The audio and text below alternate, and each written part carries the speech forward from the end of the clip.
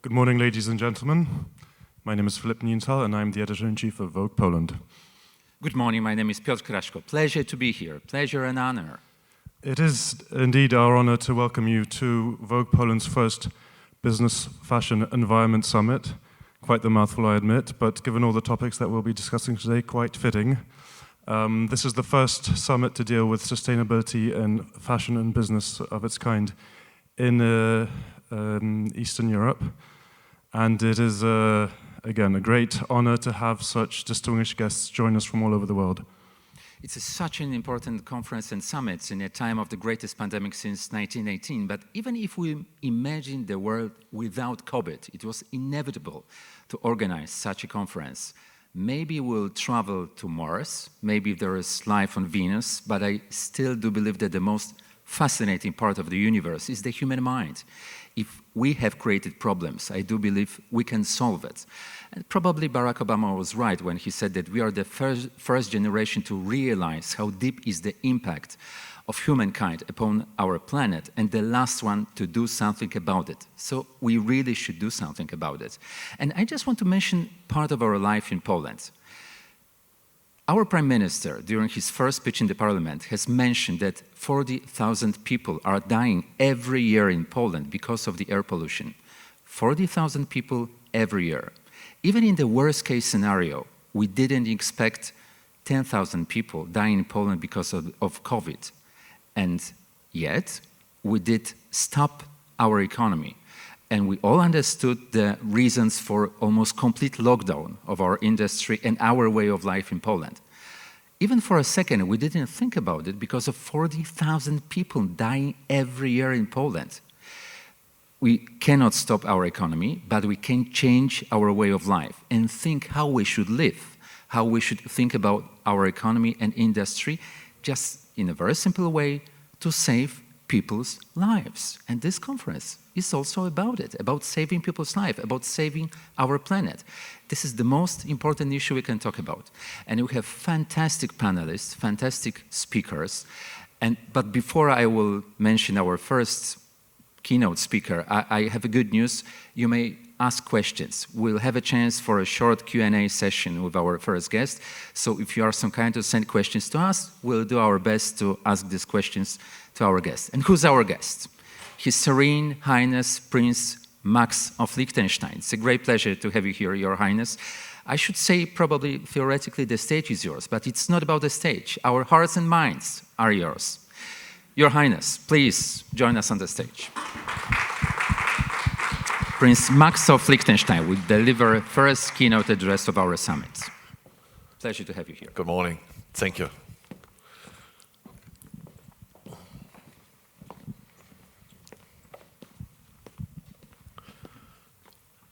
Ladies, gentlemen, good morning. It's a great pleasure for me to be here with you today. And I would like to thank the organizers of the event for inviting me to this important conference that I understand is dedicated to the question, how can the fashion industry develop in a more sustainable way in the context of all those challenges around us, and especially the environmental challenge, which is most in conflict with the traditional fashion industry. The fashion industry is always attractive, and sustainability is close to my heart. So it was pretty easy for me to accept this invitation. That, however, is also special for me in several other ways. First, this is only my second trip to Poland, and I was truly excited to come here. Second, I have spent more time at home this year than for the last 30 years. And coming to Warsaw now, being invited to this exciting conference, to two glamorous dinners, made me feel like a little kid who goes on the first big trip away from home. And third, this is actually the first time that I'm invited to an event that has something to do with fashion.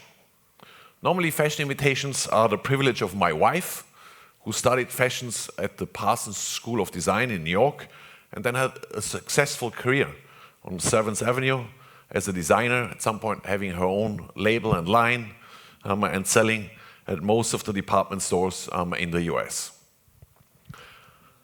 Well, I think I have learned quite a bit about fashion from my wife.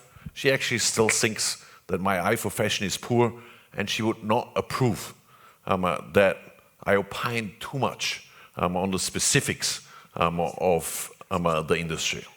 Hence, I will start my speech with some broader reflections about sustainability, covering some of the major challenges to global sustainability from my perspective, and then, of course, coming to the role of business and investing in the context of the current challenges. Sustainability, for me, means pursuing activities in a way that they work out well over the long term. And of course, for things to work out well over the long term, there's 3 dimensions that are particularly important: the economic, the environmental, and the social dimension. Profits, planet, people. Over the last decades, we have seen once more how mankind is struggling to develop in a sustainable way on several dimensions that all influence each other. The most worrying dimension, as we have heard already, to me, is the environmental one. We all know that we have reached and often already overstepped our planetary boundaries. Unprecedented levels of pollution have led to climate change, to a collapse of biodiversity that is creating almost existential long-term threats. What are the root causes behind this massive destruction of natural assets of our planet that we need to address? As usual, there are several factors coming together. Global human population growth has become a major challenge for our planet. While the human population base was quite marginal in its size and impact during the first several thousand years of our human existence, this changed dramatically with the progress of scientific knowledge and the Industrial Revolution. 2,000 years ago, there were only around 200 million people living on our planet. By the year 1800, this increased to a billion. Then to 1.7 billion around 1900, 6 billion in the year 2000, and almost 8 billion today. And by the end of the century, the population is projected to exceed 11 billion people. And of course, the growing population had a growing environmental impact on our planet. Also in the context of the strong growth of our economies that we have pursued without much care and consideration for our environment. We have taken the natural assets of our planet for granted. We haven't put a price on them. The lack of consideration for our nature is broadly spread and strongly embedded in our political and economic systems, and frankly also in all of our value systems. As we consume, as we run our businesses, we haven't been thinking much about what we're doing for our nature. That needs to change. Unfortunately, the destruction of our natural assets isn't the only unsustainable megatrend. Also, the macroeconomic picture is becoming increasingly unsustainable.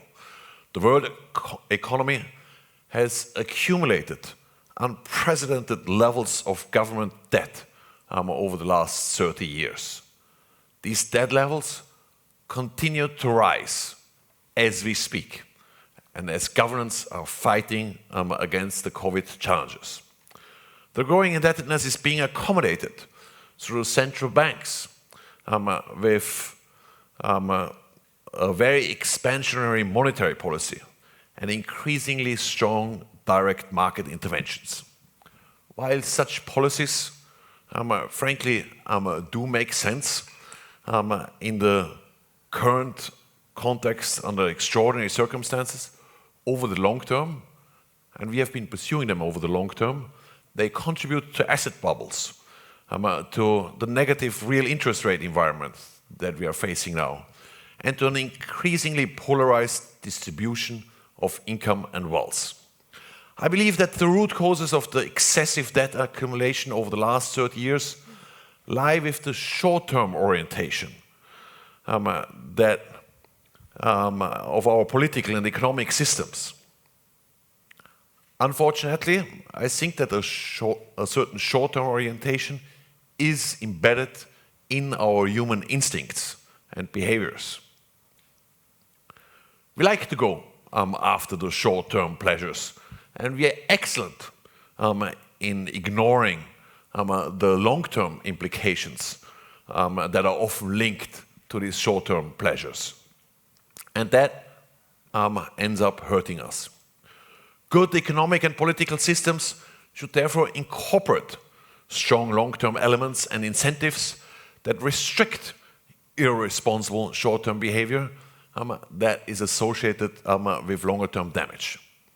Clearly, those long-term elements and those long-term incentives are not sufficiently built into our Western democratic systems. And I hope that this will be corrected soon. Anyway, at this point, a gradual return to a more sustainable debt burden and macroeconomic development will only be possible if people and politicians are willing to make sacrifices, and in future policies will become more effective. Frankly, unfortunately, I think this is unlikely, and the probably more likely scenario is that we will continue to kick the can down the road until the system is so weak and fragile that it will implode, which would create significant collateral damage, and it's surely not a pretty scenario. The global macro picture is further challenged by another megatrend, a growing social and, as a consequence, political polarization that we can observe in many parts of the world. We are seeing growing inequalities, not only in the distribution of income and wealth, but also, probably even more importantly, with regards to access to good education and healthcare.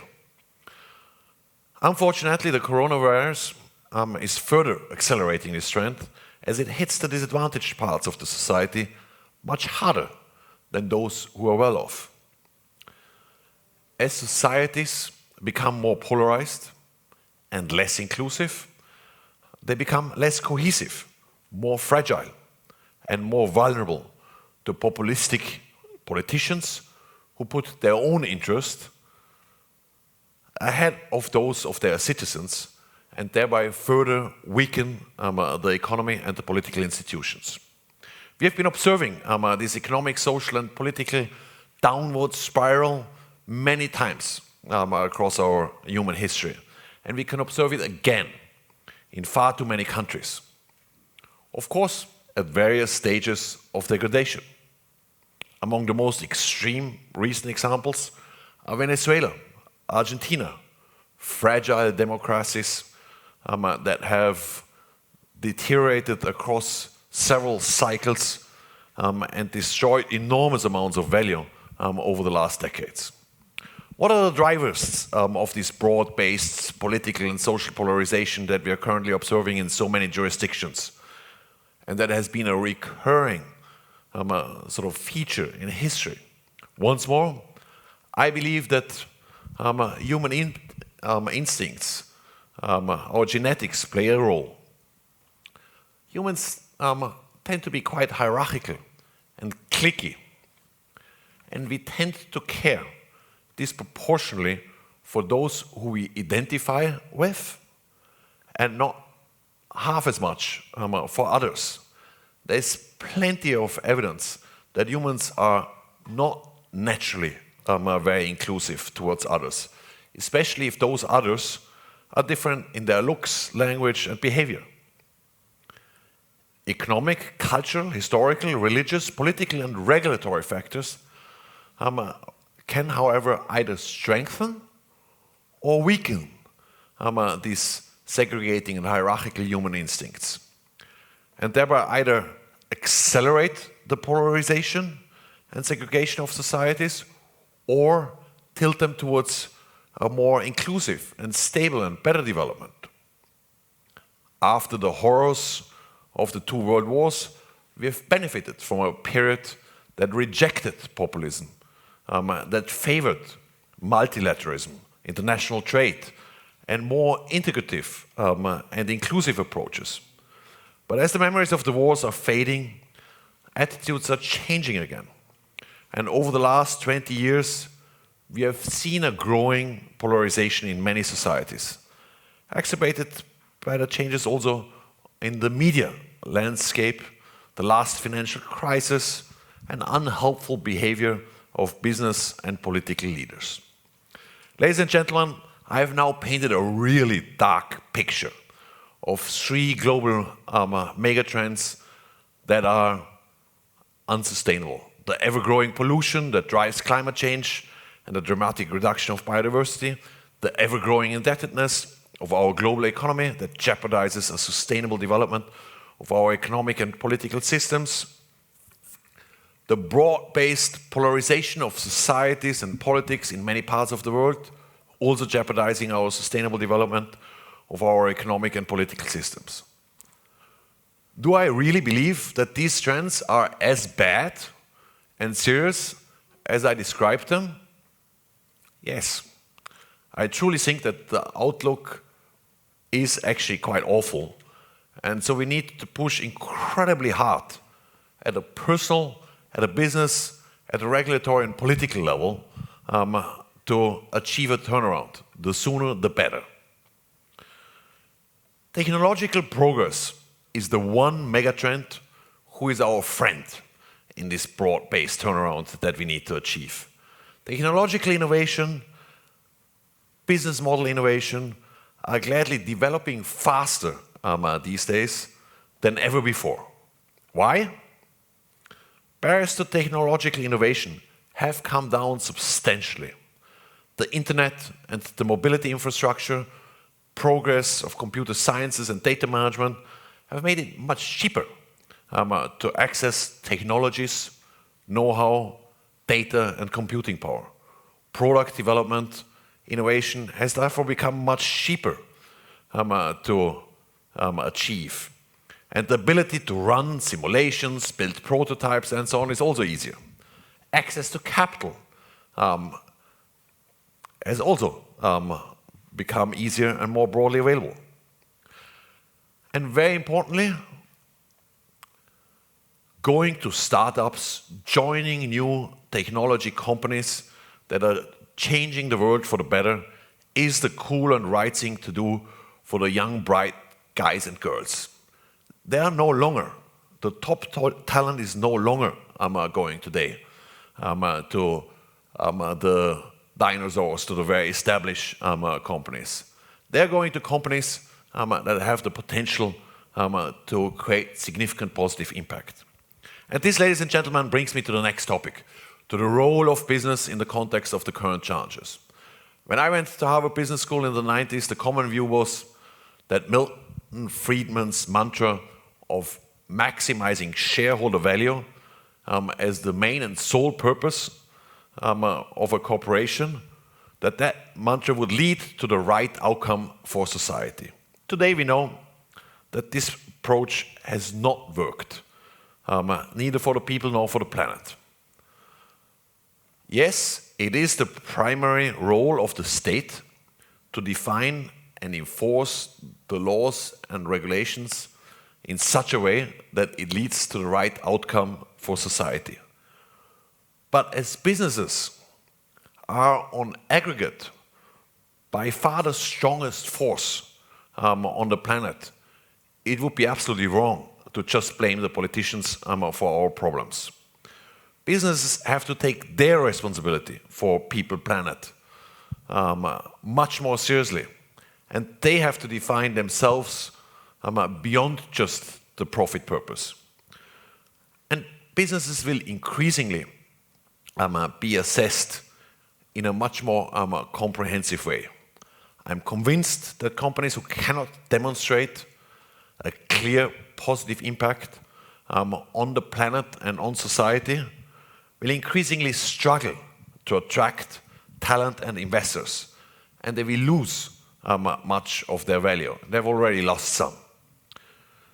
Successful companies will need to score high, not just on profits, but also on their impact on the planet and on people.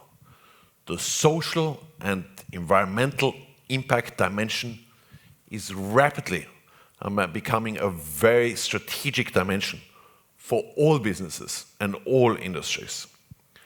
And as such, this dimension will need to be managed by businesses with great focus. As businesses redefine their purpose and align themselves with the long-term needs of society, they will naturally become more political, more value-oriented. I think overall that's a good thing. As the influence of religion has come down in many parts of the world, we see that there's a bit of a vacuum that is emerging. And again, the young people are increasingly looking to combine their daily work with a purpose and a meaning that they support. Ladies and gentlemen, at LGT, the private banking and asset management that I'm looking after for the last almost 15 years, we are trying to walk the talk and to practice what we are preaching. And we are having a lot of fun pushing our impact agenda. And it generally works well on the key dimensions. The traditional financial results have more than tripled since I've taken over the CEO responsibility. And we manage today more than $230 billion in client assets. We employ around 3,600 people. We generate around 1.9 billion in revenues and over 300 million in profits. Our operations as a financial institution are relatively straightforward to manage from an impact perspective, and I think quite state-of-the-art with regards to environment and impact. We're trying very hard to be an attractive employer, and we manage our culture with great care and consideration. A survey that was completed by the organization, there's an interesting organization, it's called Best Place to Work, gave us an excellent feedback, putting us into the top 10% of all the companies that they have worked with. The strongest leverage, however, as an organization on impact, we have on the investment side, where we increasingly try to shift our investments, but also those of our clients away from companies with a bad footprint to those companies with a good overall footprint. We are putting a sustainability rating on all the securities that we can. And we have incorporated sustainability in all our investment strategies. And gladly I can say this has worked really well, also with regards to investment performance. I'm confident that it will work even better in future as the market increasingly moves that way and rewards companies with strategies that create value not just for shareholders but also for the broader society and the planet. Ladies and gentlemen, I understand that many of you have a link to the fashion industry. It's obvious that the fashion industry is facing big environmental, also social and governance challenges that are creating stress and that will face even bigger scrutiny in the years to come. As I've mentioned before, I'm not really a fashion and apparel industry expert, and hence I cannot give any specific comment. But as I'm coming now to the end of my speech, I will dare to make one big picture observation. The strengths of the fashion industry has always been its creativity and its courage. This event is showing the attitude, this attitude, and the attitude that the fashion industry needs to apply to these broader ESG challenges. Instead of avoiding the challenges, the industry and its leading players should embrace them and tackle them with all the creativity and courage that the industry is famous for. Thank you.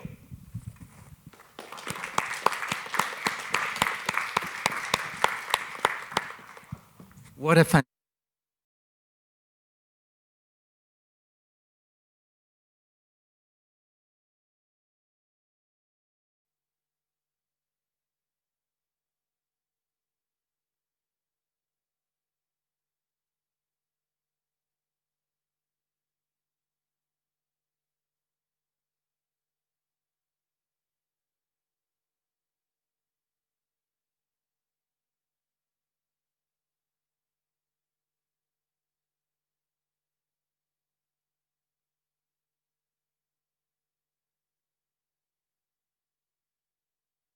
Planet, the earth, the environment. And the younger generation in Poland for sure is aware of how dark future may be ahead of us. But what about the CEO of the biggest companies you know, a little bit older generation? How much this generation that is ruling the world right now is committed to the cause you are talking about? I think the awareness has increased substantially over the last 3 years. And at this point, I believe that all CEOs are aware of the challenges. But a lot of the CEOs are quite exposed to short-term pressure on earnings. And that creates conflicts of interest for them. But increasingly the pressure to address these challenges is becoming so big, and events like this help to build the momentum that CEOs cannot ignore these challenges and these very acute trends any longer. Is it possible to imagine the company which would like to be exposed worldwide that is not committed to protecting the climate these days? Or it's a must right now? I think it is increasingly a must. But of course, there is always a sort of distribution in the reaction of people to new sort of themes and challenges, and there are always the early adapters and the laggards. So we are at this point beyond the early adapters. I really believe that the awareness has hit the mainstream, but it has, and it needs to go further. One question that is important, I think, for people in Poland, for businessmen, for just citizens of our country, but not only in Poland, but also, I think, in the United States. Why we should be committed to the cause when other people are not going to do that? Let's imagine the United States, but the United States decided to withdraw from the Paris Climate Agreement. This is the irony of the story. But let's imagine the United States, the European Union would be committed to the cause and would apply strict rules to protect the environment.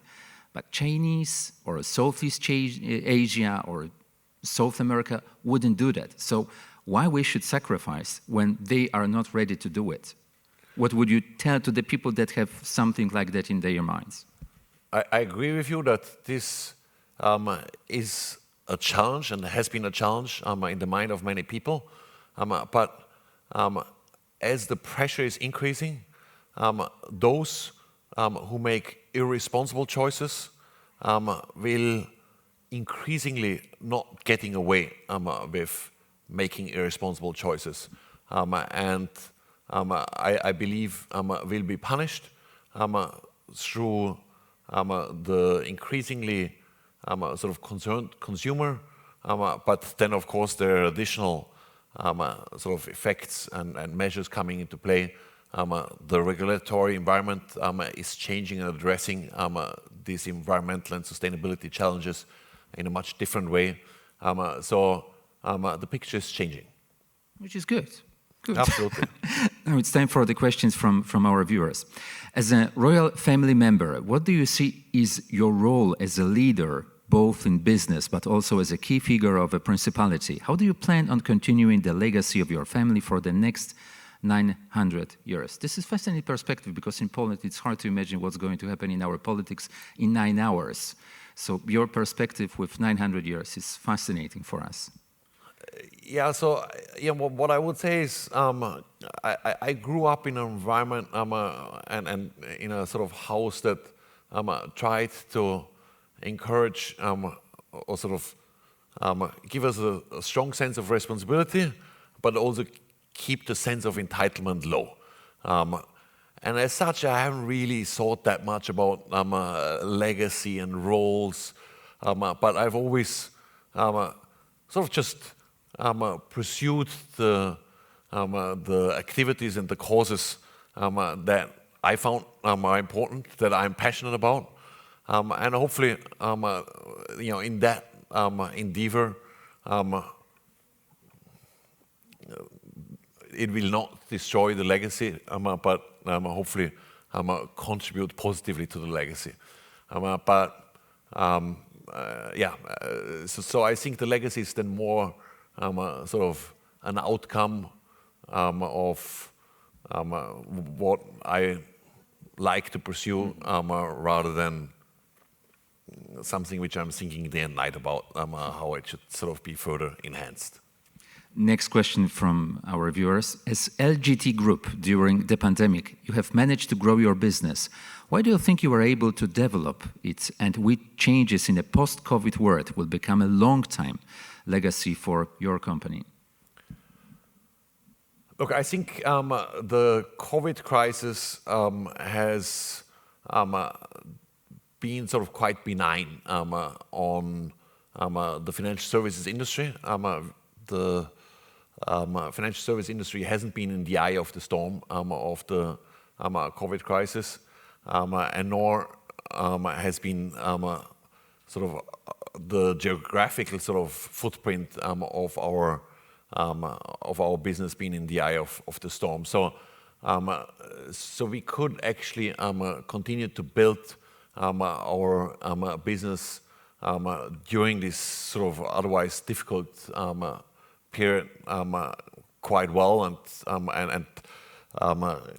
further progress our sustainability agenda that I've talked about before, that I think is important and that will strengthen the business further and hopefully contribute to its long-term success. But I would like to follow on this issue because it may be very important. In television, looking at the ratings, we have realized that people really needed television, stay at home. They needed information or sometimes entertainment. But at the same time, it was a very difficult time for many parts of the business world. People were asking themselves question, do I really need next t-shirt? Do I really have to buy next shirt or next suit? Do we really need so many new office buildings? What will be the long-term impact of the pandemic, in your opinion, upon our way of thinking about our life and way of thinking about business? Look, I think the pandemic, of course, has created an awful lot of stress and suffering for the global population, and that's a negative. So we have to accept that. But all crises also sort of provide some learnings, and this crisis, with its significant impact, has really changed some of our habits, and I believe also our value systems, and therefore I do think that there are some positive changes from this crisis. I do think that the social aspect is one that is getting much more emphasis. Sort of in the ESG, sort of people were quite confident that the environment is being addressed, but the S wasn't sort of playing a big role. in the COVID crisis, where a lot of the suffering has been focused actually on the disadvantaged people. I think that's changing.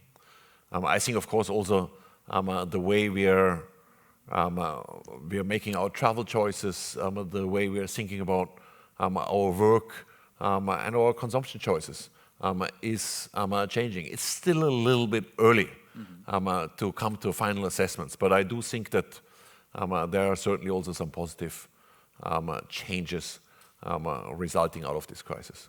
Next question is connected to what you just have said, Your Highness. As somebody who has always said that sustainability is the most important aspect of your business, what do LGT Group do to ensure sustainability and ESG factors are continuously considered by your client base? I think this sort of more comprehensive and long-term orientation that sort of has been in our business and sort of has been a cultural characteristic of our business is very important. It has been easier for us as a family that has a long legacy. It's more natural to sort of also think into the future with a sort of generational mindset rather than just a short-term orientation. We're not publicly listed. That also helps us. But then, of course, it has been increasingly important to sort of free up the organization to define new targets around the sustainability agenda and to really make sure that it's broadly integrated into the thinking and the management of the broader organization. And I think we're sort of on a good track there, but we also have a lot more to do. Very good, very simple question. Usually the best questions are the shortest one. If you could implement 3 changes globally, what would they be? Let's imagine that you're a prince. And you can do whatever you want. Princes often can't do that much either. But sort of, okay, let me try to take a crack at it. I would try to intelligently tax all kinds of pollution, as the environmental change is such a urgent and significant one. I would change our political and economic systems in a way that they become more long-term oriented, because I think at the moment too much of what's happening is too short-term oriented. And third, I would think really hard how we can make us human beings more socially inclusive. Start in the kindergartens and at the school and build it into our value systems across all levels, the corporates, the way governments think, because I do think that socially inclusive and cohesive sort of societies are much more fun and interesting. And I had the luck to grow up in this little country that at the time when I was growing up there was that way. And I loved it. But it's something which we constantly also need to sort of care for and steer and foster. One last question, because we do have a Green Party in Poland, but its impact upon our political life is very limited, at least right now. But in other countries, like in Germany, according to some polls, the Green Party may even win the elections to the Bundestag. But it's a general question. Do you think that during next cycle of elections, the green issues, green idea will be the most important, or maybe almost the most important for citizens of all countries in Europe? And it will be hard to win elections not being green. It is a no-brainer, right?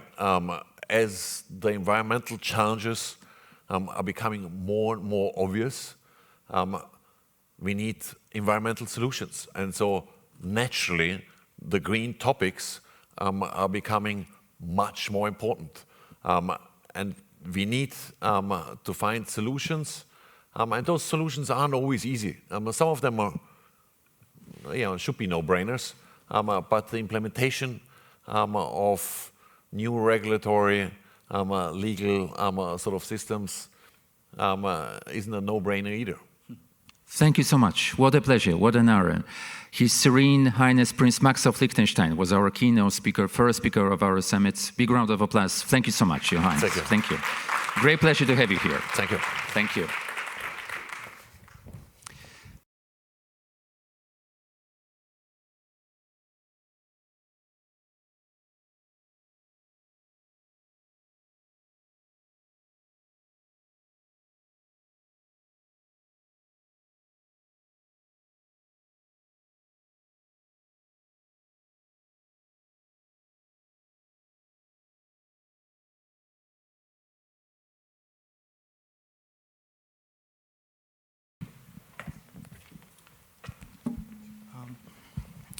Sustainability is shaping the future of fashion, and circular economy is one of the single most important element for the fashion companies to grow in a sustainable way.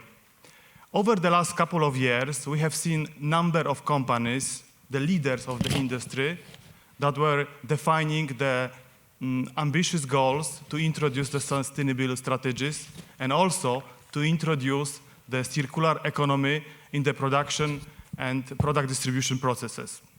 And then there was a COVID that impacted the industry, and the industry that was hit severely by the slowdown of the pandemic. So on the other side, we also have the growing awareness of the consumers that were learning about how industry is impacting the environment and the society. So where is the industry today, and how the circular economy rules can be still valid and applicable in this industry that is recovering? So today I will have a great opportunity to discuss this topic with the panelists that representing a different background of the industry. So first, let me welcome Robert van der Kerkhof, CEO from Lansing AG, who is here with us in Warsaw. Robert, I would like to welcome you on stage. Hello, Robert. Thank you. We also going to have today panelists that are connected virtually. We have Sharika Senanayaka, Director for Environmental Sustainability at Mass Holding.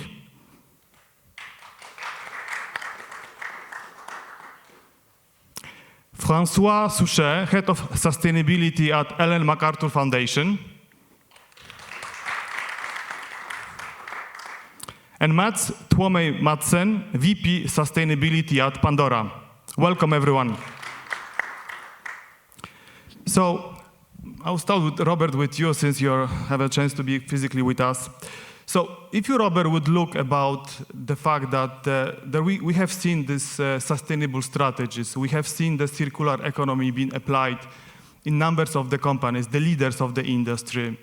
How would you see today the progress and what has changed since the last couple of months when the pandemic hit the industry? How would you see it from your perspective?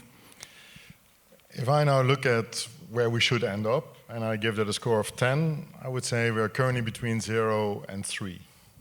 So we're really just at the beginning, I think, of this whole concept of circularity. Mm-hmm.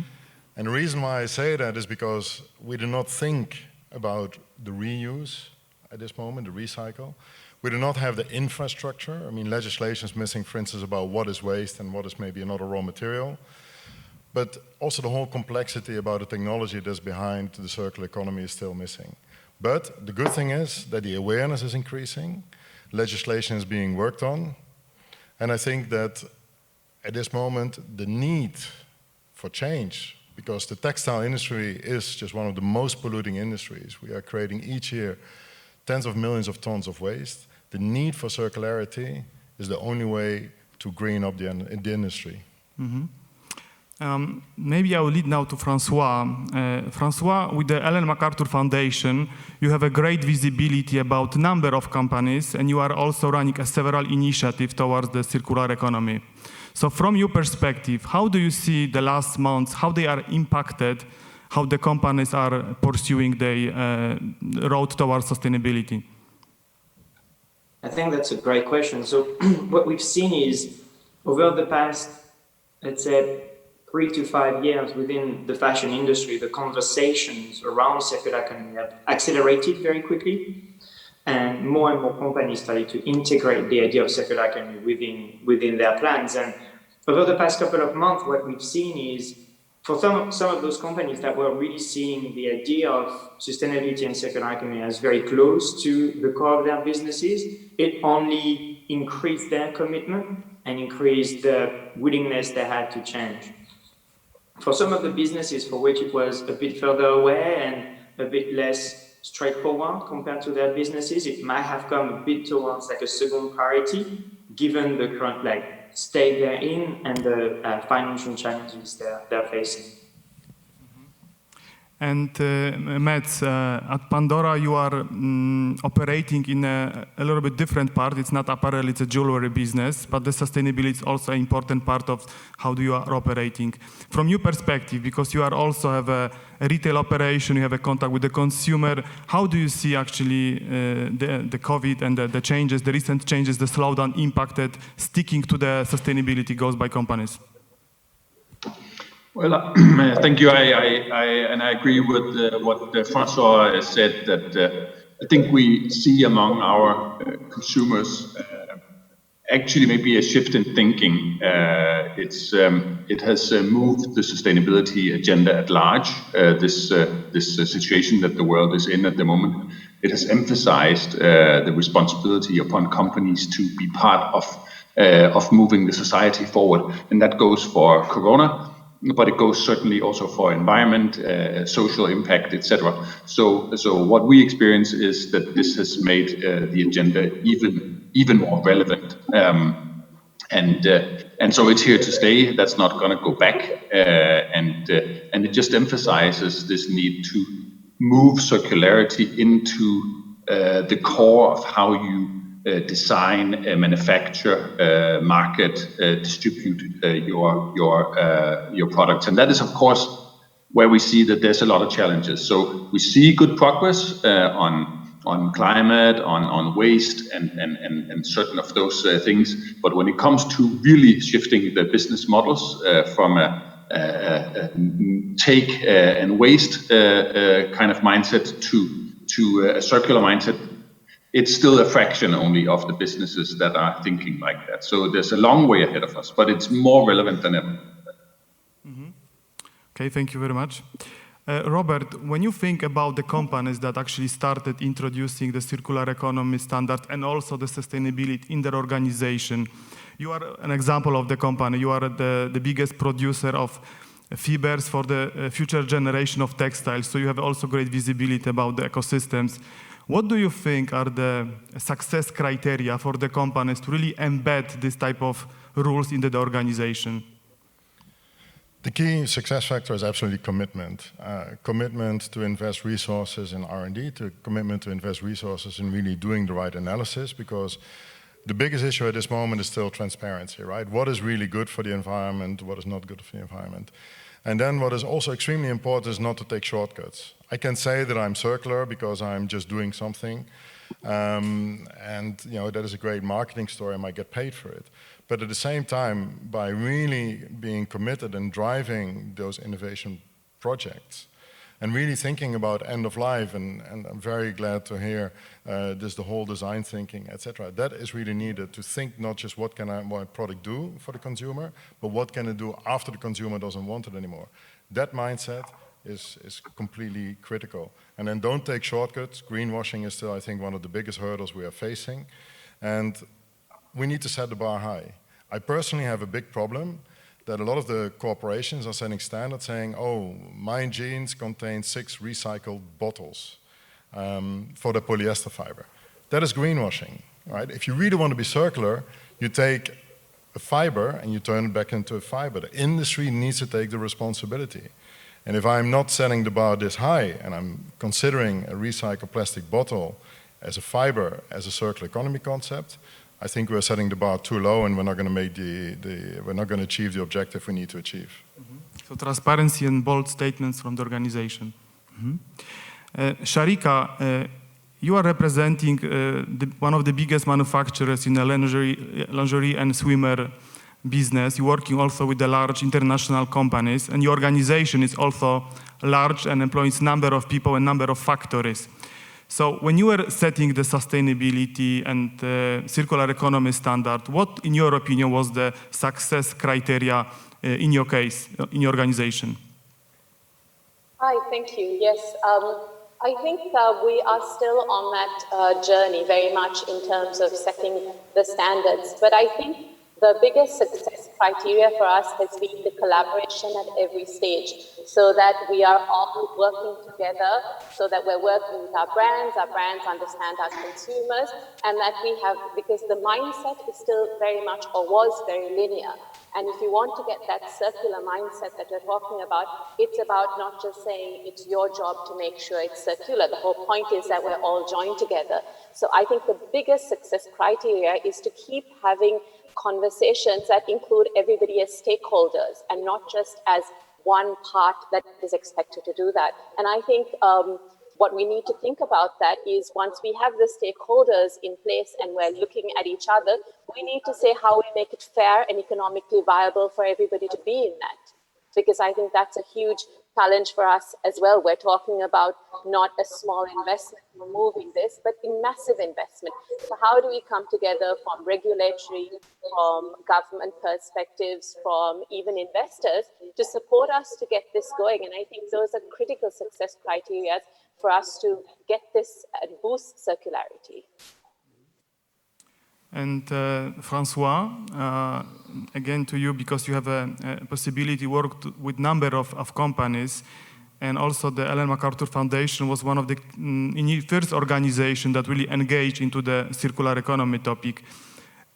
Observing those companies, how do you see which was the success criteria that made some of them be ahead of the others in this race, and the ones that were struggling more to change the methods they're operating in? I think that's a great question. So I think, as Shakira just said, the mindset is really critical, and really understanding the full picture of what circular economy is really critical. So as Matt said, there's a component about the business model that's really important to understand from the outset, because the key challenge that a lot of companies face is try to fit some circular economy principles on a mostly linear model. And if you try to do that, usually you fail, because the materials will be more expensive, the processes will be different, and you try to fit that on a model that just can't allow for those variances. So what you need to do is really look hard at how you want to change your business, really understand all the changes that will need to happen, and really start from questioning the way in which you operate and the business model. And then starting from there, you need to do some pilots, you need to do some tests, you need to start small and really build on your existing capacities. So what we see is a lot of businesses that had been adopting sustainability practices from a long time, like renewable energy, like better materials, like lowering the waste in their supply chain, were actually very well positioned to start on that transition, because they had a lot of success stories to build upon. And then you do some pilots, for example, adopting like what we did with the jeans redesign, starting small with like small collections of jeans, like to go back to the example of Robert, with mostly like organic cotton and better practices and durability, etc. And once you do that, you engage your designer, you engage your production teams, you have some stories to tell, you can engage your customers with proper stories, real products, which allow you to build upon. And it's the same with business model. And business model is even harder, because for a lot of companies, when you make like several billion a year and you need to change your business model, it's a massive risk that you have to undertake. And so then what you need to do is really understand what will work with your customers, what are the things that you can do, and how progressively you can change. And you see, for example, companies like H&M trying a lot of things at the moment to really understand how they can fit within their model, how they can really engage their customers on those, and what really works and what works less well. and progressively scaling those. So also a little bit test and learn approach is the valid for implementing those type of rules. If we look at the fashion system, we also have quite a different business model that they're operating. We have luxury on one side, we have fast fashion on the other side. We have also companies that operate purely in the wholesale business. We have retail, pure retail players as well. We also have different categories: apparel, footwear, jewelry, accessories. So is it really, there is no probably one model fits all, but how the companies operating in different segments can really find the right set of solutions, how really to find their own way. So Mats, maybe from your perspective as a jewelry company, how you were looking for the right approach for your type of business? Yes. So we set out to pursue circularity as a way to reach our carbon neutral targets. And the first step we made was to say we will shift to using only recycled silver and gold. And so these are the core materials. We are fortunate in the sense that silver and gold can be recycled over and over and over again. But what we also face then by setting that ambition is, as it was mentioned before, this multi-stakeholder engagement, because we will have a need to help the value stream develop, formalize in terms of transparency, in terms of availability of these metals, to make sure that there's a sound supply of this. So we basically set out that ambition. In 5 years, we want to use only recycled metals. And then we engage the value chain in getting to that. And it's policymakers, regulation, it's our upstream supply chain, of course. And then that's a first major step. We see that gets a lot of interest from our partners. And we're going to use that platform to plow on and set up similar ambitions for more materials. And of course, down that road is all other materials. We're using a lot of man-made stones already. There's re-commerce models that are very, very interesting, and there's many things that go into circularity. So we choose to go about this setting step by step some very ambitious goals, and then engaging our partners in realizing that. But do you think it's a responsibility of the company alone, or do you think it's also you need to be part of the broader ecosystem, working with organizations, NGOs, some consulting companies that will help the company to really find this set of solutions to implement? Yes, absolutely. I think this is a lot about full value chains, and very few companies can do this alone. So even though we control the value chain from manufacturing to retail, we still have a lot of partners around our company. We are dependent on the insights of NGOs on where does it matter to make these things. We're dependent on governments to set out the right incentives to recycle the metals. So it's a lot about engaging stakeholders, and for that reason, it's also about participating in the debate like we do today, and speak out in the media, because you need to raise these topics so that you can have this thought exchange with other parties. It cannot happen in silence, basically. Okay.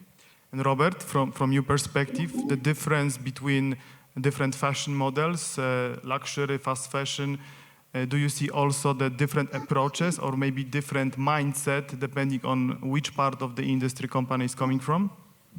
I see indeed a different mindset, unfortunately. I think what is extremely good is that an organization like the Ellen MacArthur Foundation are really setting the framework, which could be adapted by anybody, right? I mean, it's an extremely good framework. The issue I see really is responsibilities the companies are taking. I think the luxury fashion, the haute couture, has a possibility to be the trendsetter, to take a leadership model, also because the margins are very big. And we heard also earlier saying, recycling at this moment, circular economy products will very likely require a higher price initially. And these products can get away with it. I mean, I have an example of a jeans that I have. In the shop, it's about $220 in the United States. In Switzerland, where I live, it's quite expensive. Yeah, in Switzerland where I live, it's 330 Swiss francs. The jeans X Works is $10 US.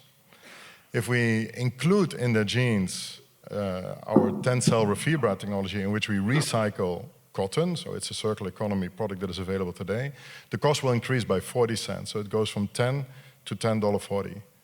And the answer from the retailer was too expensive, we don't take it, we stick to the existing product.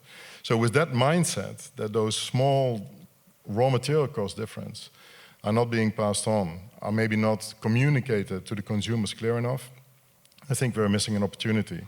But that is the same for people that are really in the mass market as well as in the haute couture market. Mm-hmm.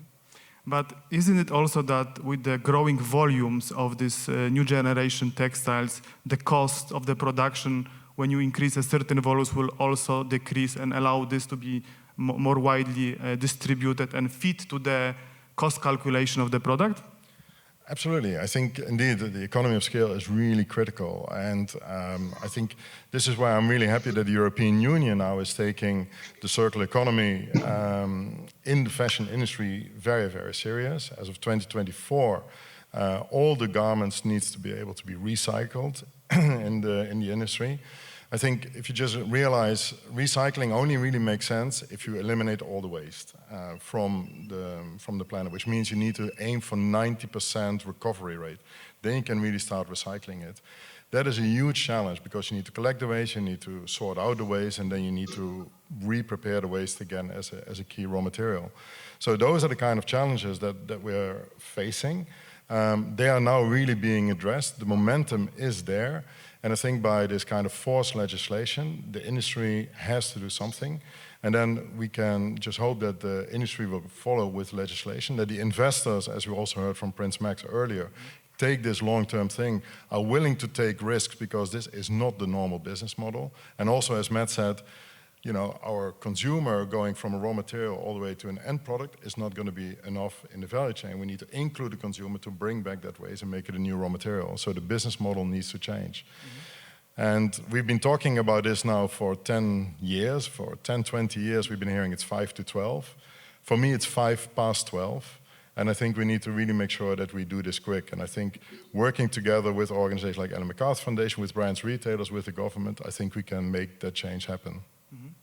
So this is also connecting to my next questions about, because I mean the circular economy, the sustainability, it's been for several years already in the industry, but actually I think that the last couple of years, I think starting from Rana Plaza collapse in 2013, that brought one of the aspects of the fashion industry globally to the attention. Then we also, I think, seen in the last 2-3 years, large companies introducing sustainable strategies. We also have seen the growing awareness of the consumers. We've seen activists involved, influencers involved in this discussion. So in your opinion, I'm looking at Francois, at you, who do you think today is actually leading the change and pushing for the industry to? Is it like politicians, consumers, companies, organizations? Where is the bigger force coming from for change? I think you've got a combination of different factors coming together at the moment. You've got definitely like years of awareness raising in the population about the impact of human activity that is starting to really make people demand different things. And I think there's more and more an interest from people to see leadership coming from companies. So, you know, it's not just like asking the government to do something, but it's also asking companies you purchase products from and you interact with to do the right thing. Then there's the pressure of the governments that's increasing. I mean, we see that mainly in Europe, but China is looking increasingly into it. In North America, it's slightly different, but there's that increased pressure from policymakers to like curb emissions and impact from companies. But there's also a lot of, for example, zero waste strategies or zero waste to landfill strategies happening at city or regional level that are also impacting massively like what needs to happen from companies. And then finally, I think there's also like an entirely new mindset within businesses where a lot more business leaders are willing to take ownership much more broadly than just on like shareholder value. We've seen that with a number of CEOs signing letters, but I think it's also motivated because if you want to attract and retain talent today, you need to have a company that has values and that has purpose beyond just the financial ones. And I think that also motivates companies to broaden the scope through which they look at their activities. But if you look for the motivation of the companies, I mean, do you think that the main driver for companies is that they are worried about the losing consumer, especially new generation, young consumers that maybe are more aware about the industry and looking for that type of products? Or is it more they are afraid of the legislation coming and they may not be able to be ready on time? Or is it maybe new business models? We also have in the circular economy e-commerce, reuse of the products, so it's also new business streams for the companies. So what do you think? How would you rank those, or maybe not rank, but evaluate those motivations from companies? Francois, I'm still looking at you because I think you have also great visibility of different businesses. So, what do you think? Yeah.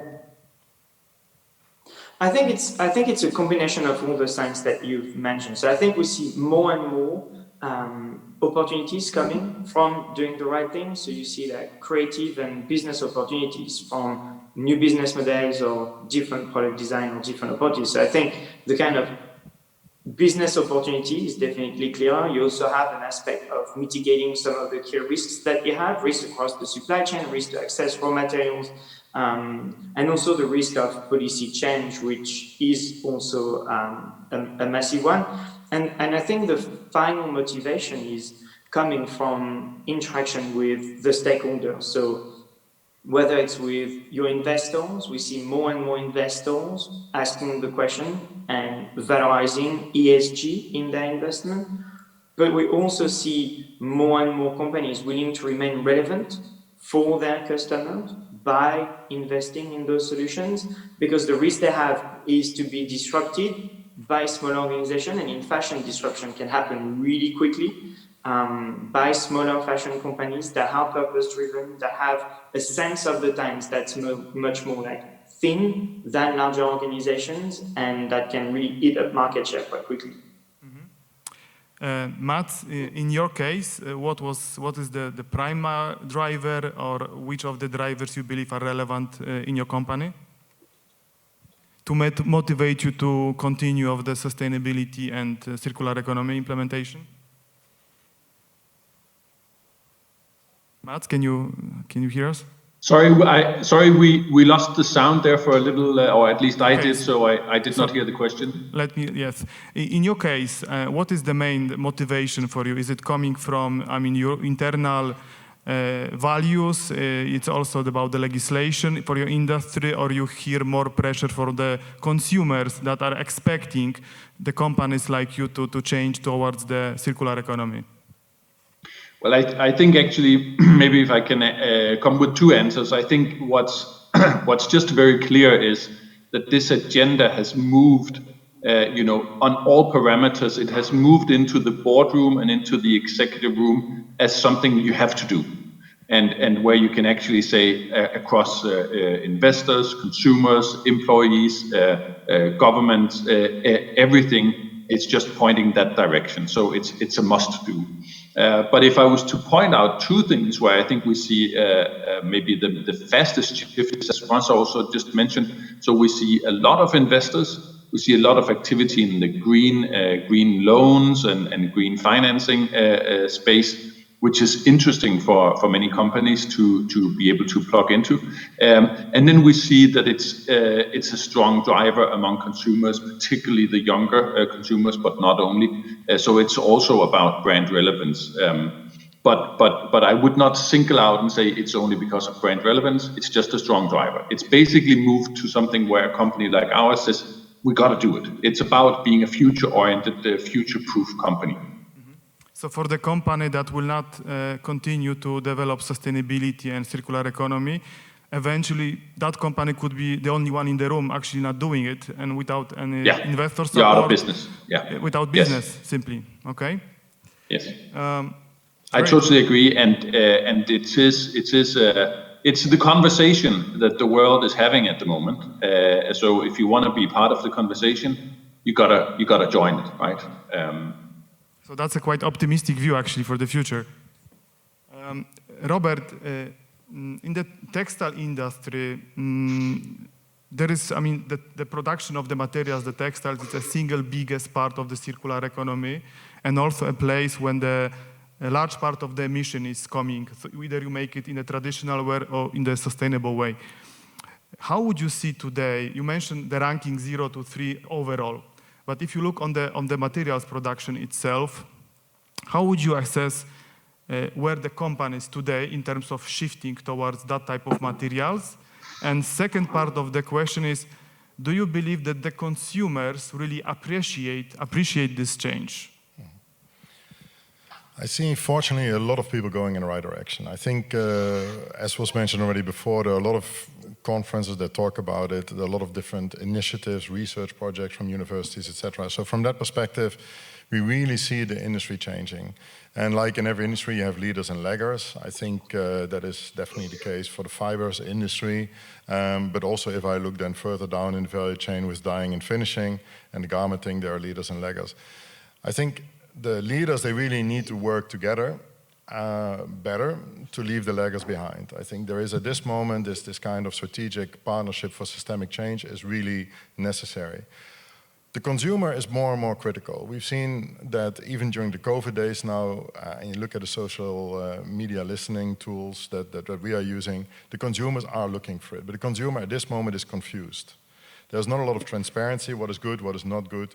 What does it really mean, recycling? What does it mean with circularity? These are very often technical terms that consumers don't understand. We did a research with 10 buzzwords around sustainability. The number one word that came back was recycling. The word sustainability itself was number 8 out of 10. And when you ask the consumers why, it was, well, because I know what I can contribute, right? Because if I segregate my waste, I'm doing something good. So you see the willingness of the consumer is there, but I think we also as an industry need to work on that consumer education and really need to drive the transparency that is really critical to make sure that the innovations of today are not the problems of tomorrow. And Sharika, from your perspective, how do you see the company's involvement to go towards more sustainably produced materials? How do you see it from your perspective? Thank you. I think there's a huge intent for us to set a new standard if we could go into more rejuvenated yarns, if we could move into more sustainable fabrics. I think a big challenge that we have is the availability of that yarn and of that fabric available at scale, the kind of scale that is required for the types of brands that we work with, and in terms of making sure those price points match. But what I have seen is that in the last 3 to 6 months, there's been a huge movement and interest of brands to put in that time to try and support us together to try and source this. So I am also fairly optimistic that in the next few years, we would see a big shift, a much larger percentage of our yarns, our fabrics moving into being a lot more sustainable, a lot more, we are understanding the importance of the information flow, so transparency, getting the tools that are available in the industry to support us. So my perspective is that we're not anywhere near where we need to be, but we are starting to get on that journey fairly fast and hopefully will accelerate. Mm-hmm. And in your opinion, this journey to go one day, maybe 100% of textiles will be produced that way, what kind of perspective you are talking about based on your experience or understanding? Robert, do you have a guess, approximate assumptions, what kind of horizon we're talking about, or it's too early to look on that type of... Too early, I think. The problem is extremely complex. We're talking about fibers, but the fibers also then need to look at raw materials, to produce these fibers. Then you go to whole dyeing and finishing. And then also what Mats was also saying is you really need to design for circularity. And there's a lot of different technology steps that are required here. I think, so from that perspective, it's going to, I think, take a very long time. I don't think, the goal should be 100%, but I don't think we'll ever reach it. But the other points that were raised earlier in the panel discussion was, it's not only about circularity, there are also other aspects to consider. For instance, Matt was referring to the CO2 emissions. We only need to apply circularity where it really makes sense. You know, again, coming back to the example I gave about our Refibra technology where we recycle cotton, it's a great concept, but if I need to bring in the cotton waste from Bangladesh, I have so many CO2 emissions that yes, it's a good circularity concept, but it's not good for the global warming.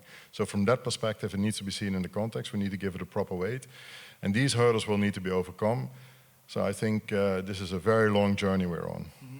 There's also a little bit of actually setting what is this target right solution. It's still about balancing between, as you said, sometimes you're improving one part, but then you have an emission or consequences on the other part. There was also discussion about the renting business, that it's prolonged the life of the product. You make a more conscious decision for one occasion use, but at the same time, you have the traveling cost between the consumer and the renting company. You have a washing that could be done, of course, more in an ecological way, but still it creates additional process and impact of the environment.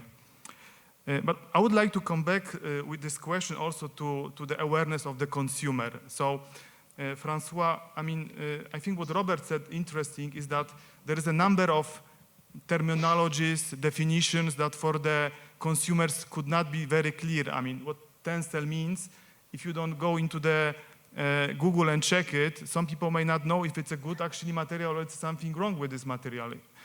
So how do you see that awareness of the consumers and where companies can introduce what they can do better to make sure that the consumers are aware and educated about the benefits of selecting that type of products?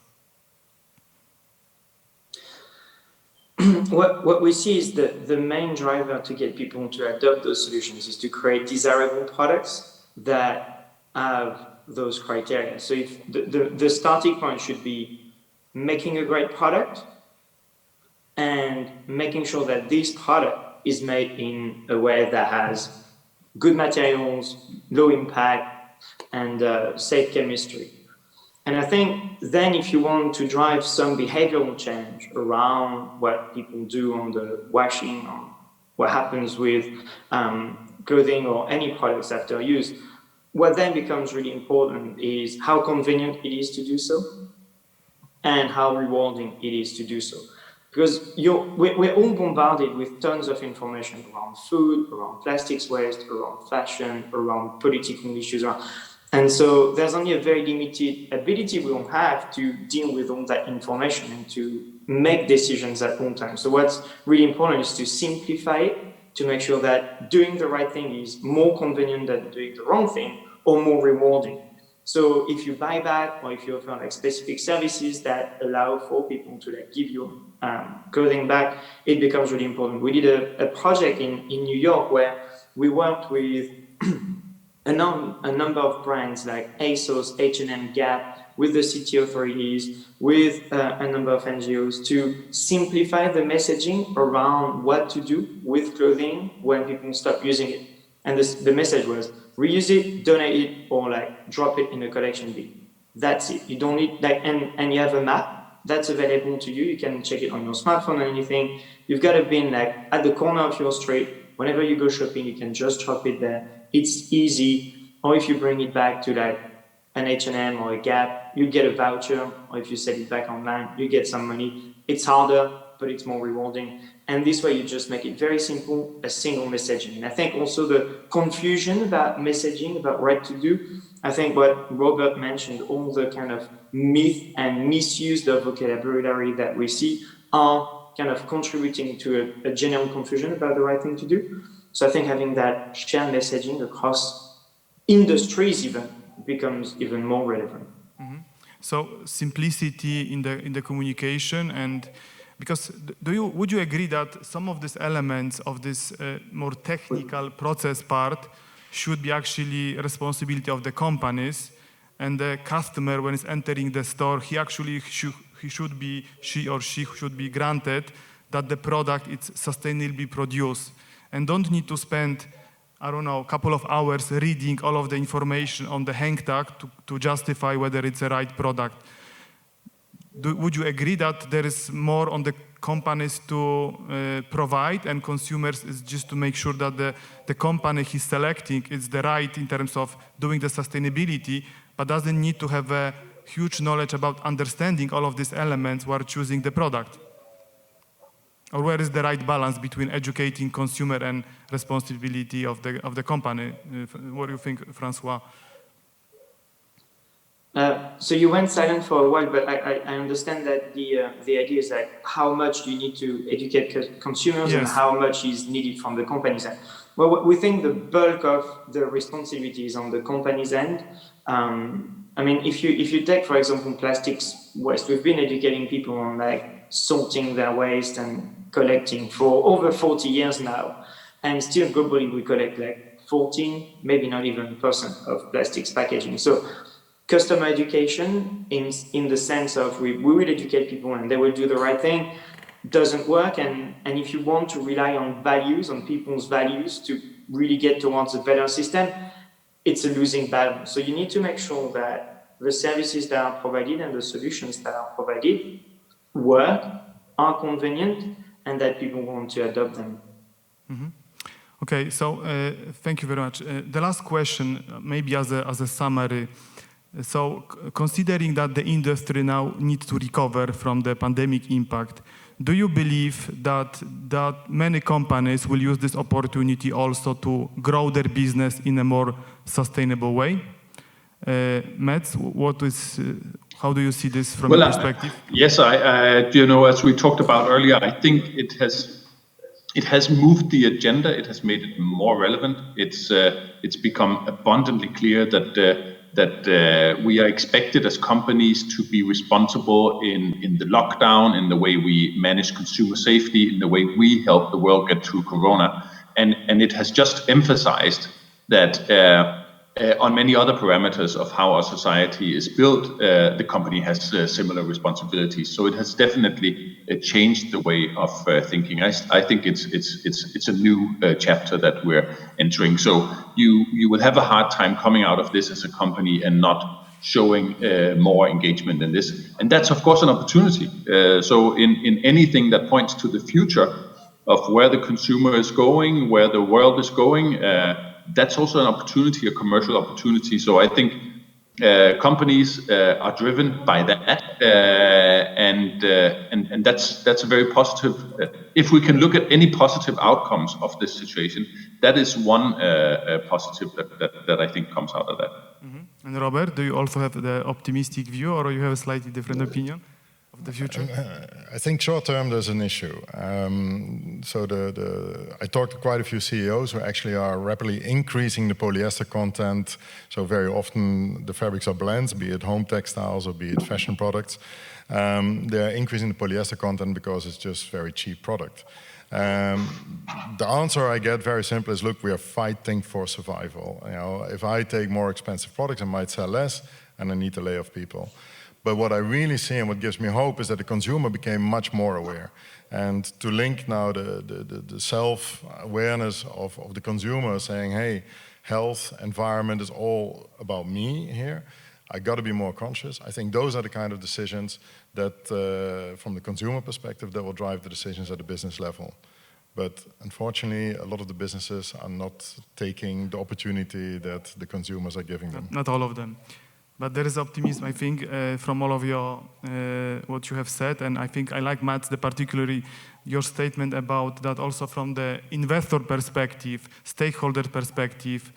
There is a clear direction that actually it's not about discussing whether we do it or not. I mean, you have to do it. It's a question about the pace and how you find your own way in order to merge the business growth and also the sustainability. But it's already there in the strategies. Okay, I would like to thank you, all of you, for the very inspiring discussion, and thank you for the panel. Thank you. Thank you. Thank you.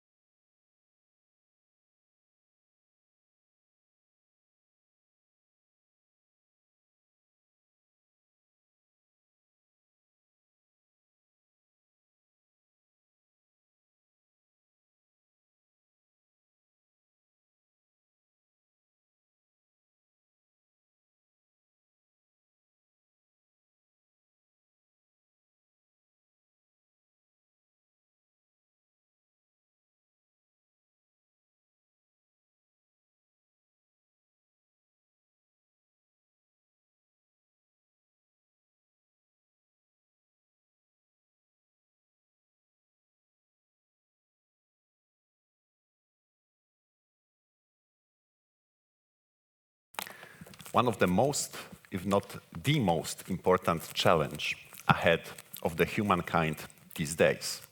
The most important, but at the same time, actually the most difficult. And why this is the most difficult challenge? Well, because the atmosphere on our planet is actually shared between the countries. And the consequences of our actions or lack of actions come to us only with decades of delay.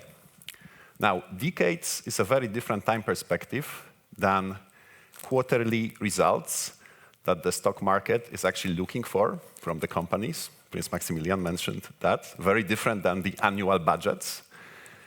And the benefits will also come after decades, while trillions of dollars of investments need to come actually already now.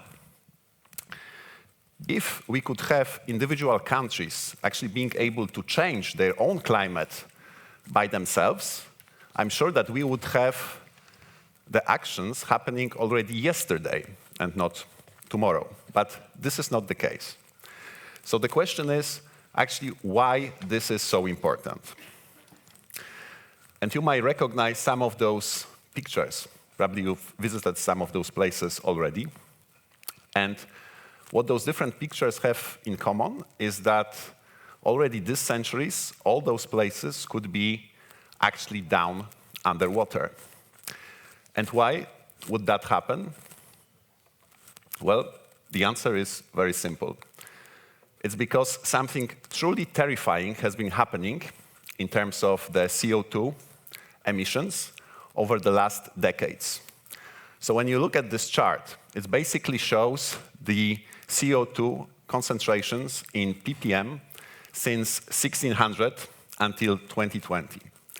So what you can actually see is that over 300 years, from 1600 until 1900, it took us 300 years to increase the CO2 concentration in the atmosphere by 10%.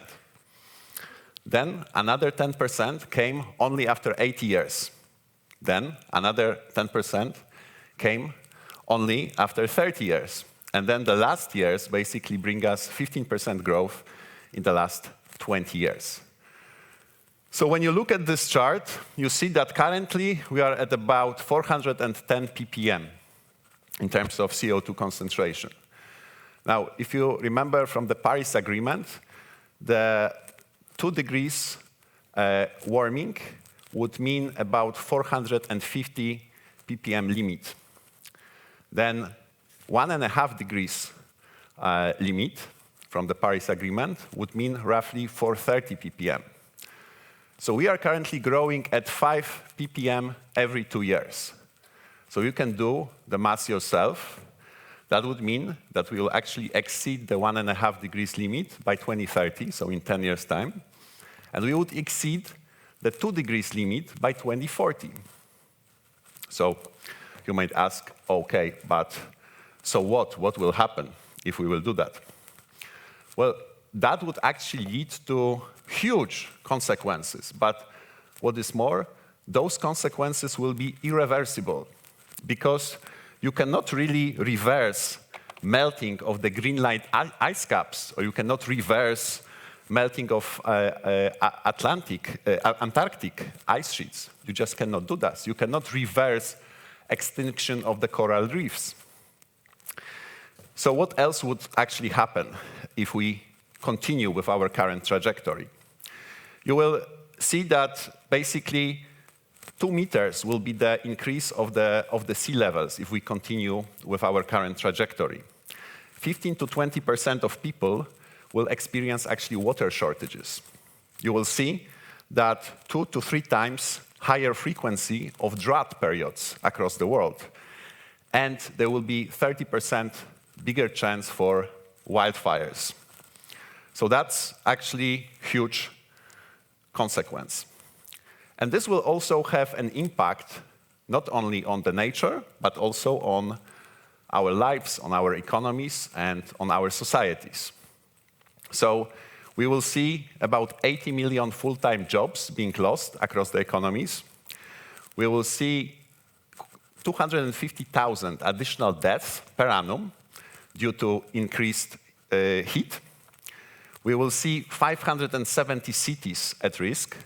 The cost of actually safeguarding just the US coastal area will be $400 billion, and this is US only. Now, the floods will actually cause damages, and total damages across the world in the economy are estimated at $8 trillion. That would also mean 250 million people being displaced. So that's definitely something that is going to have huge consequences for our children, our grandchildren.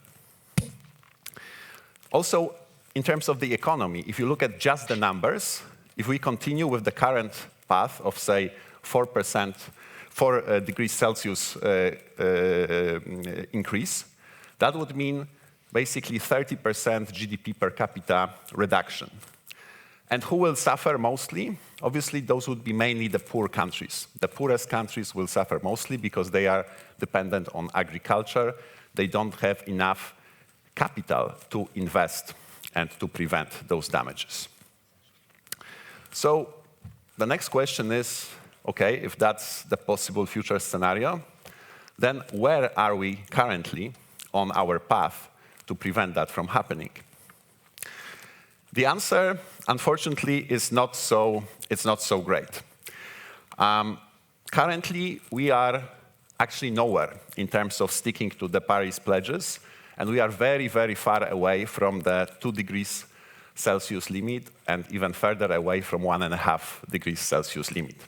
As you can see on that picture, that gap is actually widening as the time passes. So we are not making much progress. And despite all the talks, despite all the conferences like this one that we have today, the progress is not there. So you can ask, why is that happening? And the answer is very, very simple. So there are some countries in the world, it's mainly the Nordic countries and the Netherlands, that are making huge progress, that are actually having the right ambitions, that are having the policies for specific sectors, that have the right legal framework, the right pricing mechanisms for emissions, and they do this change. And this is great, but this is only 7 countries currently that account for less than 2% of global emissions, which is nothing in the big picture. Now, the good news is that there are 121 countries with clear ambitions set in terms of reducing their carbon footprint. 121 sounds like a big number, but the bad news is that all those 121 countries account for just less than 25% of global emissions. And unfortunately, there is not a single one out of the top 5 emitters on that list. So the biggest emitters are actually currently not following that agenda, and it will be very hard to make visible progress if this change is not pursued by all the countries. But acting on climate change is not just our moral cause. There is also a business case behind that. So if you look at the big numbers, there's actually €1 trillion of financial incentives behind green projects stipulated by EU by 2050. So there's some real money for companies. There is investor pressure. Prince Maximilian mentioned that actually there are lots of investors that are looking for investing their money into companies that are actually pursuing the climate agenda. We estimate there will be about $15 trillion more by 2030 globally in terms of assets under management that would go into those types of investments. There are more and more consumers actually actively looking for sustainable products. For more employees, it's becoming more and more important to work for a company that is actually pursuing the climate agenda. And then there are some concrete savings for companies, also for being greener. But also important fact to realize is that not every industry will actually have the same costs related to pursuing this sustainable agenda. And that is why the governments play a very important role to make sure that there are some mechanisms to balance risks and rewards, investments and benefits across the industries. So just a few examples. For example, for a steel player to produce steel in an environmentally friendly way, the costs would increase by 140%. For chemicals, just in the EU, 100 billion euros investment is required to pursue the green agenda. In aviation and shipping, the cost of fuel would increase by 150% if we want to move to the green fuel. And oil and gas, if we want to pursue the Paris Agreement, would actually experience a major slump in demand. And that's why those support mechanisms actually need to be put in place. Robert has mentioned an interesting thing, and this is fully in line with our research, that also end consumers will need to contribute to that.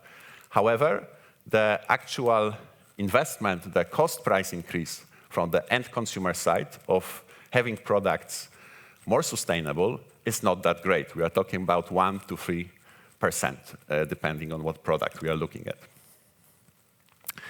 Then the next question relates to COVID. So you can hear a lot of information that actually COVID has caused the emissions to dramatically reduce. And that's true. There was a reduction in emissions because of less flight, less economic activity. But this reduction of 5 to 10% actually is not huge. And you can see from the 1925, there's been a lot of geopolitical global disturbances that caused similar events, like World War II caused 7% drop in terms of emission. So this is a significant drop, but as economies will rebound, we'll be back to normal. So again, the trajectory will be nowhere near the Paris pledges and what the countries have committed. But there is some positive element in that. And that relates to the stimuli packages that were actually put in place by the governments across the globe. So you see that there is about $10 trillion currently pumped into the economies by governments across the globe. Currently, out of that, about just over $500 billion relates to the green stimulus measures, so the measures that directly support the climate challenge. So there's a huge opportunity in front of us to actually think smartly how this money will be used, because this money could be used also in a way to advance the green topic. And many countries are actively pursuing that. We've discussed in previous panels also that end consumers also, as a result of COVID, are more and more demanding and much more and more aware in terms of the environmental considerations, the way they make their buying decisions. So we see that in many surveys we do pretty much across the globe. So there will be a pressure, increasing pressure from the consumers.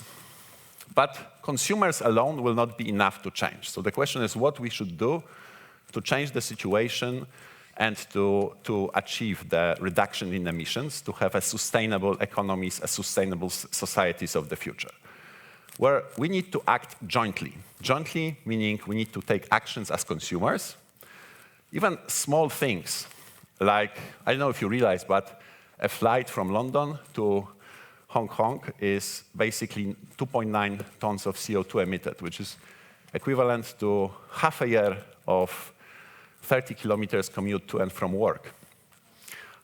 If you replace your diet with, say, meat diet with a plant-based diet, you are basically reducing your footprint by 40%. If you just switch beef with chicken, it's 20% reduction. So each of us can do some small steps. But this will not be enough. So corporations need to make their actions.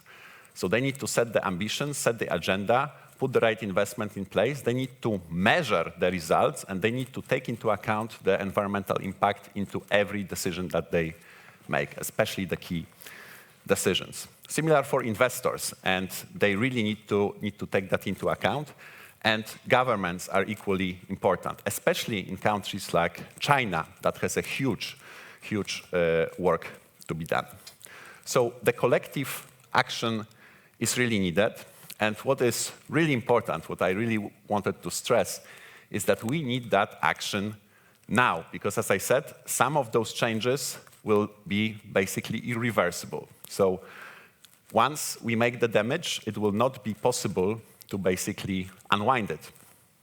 So we need to act now to prevent the situation where our children will basically accuse us of crimes against the humanity. And basically saying that we didn't know will be a lie.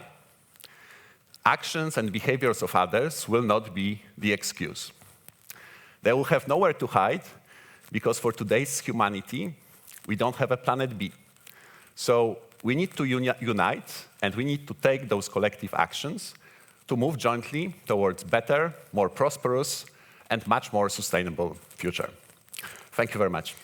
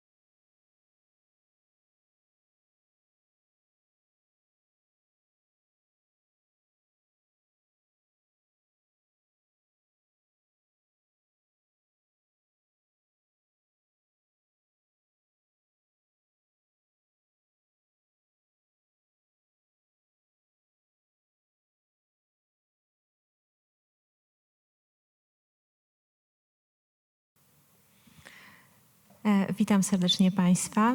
Hello everyone, those ones who are connected with us today by Zoom connection. I'm very happy to meet you all here, and I would like to welcome our great panelists during this meeting that is dedicated to education and sustainability in fashion industry. Please welcome the panelists Gabrielle Moskin, Head of Education at Polymoda, Miss Sandra Caponi, CEO of Good On You application, Andres Fernandez, Buying Director, Mango, and Jonathan Siboni, CEO of Luxury Insight. Me, Magdalena Ponka, myself, I am CSR in fashion expert and lecturer, and I will be very glad to moderate this panel today. I have been given 3 questions that will help us to navigate the speech and also to construct it. The first one is, what's the importance of United Nations Sustainable Development Goals and how do companies implement them? So here I will direct my question to the Good On You application CEO, to Sandra. If you could comment on that, what is your experience? How do you see the companies to comply with these policies?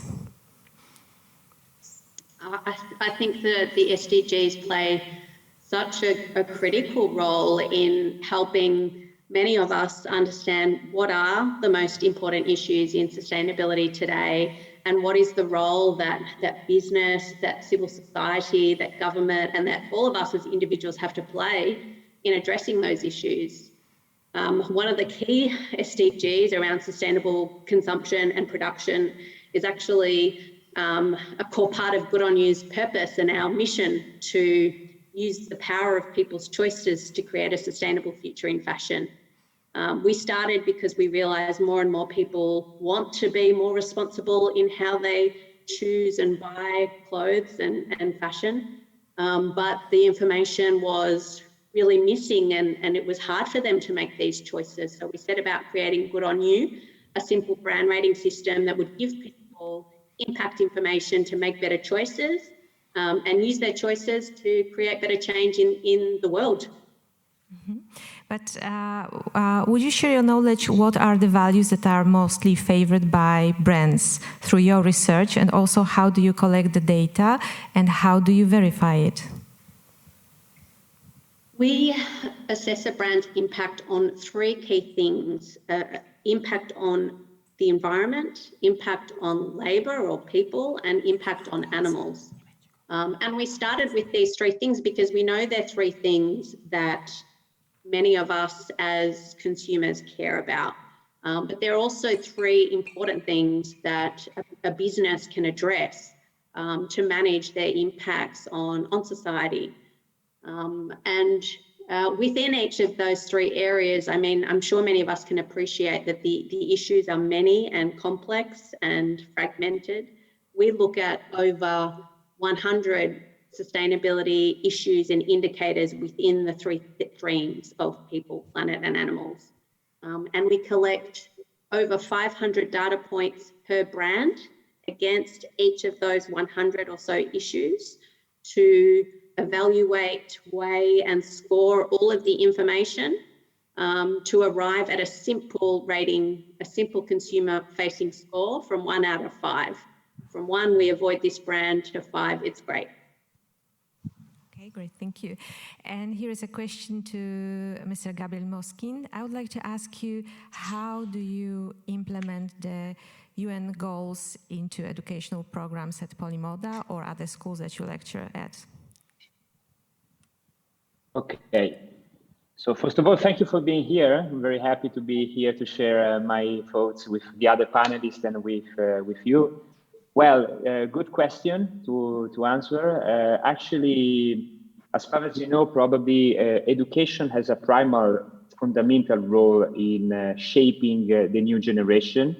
In Polymoda, we especially care about the mindset of this new generation, especially the Gen Z nowadays, after the millennials.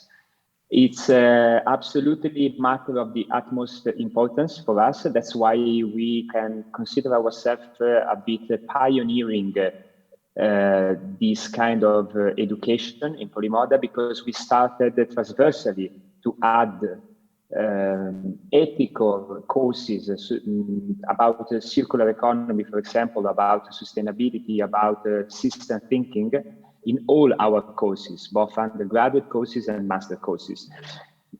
This because we believe not only to dedicate, that is important not only to dedicate one single course to sustainability or to this kind of topics and arguments, but we believe all the courses should keep in consideration this important argument, this important subject.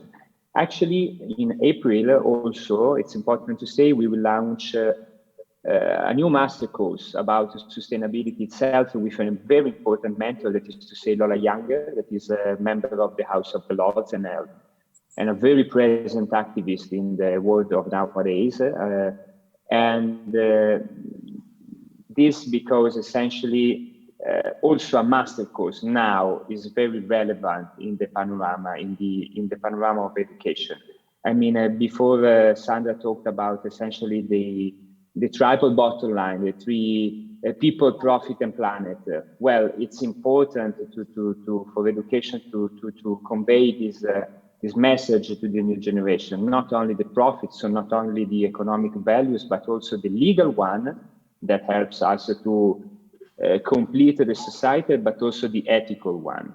But last point that I wanted to underline is that especially in Polymoda, We always open debate about sustainability, circular economy. As far as you know, there is a lot of greenwashing around.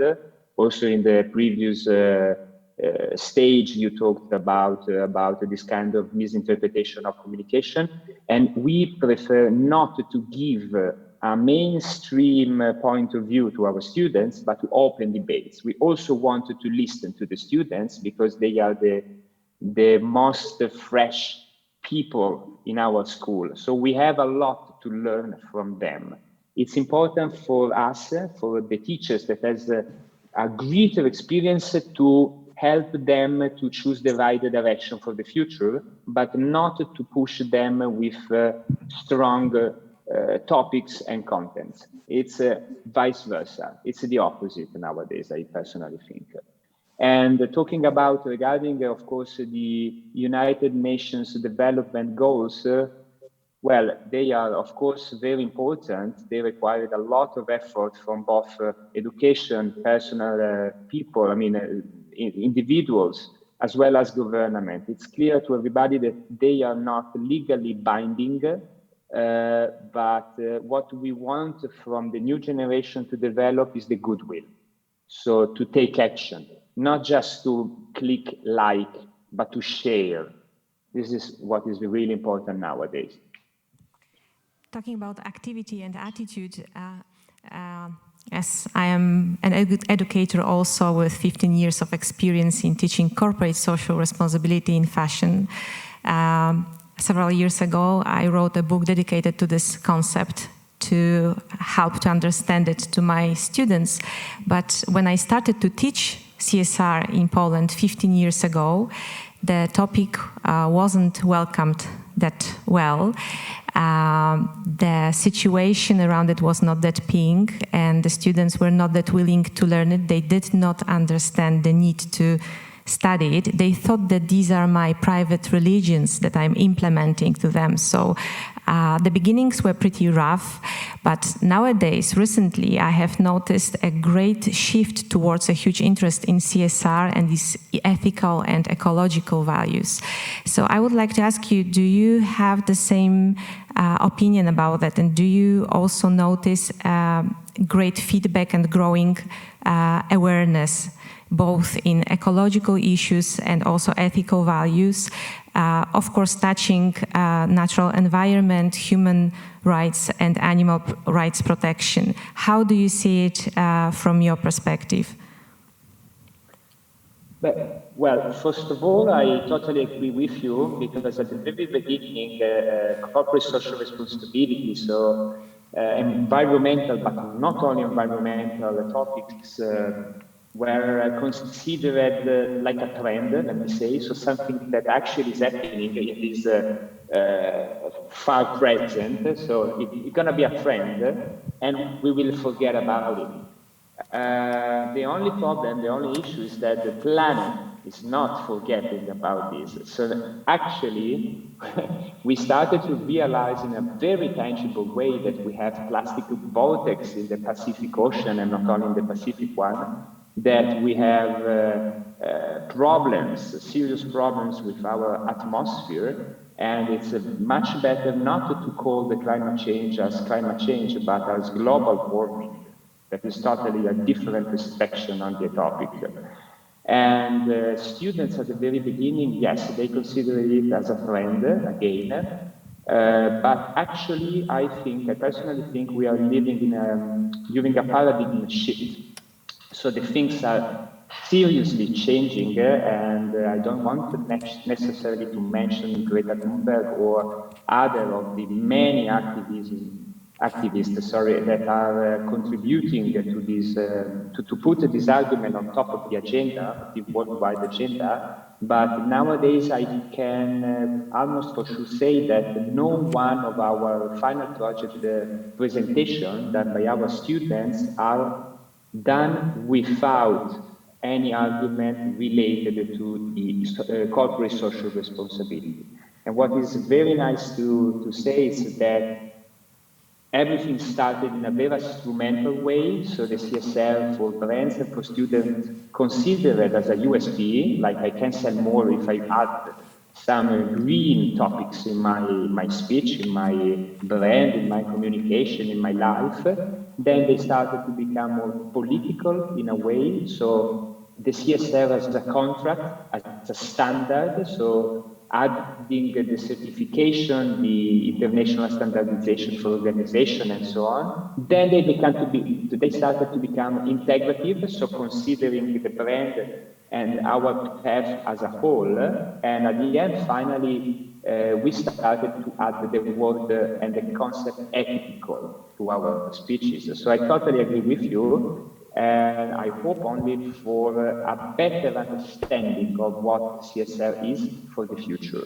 So not just that kind of hype, so not just focusing on garbage, leftovers, nuclear waste, but the ability to challenge the status quo in order to completely change our mindset. It's more important to make a step behind, I think, in corporate social responsibility, than to run like crazy, thinking that we are necessarily do something, but often it's not the right thing. So a step behind, I invited always my students to study more, to go in depth, because it's a very, very, very complicated argument and topic. That's what I hope for the future, of course. Thank you. Now, regarding the first question, how do companies apply the United Nations Sustainable Development Goals? Here is a question and request for commentary to Jonathan Siboni. How do you see it and how do you judge them in this implementation? Thank you very much. It's a pleasure to be with you today. I did my share of sustainable and eco protection by being outside today in the south of France. So that's my first contribution, I would say. I have, if I may, I would say a remark and a parallel to begin with on these issues that are extremely fundamental for the future of our work and of our lives, I would say. The parallel first is that teaching is not my job. I've been teaching for 11 years, but I had a consulting company. We worked with luxury brands on their strategic development all around the world. And 11 years ago, when I began to teach, and I would follow your remark, Gabriele and Sandra, it's true that CSR was, something that was not so appealing, I would say, to students. Somehow, over the years that followed, the parallel would be with digital. It seemed that everyone wanted or needed to talk about digital and CSR in order to show that they were modern, that they were, going to the future and understanding that the world was changing. The world was changing because we would be much more connected, and the world was changing because we needed to protect it in order to live in it tomorrow. So all of a sudden, progressively, schools, companies, everybody, pushed these two concepts of digital and CSR. Up to a point where for digital, it doesn't make so much sense now to teach about digital or to talk about digital because digital is everywhere. So of course, at the beginning, we needed to talk about digital. We needed to have class about digital because it was a new thing for everybody. And all of a sudden, you needed to start somewhere and have digital marketing, digital retail, digital communication, because we needed to understand what was changing. But today, to be honest, the very concept of chief digital officer is not here to stay. Because at the end of the day, digital is like electricity. 100 years ago, you needed to have a head of electricity to tell people, look, you work without electricity, with electricity, you're going to do much more. And this guy was here to evangelize somewhere and help you use and leverage what you were doing up to the point that he was not needed anymore because everybody was using electricity. The chief digital officer has the same purpose within the company. He's here to help you understand no matter what you do in communication, distribution, supply chain, you're going to use digital up to the point that you will just do your job. Thanks to the help of digital, you don't need him anymore. So that now is something that within the fashion and luxury industry finally is being understood. But it took a long time because this industry relies more, I would say, on human touch and on offer rather than on very rational approach and on demand.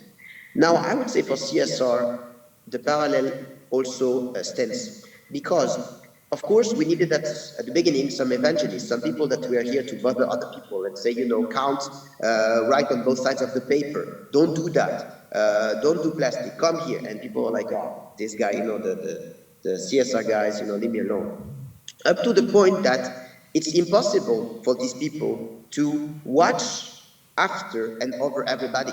It doesn't make any sense. So everybody needs to do their own share. And I'm ready to bet that in medium to near future, everybody will have to integrate, no matter what their job is, the CSR component into it in order to better perform. And there would not be a CSR director anymore because, again, it would be like the electricity director or digital director. That was just my parallel to say that, of course, we need experts. Of course, we need people to help better do their job, definitely. But at the end of the day, it's about conveying best practice and philosophy and stances so that everyone performs better, number one. Number two, if I may, a remark. Again, thinking about 15 years ago, we were trying to convey to younger students, what is CSR and so on. And I agree, it was not so, I would say, trendy at that time. Although today, to be honest, the younger generation and the kids are much more plugged toward digital and CSR than we are. Because they're the ones growing in a place where they see the impact of all the, I'll remain polite, things we did over the past decades. Maybe not us, maybe our parents, grandparents, no matter, companies, it doesn't matter. But they're the ones that are 16, 17 and think like, wait, I have another 80 years to live with these things, right? So they're much more pushy than we are. And of course we can do some KPI and monitor where the world is heading and so on. But they're the one really wanting to make a difference because they know they will have to live with the consequences of that much more than us. If I take China as an example, because I lived in China 7 years and I've been going back and forth there for the past 15 years. China for a long time was considered a place where, CSR was not the most trendy concept, to put it politely. And everyone was saying that China was very polluted, and definitely when you work in a country that is 2.5 times bigger than Europe, you can't expect everywhere to be super clean. And so on and so forth. However, today, if you look at some places in China and some companies in China, they're among the ones that are the most pushy for a change because they saw firsthand the consequences. Because if you were going to Beijing 10 years ago, you would not be able to work outside in the street.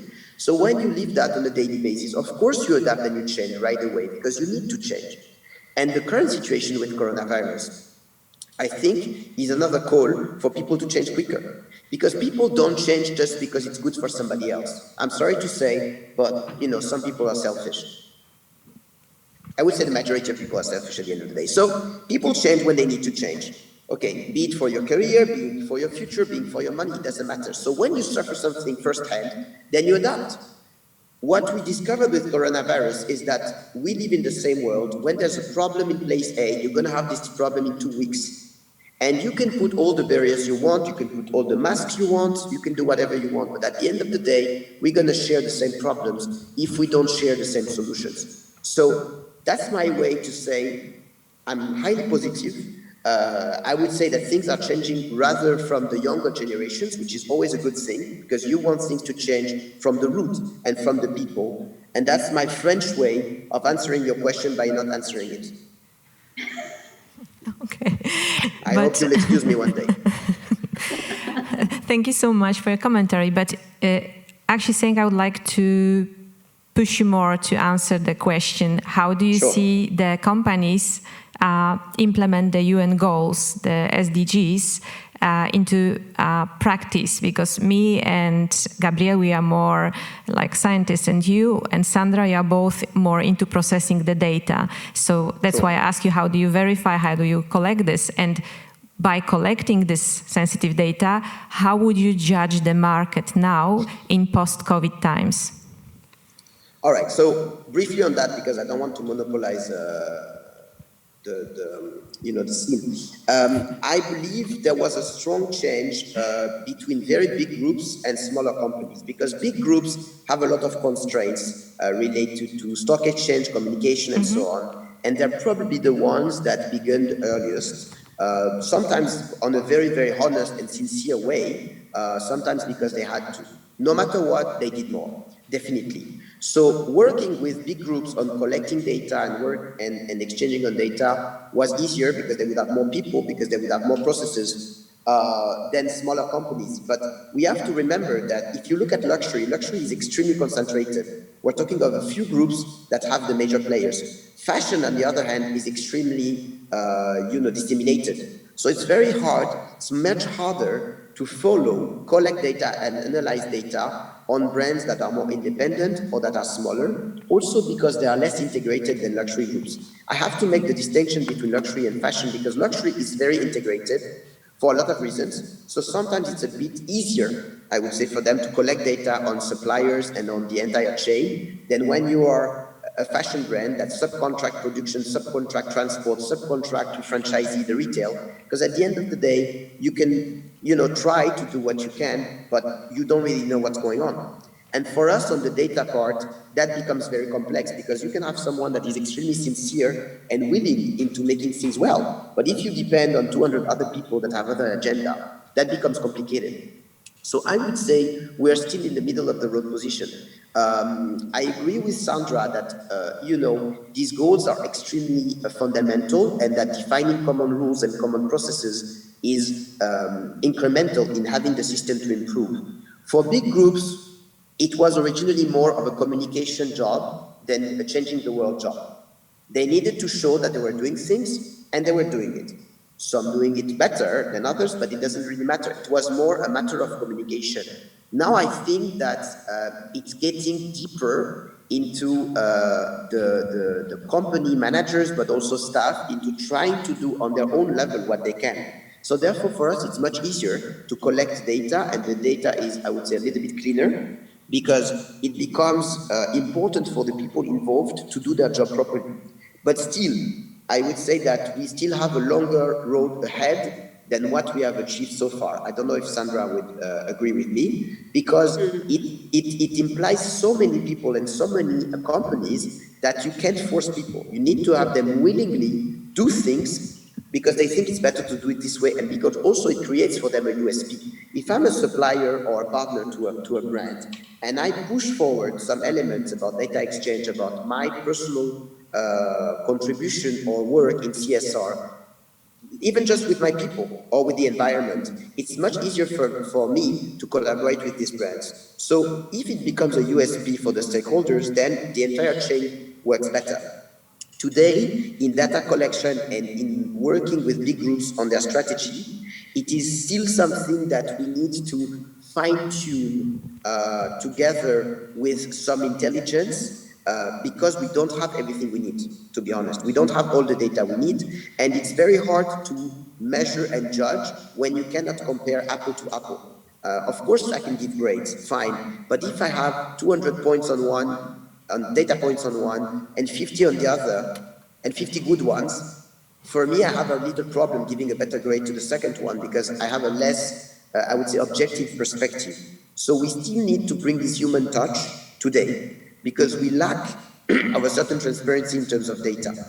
That would be my position on how companies interact with these guidelines, which again are very good. And a lot of people want to interact with them, and I think the structure is not implemented yet to provide all of these elements, especially with regards to subcontracting and collaborating with external parties. Okay. And you, Sandra, what would you say about that?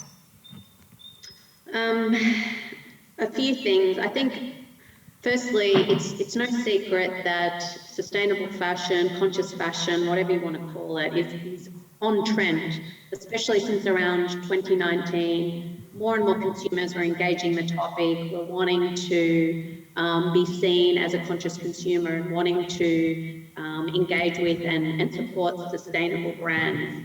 And we've only seen that trend accelerate in the wake of the pandemic, where people seem even more motivated to identify and engage with and back brands that are doing the right thing by people and the planet.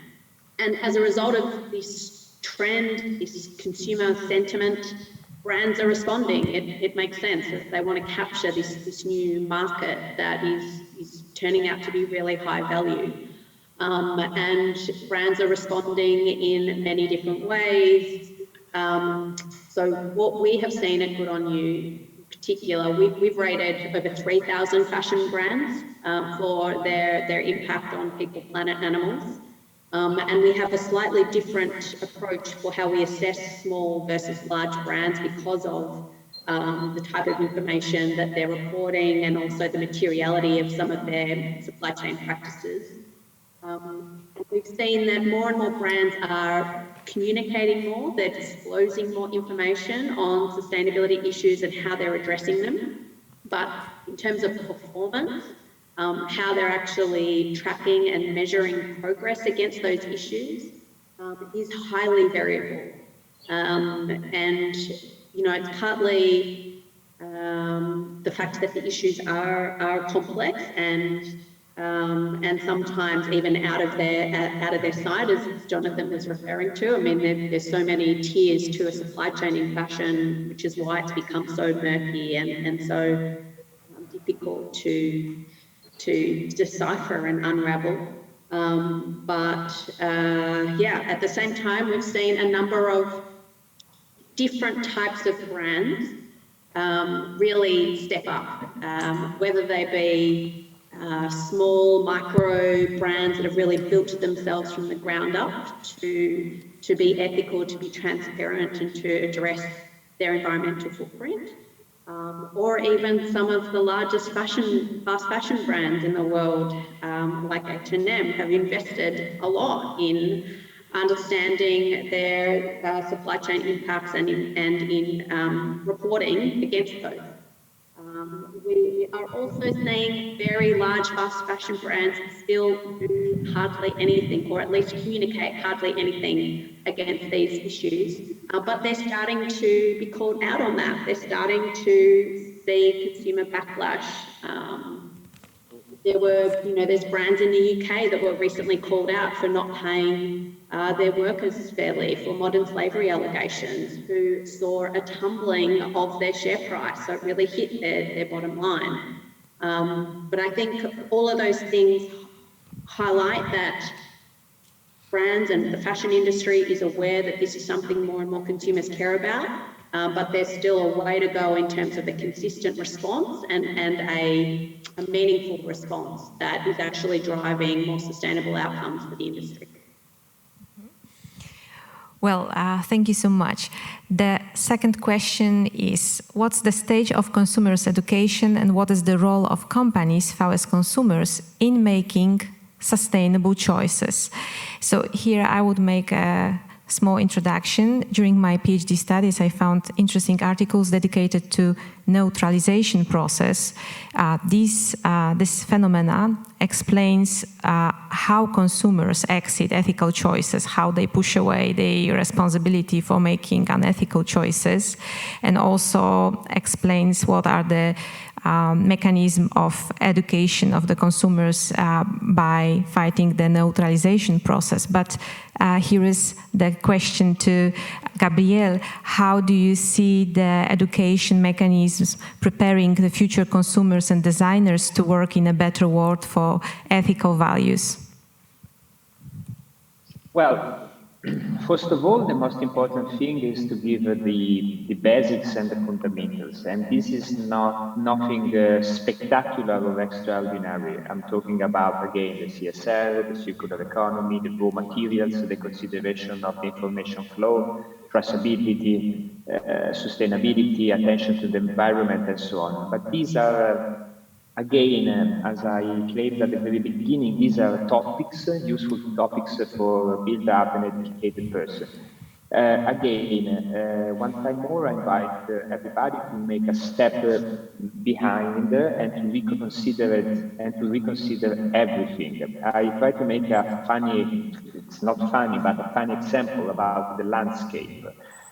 When we are in Tuscany, here in Florence, where Polymoda is based, we have amazing hills and amazing landscapes with a lot of trees and a lot of grass, and everything seems to be part of a dream. It's magical, it's incredibly nice to go on your Vespa moped up and down the hills, but this is a landscape again.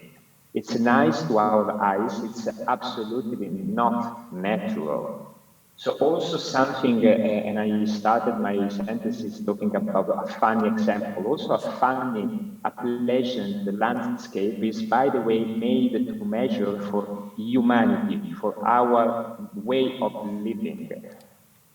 Before this landscape, that area was a jungle, a forest. Of course, I'm talking in a very abstract, philosophical, if you want, way. But the most important thing is, especially for pollution and environmental issues, not to consider your garbage and your leftovers as to be put in a storage that is located somewhere else.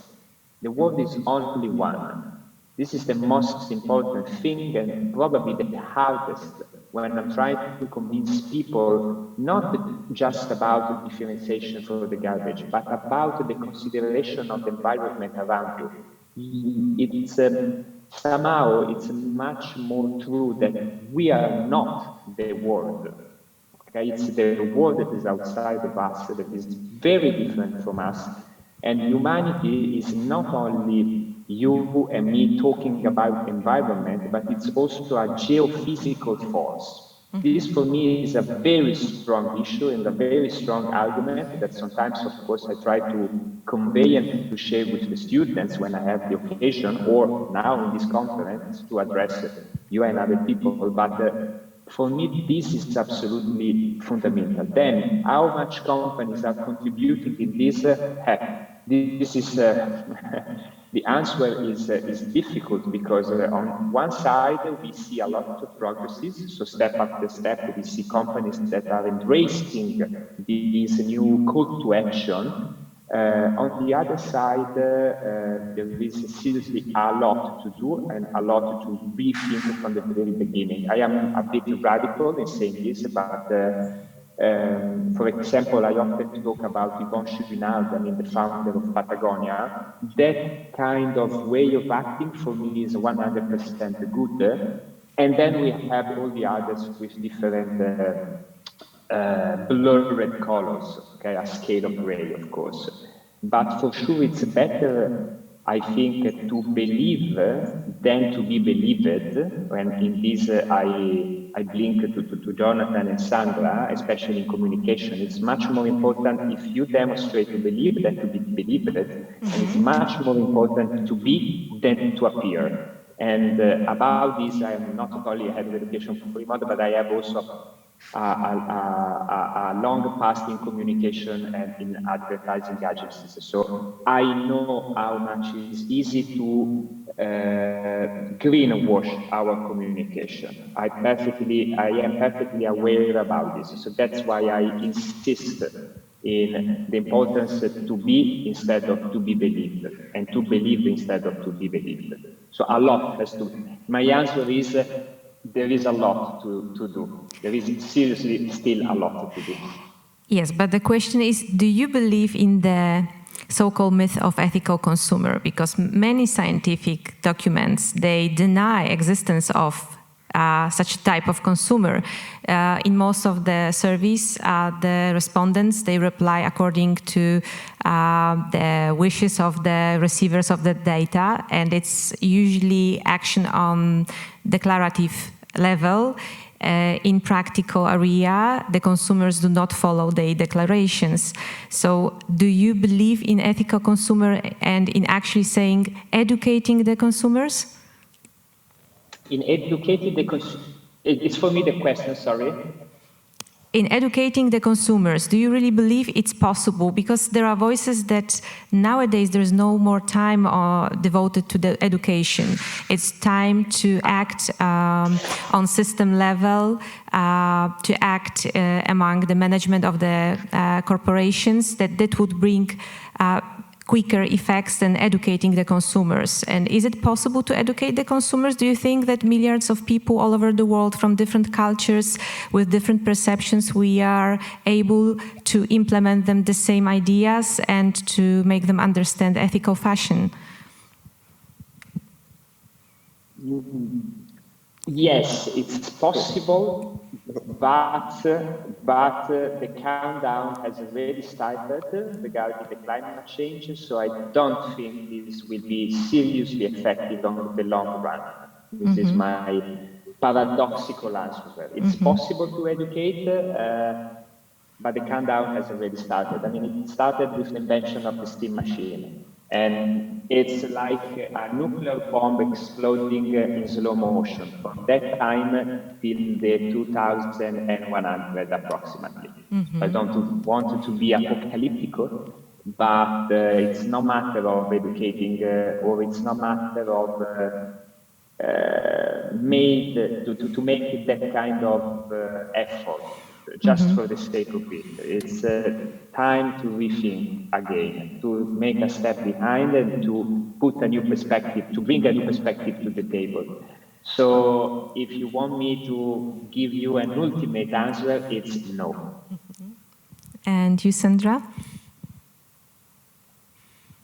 I absolutely believe in the ethical consumer. I mean, that's why my business exists, because more and more people not only say they want to shop more ethically, but are putting their money where their mouth is. And I think a lot of critics that have dug into old research has said, yes, of course, people are going to say that they want to be sustainable and ethical, but when it comes to behaviour, they actually prioritise and care about other things. But in actual fact, more recent research is pointing to that behaviour where people are demonstrating that they're willing to pay more for sustainable products, or critically that sustainability is part of their broader consideration set. That's one of the unique insights I think we have at Good On You, is that people are never going to buy a piece of clothing or fashion purely because they think it's sustainable or ethical. Of course, firstly, they want to look good and feel good, but they are more and more thinking about whether it is good for the environment, good for people, as well as all of the other things that matter to them when they shop.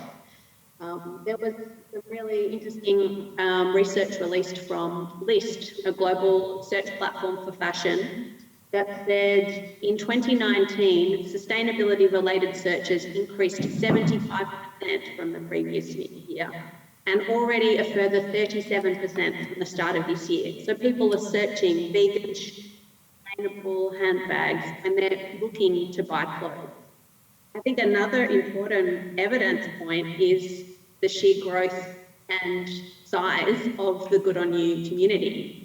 We started back in 2015 in Australia, but we're now a global platform. We have millions of people that use Good On You to search for and buy from sustainable brands. We're averaging about 700,000 active users per month of Good On You that are not just searching and finding information, but then clicking through and buying from the top sustainable brands on our platform.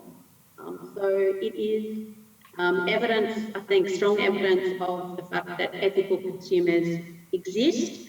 And I guess the second part of the point is we need more than just educating consumers. I completely agree with Gabriele there, but I do also think consumers have a very important role to play in driving that systemic change. And there is no point continuing to question their integrity and their care for these issues. They care. Let's tap into that. Let's use that demand, that capital, to show the industry and to shift the industry in the right direction.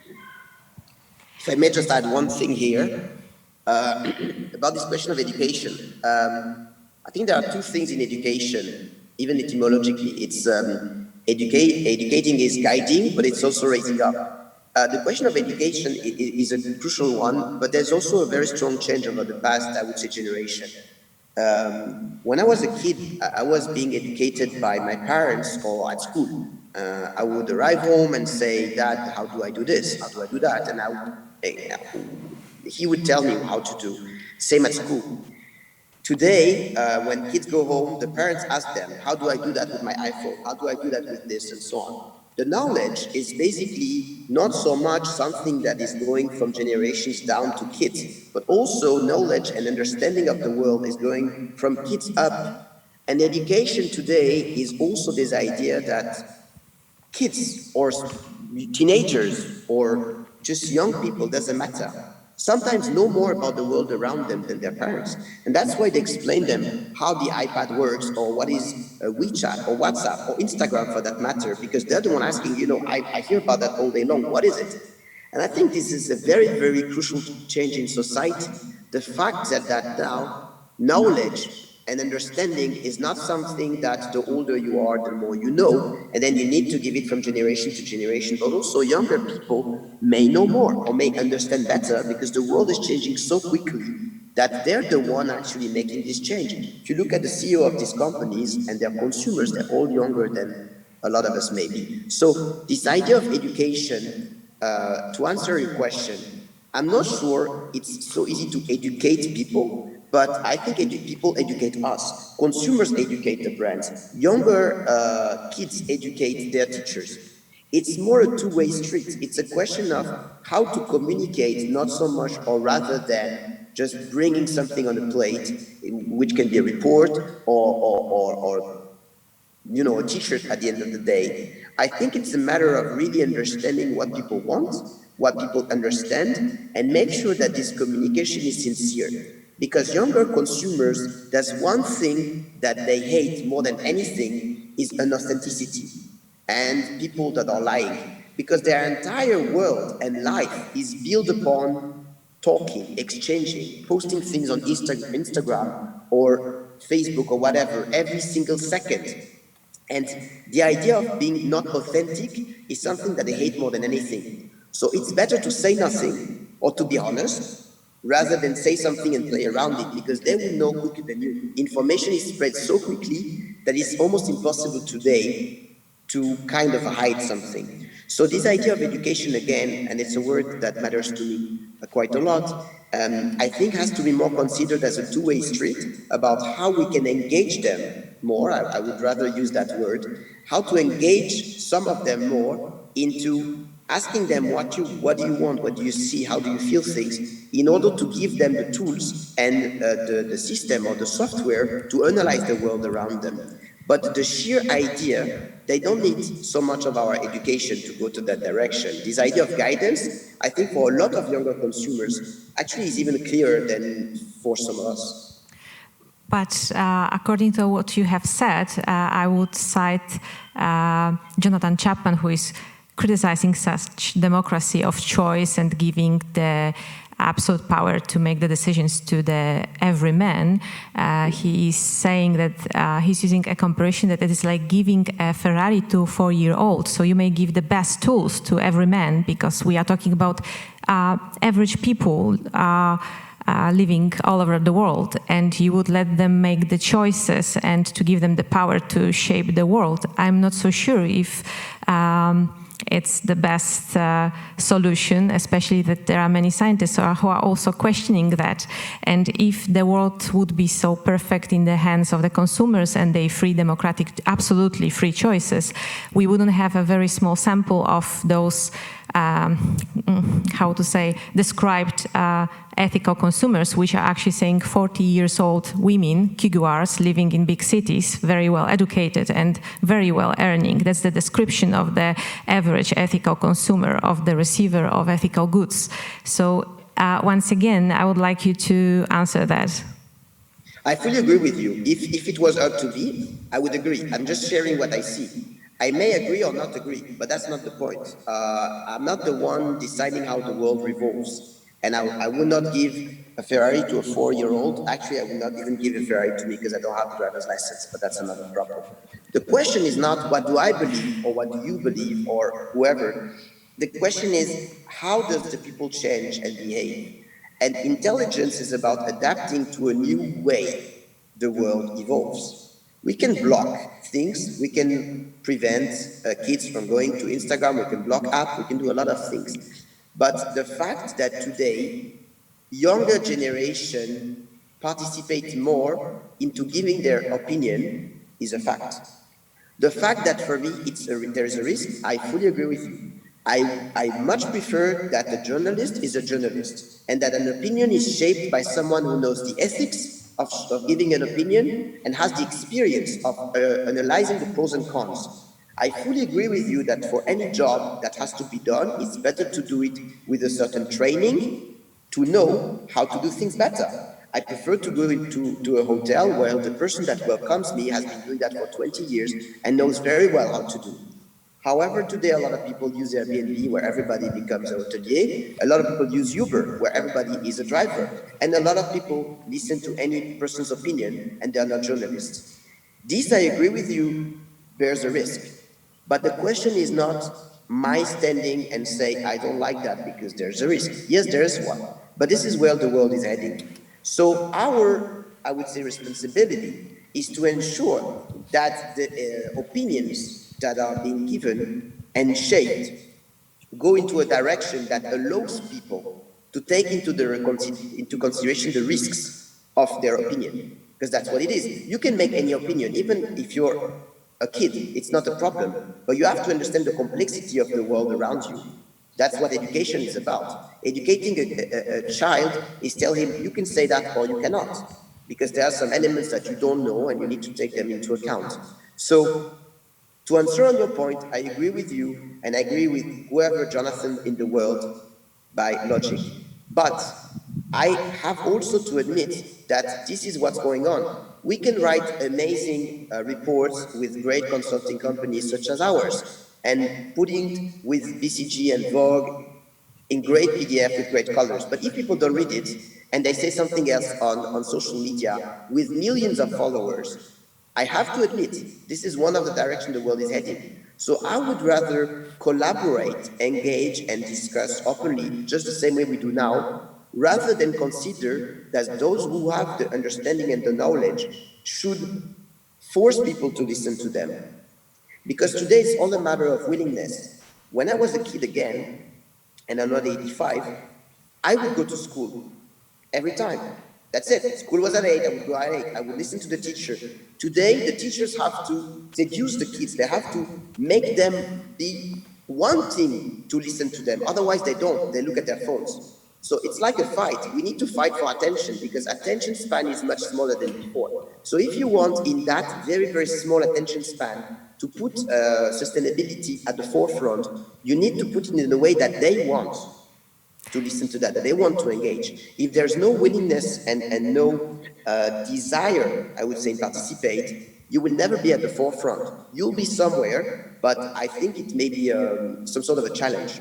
So the question of how to make it more understandable is the challenge of Sandra, is the challenge of Gabriele, of you or me, is to make these 500 data points into one and say, you know, that's what, if you really care about that, that's what you should understand or listen to.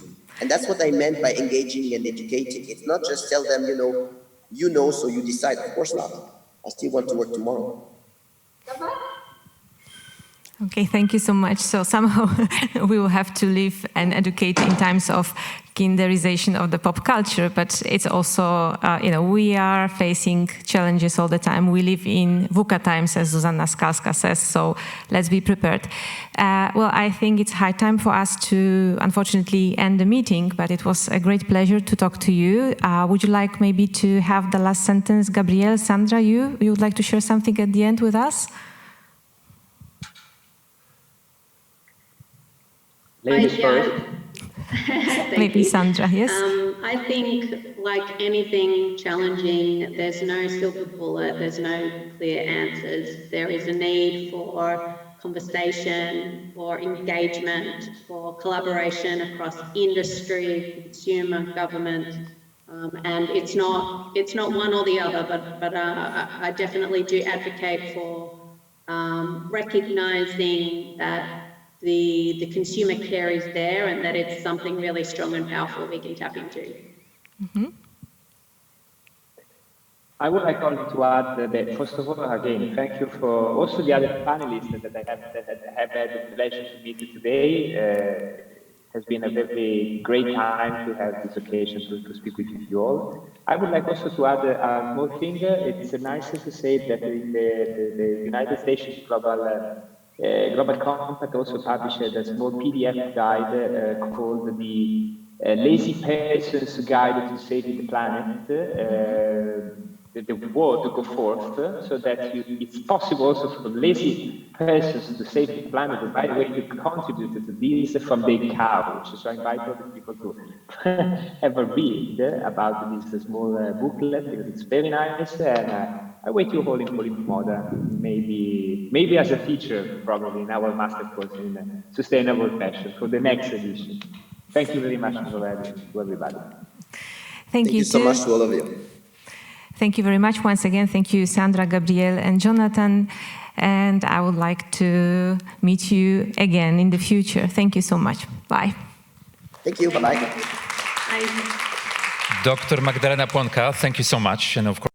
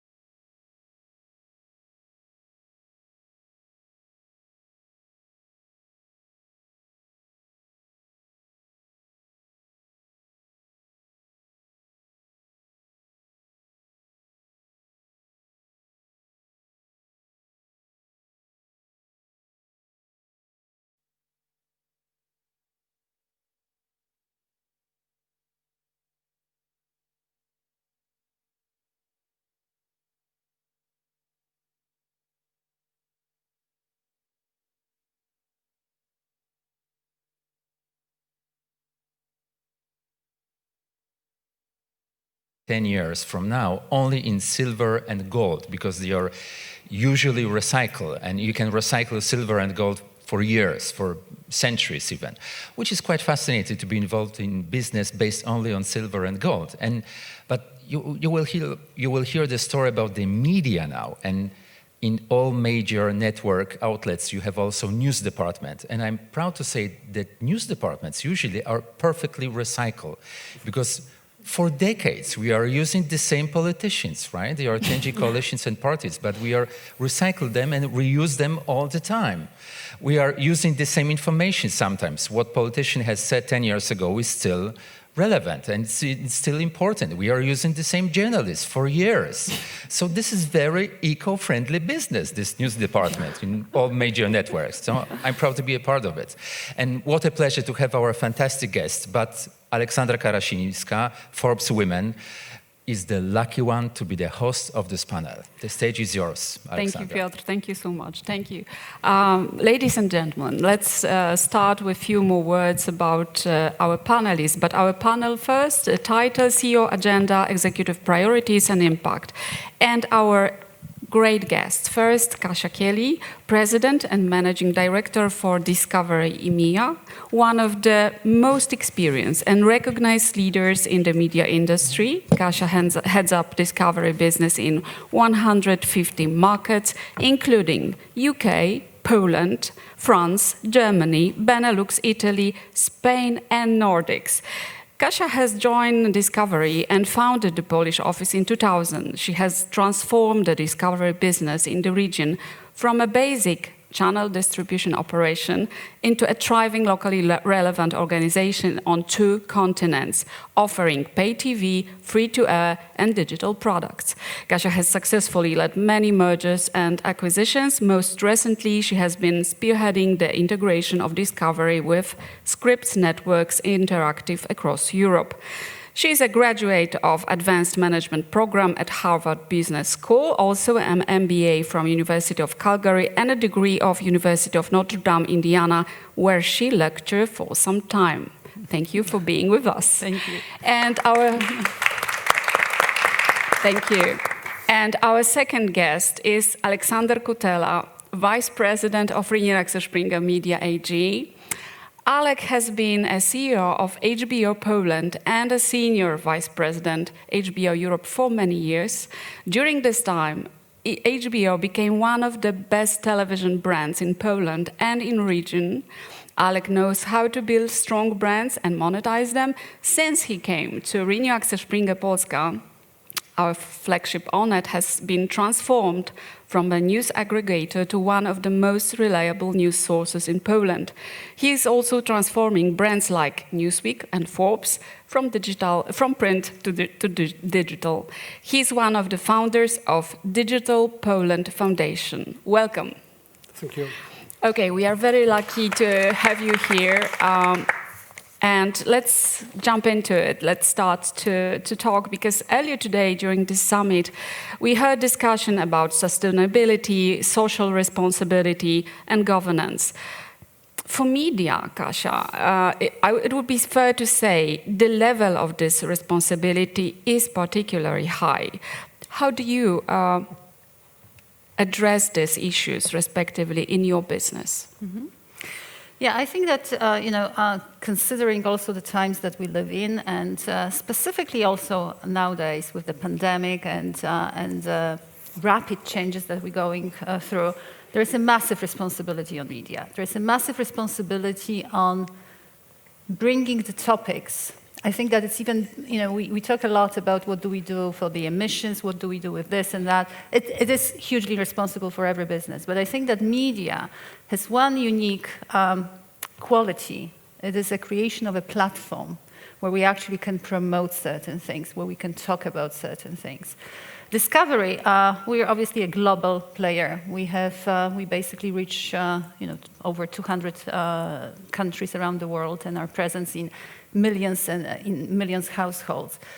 And I believe that creating this platform is really important. So we do have, for instance, specifically in this area, shows which we call like Watch with the World, which is a show that is broadcasted and is premiered at the same time around the world.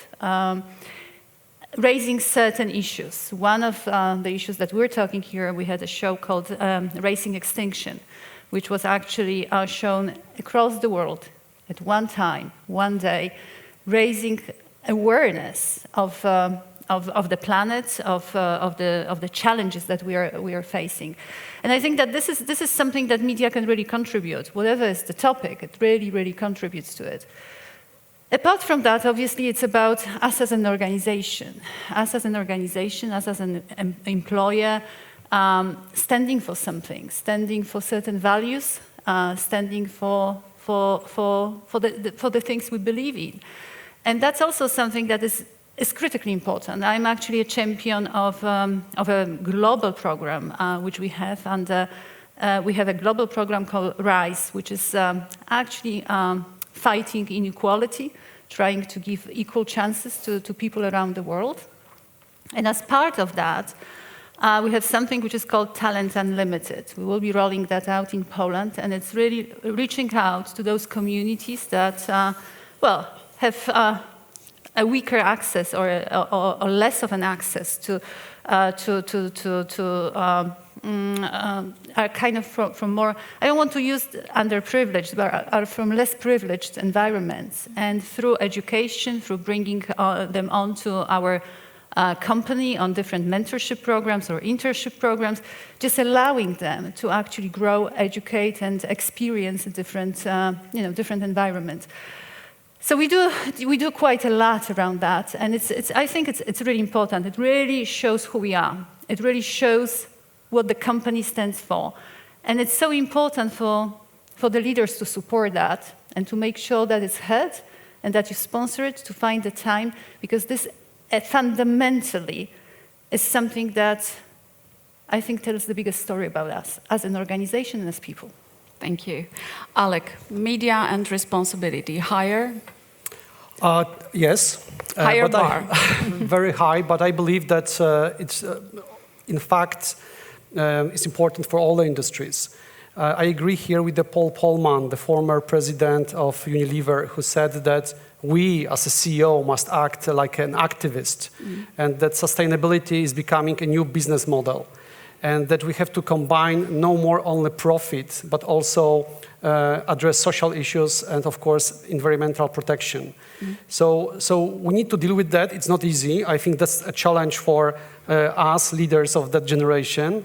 And yes, I think that media play a special role in that transformation. In a way, we are lucky because apart from traditional act, which we can do, like most of the companies taking care about our carbon footprint, we have a big influence on something which I think maybe is even more important, but definitely we have bigger influence on it, which is a brain print. And carbon footprint is something which we also deal with because we are a big company. We print millions of newspapers. We have a couple thousand employees just in Poland, many offices. So obviously our carbon footprint is also something which we want to deal with. And we strive towards carbon neutrality, and that's our goal. And we are now doing a very professional audit to really understand what is our carbon footprint. But for many years, we already focused on this brain print, which is, we believe, much more important for us because we can create much bigger influence, much bigger impact. And by this, I mean all kinds of activities which educate, inspire, motivate people to act. And for that, we get in partnership with the United Nations. They have a program, United Nations Global Impact Compact, and we are part of it. In fact, as the first Polish company to support the 17 areas for sustainability. And we using practically all our media to support different initiatives, to call action, to help people understand what they can do. And we learned that this is very important because practically everybody now understands that they need to do something. But very few people surprisingly knows what they can do. More than 50% admit that they don't know how they can change their behaviors, what they can do to really support sustainability. 50% of Polish. Of Polish people, yes. Which, when I saw that number, was quite surprised for me because I thought that we already talk about this quite a lot. So informing, calling for action, inspiring for different type of activities seems to be very important. And we actively support programs like Act Now, which is also United Nations idea to promote special behaviors which could help protect the planet, or fighting with gender inequality. All those 17 areas which in fact were recognized by United Nations are on our focus. Thank you so much. You're both top media experts worldwide, probably. Tell us more. It's very interesting how media change, how modern media, what are the trends, how people communicate those days, and how those trends can impact how people act, how our societies work, and how we make our individual choices. Kasia.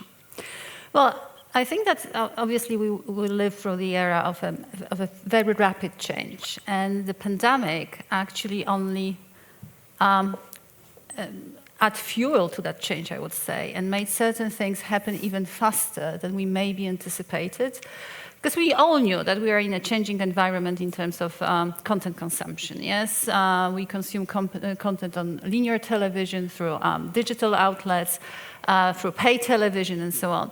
What we have observed during those few months of the pandemic, that actually the choice, and people had the time, and the choice to choose different ways of consuming media. And suddenly something which, at least in Europe, we thought we might have a little bit more of a time, or it's going one direction, but definitely gives a little bit more time. It really changed the viewing behavior. I don't want to say that television is like normal linear television, what we call television, is a medium that I believe is not going to exist, or is on a backward trend. No, we don't see that. Honestly, we don't. The put levels, which means that the overall viewing of television across Europe has increased actually, and has been at its highest. And still, over 90% of people around Europe find their inspiration and information through television. So it's a very powerful media. But at the same time, we could see a massive shift towards digital platforms, either OTT services. OTT services, I mean services like Player, which is our Polish service, or Netflix or Amazon, so long-form kind of platforms. But also just watching television also through different, I would say through different, streaming, just streams of television through different devices. And what I see is, there are a few things. First of all, what pandemic has done is it changed also the attitude towards television and content. We want to see more of authenticity, real emotions, real passions. We want the television not to be just an aspiration, but a companion, somebody that is at home and reacts to our realities, to everyday life. On the other hand, it's also not only about what I watch, but how I watch. So being where your consumer, where the viewer is, on any platform, at any moment of time, in the way that they want to watch you is critical. And this is a huge challenge, by the way, for a lot of traditional media companies to understand that it's not just what, it's how, and you have to be everywhere. Oh, super interesting. Alec, tell us about trends from your perspective. Well, Kasia covered, I think, many most important. Maybe I would mention those which are especially critical for us. And I would say that number one for us is changing the media models. Our models has been disrupted, and it has very serious consequences on everything we do. Another, which is quite interesting and worth to mention, that we observe much more focus on brands, companies, and media which are purpose and mission driven. Mm-hmm. And the third, which is to some extent connected to it, are spreading fake news, which has a huge impact on everything we do, and especially, again, on the traditional media. Maybe I will not elaborate too much on this disrupted business models, because I think you all see it, yes, that print is declining, Kasia said the television not, so that's very good news. But what we see that even recent models based on internet, like desktop, is disrupted already by mobile. We have global competitors like social media, which right now take like 90–80% of the advertising market on the digital side. Yeah? So there are serious issues, and we as a media are under constant change. And at the same time, we have to address those other global topics because expectations are quite high. And talking about these expectations, this, on the other hand, very optimistic that more and more, especially young generations, really start to care about the mission, about the companies with the mission, with the purpose. They expect that the brands which they are using stands for something. And I think this is quite positive trend, because we also see, and this is the most positive, that those companies which address that need, which are mission-driven, which have some purpose, actually perform better than other companies. So this is very optimistic and should encourage more companies in the future to act like that. And finally, those spreading fake news, it's a serious problem, because it's not only a problem for media, it's a problem for for society. We all know it, yes? All scientific data, research are under question, and it causes serious problems because people are really confused. That's why on our company we put a lot of emphasis on trust.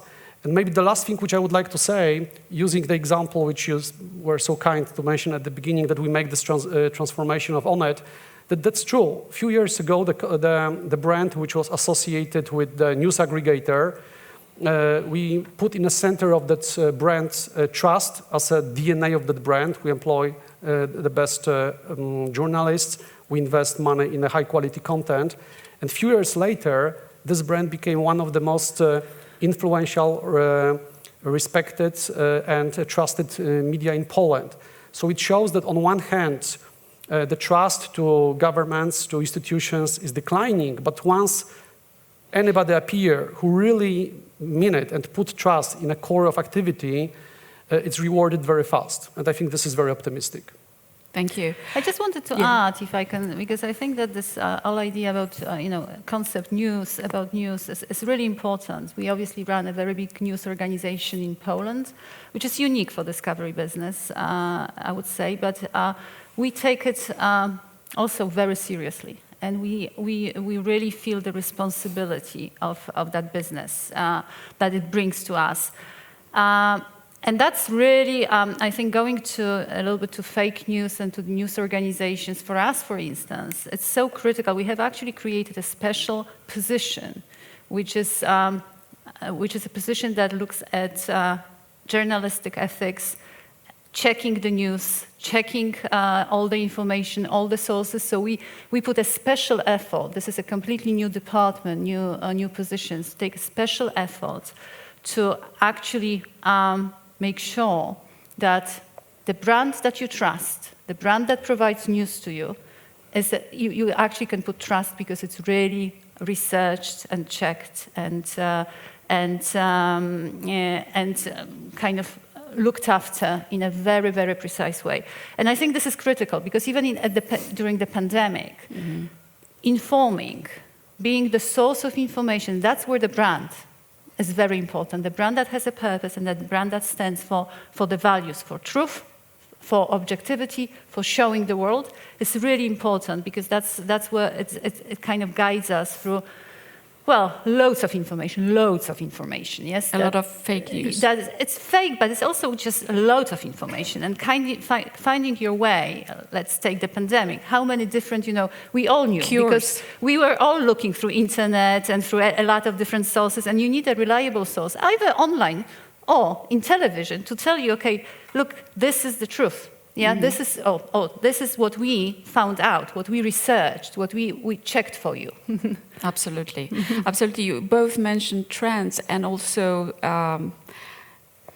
problems, challenges that you're facing. And especially in times like that, in a great disruption, total change, like pandemic, there is a tough time for leaders. And I would like to ask you, what kind of leaders companies need today? What kind of skills leaders need to get through those times and at the same time help the companies develop, the business operate and go on? Kasia, what do you think?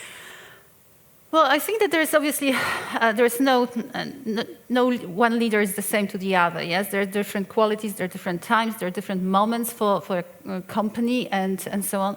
But I think that from my perspective, where we are, and what I think we really need at the moment is, on one hand, a very clear vision where we're going, a very clear narrative about the company purpose, but also the company strategy and the road. Where do we want to be? What are those key priorities for us? But the other thing, which I think is equally important, if not even more important, is really helping people to navigate change.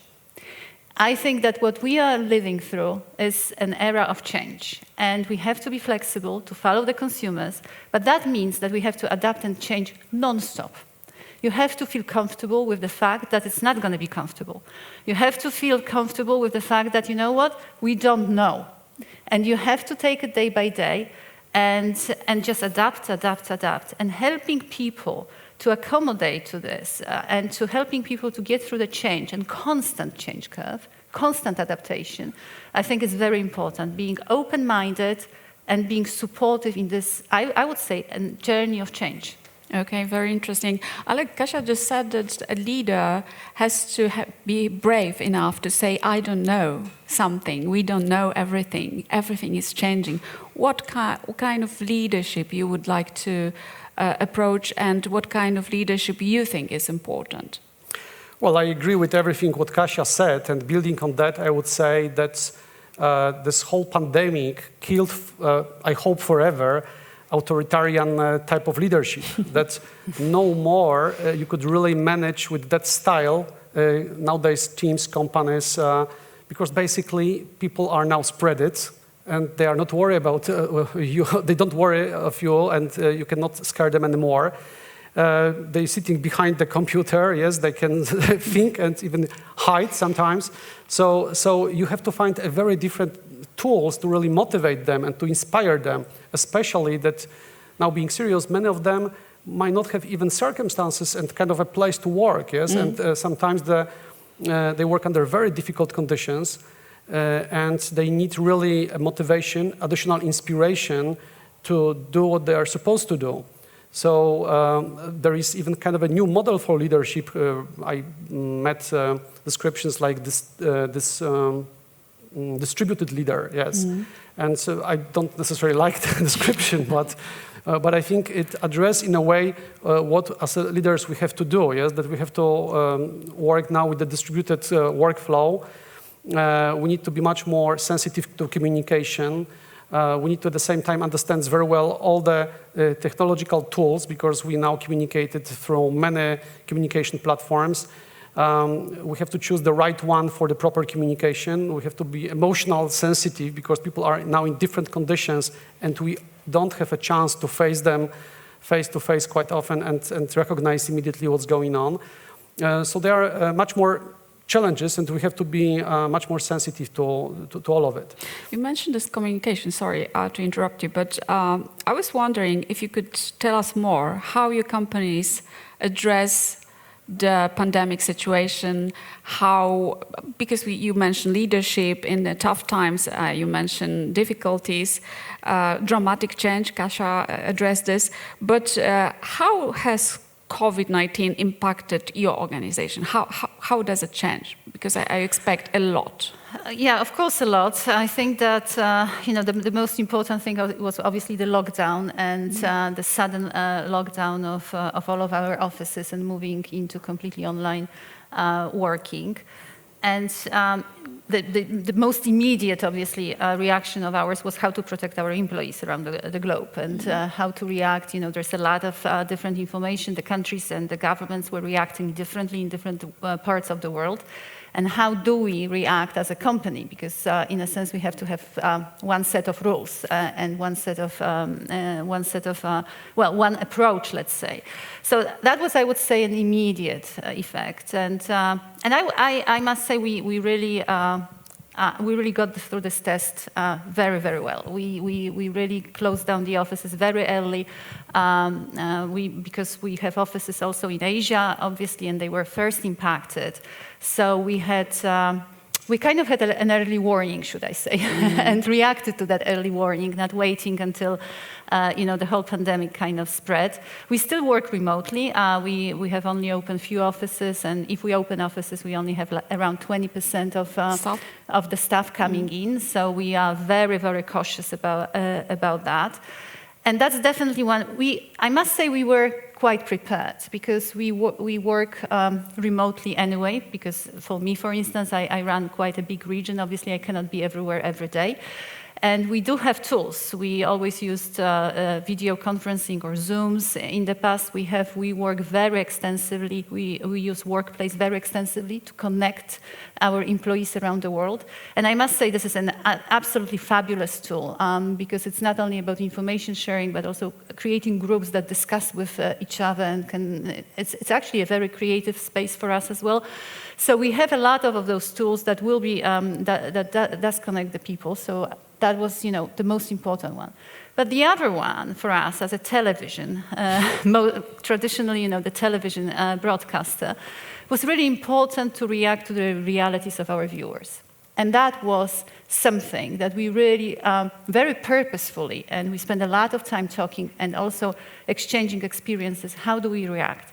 How do we actually support and how are we present in the lives of those people who are closed down, locked down in their homes, who are scared of their families' lives, who are scared of their health, they don't know what's going on. And obviously in Poland with the news organization, we had a very big social responsibility, just keeping people informed, and this is the part of the business that we couldn't close down. We found a lot of different ways of working and a different kind of operational setup to make sure that our employees are safe. But this is a massive responsibility. But we also did a lot of other things. Kind of based on a Polish example, we really wanted to impact what's going on, to impact people's lives. We had this program called #TVN Pomagajmy Sobie. And we had quite a lot of different activities that were under that. One of the biggest one was the Koncert dla Bohaterów, which was done together with TVN Foundation, and we were really trying to support medical staff. We had, we had 1 million people donating money during that concert, this 2.5 hours, which I think shows unbelievable impact, and also the willingness and the trust. First of all, the trust into TVN Foundation, but also the willingness of the people to really help, to be in it. And to help each other. We have other programs. We had, supporting students, supporting small businesses, and so on. And one thing which I actually really value, it's a big thing for me, is that it was actually recognized by our viewers. Wow. We really moved in terms of being a television that's really close to us, that reflects what we think, how we live, and so on. We gain a lot of, we're number one, but we also gain a lot of points. I just want to ask you a small question because I'm curious about it, how the whole production is going on. Because, I imagine that, TVN24 or Fakty or other, production, entertainment production, it's a huge operation with tons of people, equipment, etc. How do you manage to go on with it? Well, look, first of all, it actually inspired a lot of innovation. To be quite honest, a lot of innovation. I don't know whether you watch TVN24 or not, but we created a special studio in a tiny bus, in a small bus, that was kind of like a green box, yes, and was driving around the city, and would go to the home of our journalists, like for instance, Kropka Nadi. Monica, for a very long period of time, she would just walk down the stairs from her apartment, sit in this bus, and do everything from the bus. It was a studio. And she would be connecting with her, with the person she was interviewing through obviously some kind of technology. And she was sitting there, and had everything in this tiny little car that we have created. But we have also obviously had a lot of different operational challenges. We divided, for instance, the news organization. We divided into 3 different groups that would never meet. So we had we call them A, B, and C. And actually, we had done it in such a way that there was a space also that when one group was leaving the building, the other would not enter the building until an hour later. Okay. So they could never mix and never meet.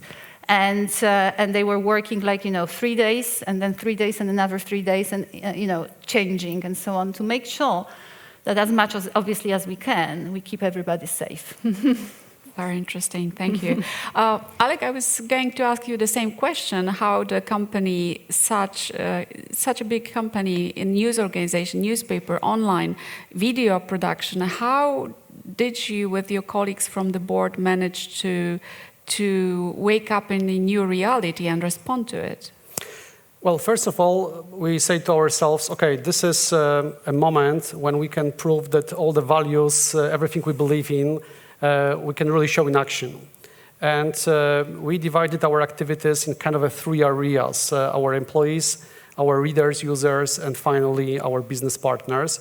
And we tried to address all those groups, let's say, in the best possible way, in our opinion. So we almost immediately switched into remote work at the very early stage. And we decided to do it like with the decision no matter what. Yes, we have to protect our people. At that time, we didn't know really how high is the risk.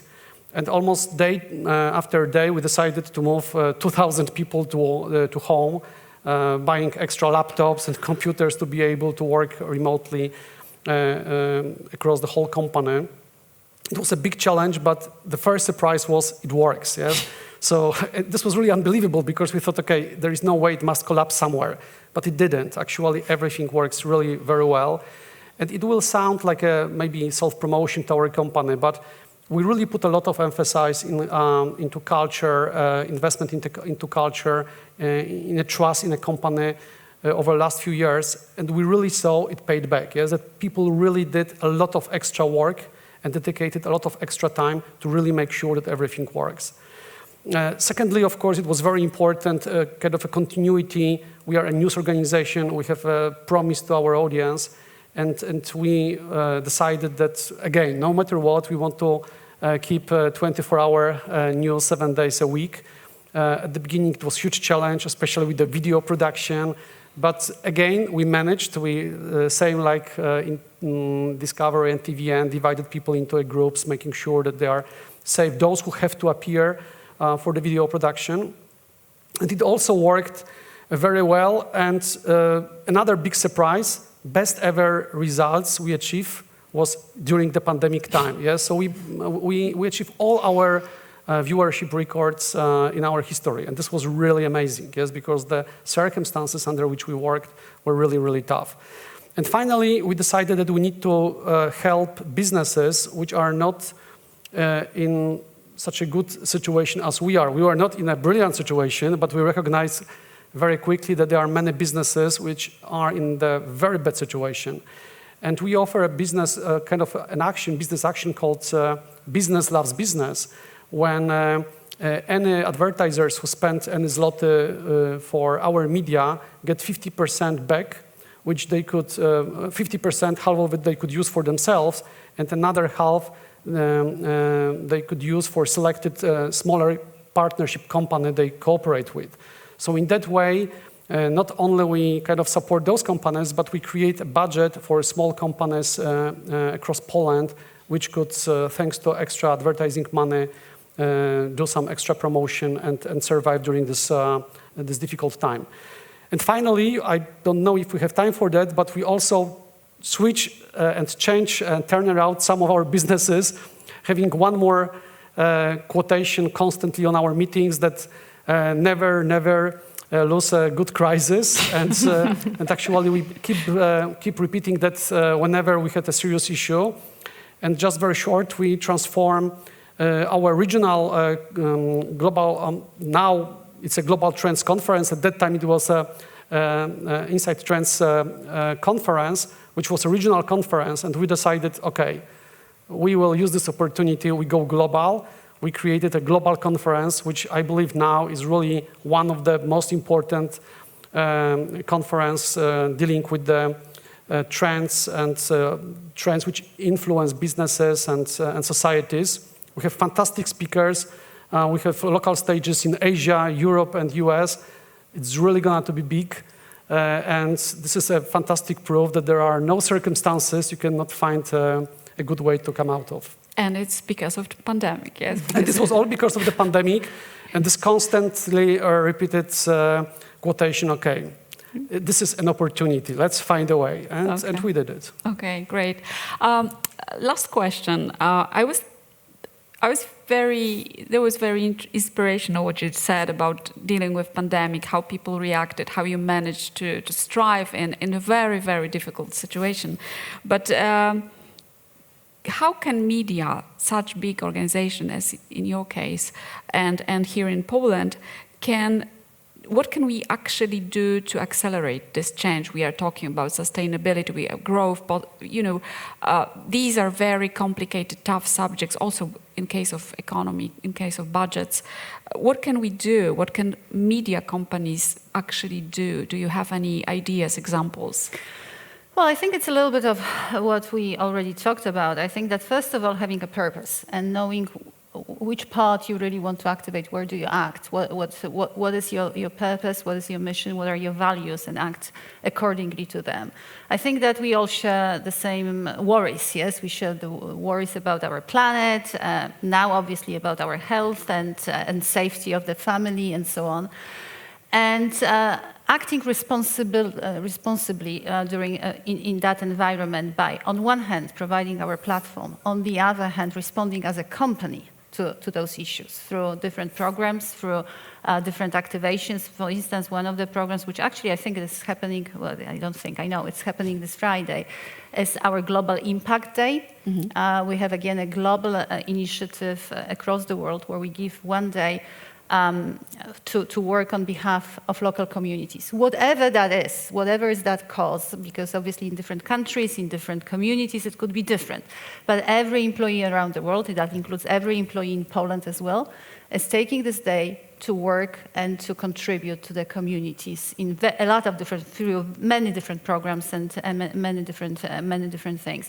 And if you stand for that, and you stand both as a company and as a brand, and then also, in our case, being a responsible media company that actually shows, and I really believe that one of the mission of Discovery always has been to showcase the world. To make people understand, to make people to actually make people know about things, but also understand what's going on, and that builds inclusion in my mind, tolerance, understanding, and brings us closer together. And being true to that, being the platform for that, is really very important in case of media, because that's what we can showcase. Okay, that was nice. Thank you, Alec. What can we do as a medium and maybe there are some things that we could do together. What media companies do to help the cause? Well, first of all, nobody will find a vaccine for climate changes and social issues, so we need to work and act and mobilize people, because nobody will do it for us. That's obvious. But I think that something which we can do much more, you even mentioned that, are partnerships. And partnerships allow us to build much bigger scale and synergy effect, and there are plenty of opportunities for that. And that's why we, as a big media organization, we had, of course, ambition to do, okay, let's do something for our own, but immediately we realized we can be much more influential, much more successful if we get in partnership with other organizations. That's why we decided to support programs initiated by the United Nations. And this was our first partnership. And then, building on that, we start to invite other companies for other partnership programs which we build with or support with the United Nations. One of them was Act Now. I think I mentioned that already, which is kind of initiative about promoting daily habits, small things which we can change, but in fact, in the mass, if all of us will do it, it will have a tremendous impact on the planet. Things like shorter shower, like no meat meals, or even zero waste fashion. Those kind of things can have a tremendous impact, and we build on that a lot of articles, content, explaining what we can do, how we can do, and for every initiative we invite outside partners. Similar idea was about fighting and gender inequality, something which is very important for our company as well.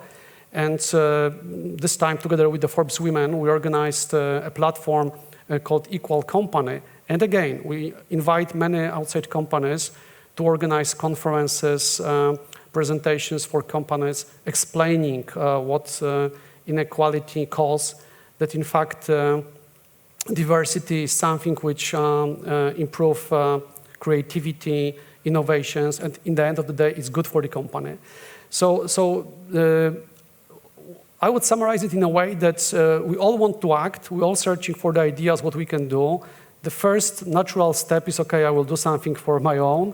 And what I would like to encourage everybody, that maybe we should ask rather who we can join and how we can create a partnership which could create much bigger impact. Okay, thank you so much, Kasia and Alek. Thank you for a super interesting, inspiring discussion.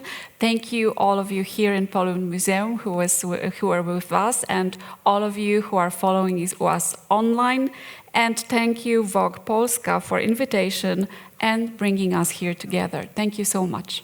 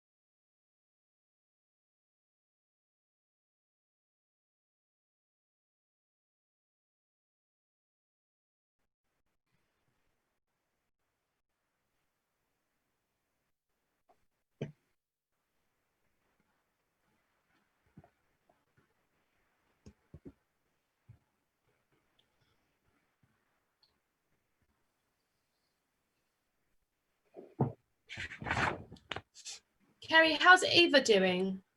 She's doing well, very busy. Yeah, really excited for CFS coming up, but she's been working from home quite a lot. So she's actually, the only one at home right now, managing all 3 kids. So I think it's been really busy for her. Yeah. Bless her. Yeah. She's a trooper, isn't she? She is. Tom and Katrin, you've met Eva as well, I'm guessing, in Copenhagen or? Yes. Yeah. Only briefly. Oh, nice. Yeah, she's pretty special. Yeah. She's like this pocket rocket. Yeah.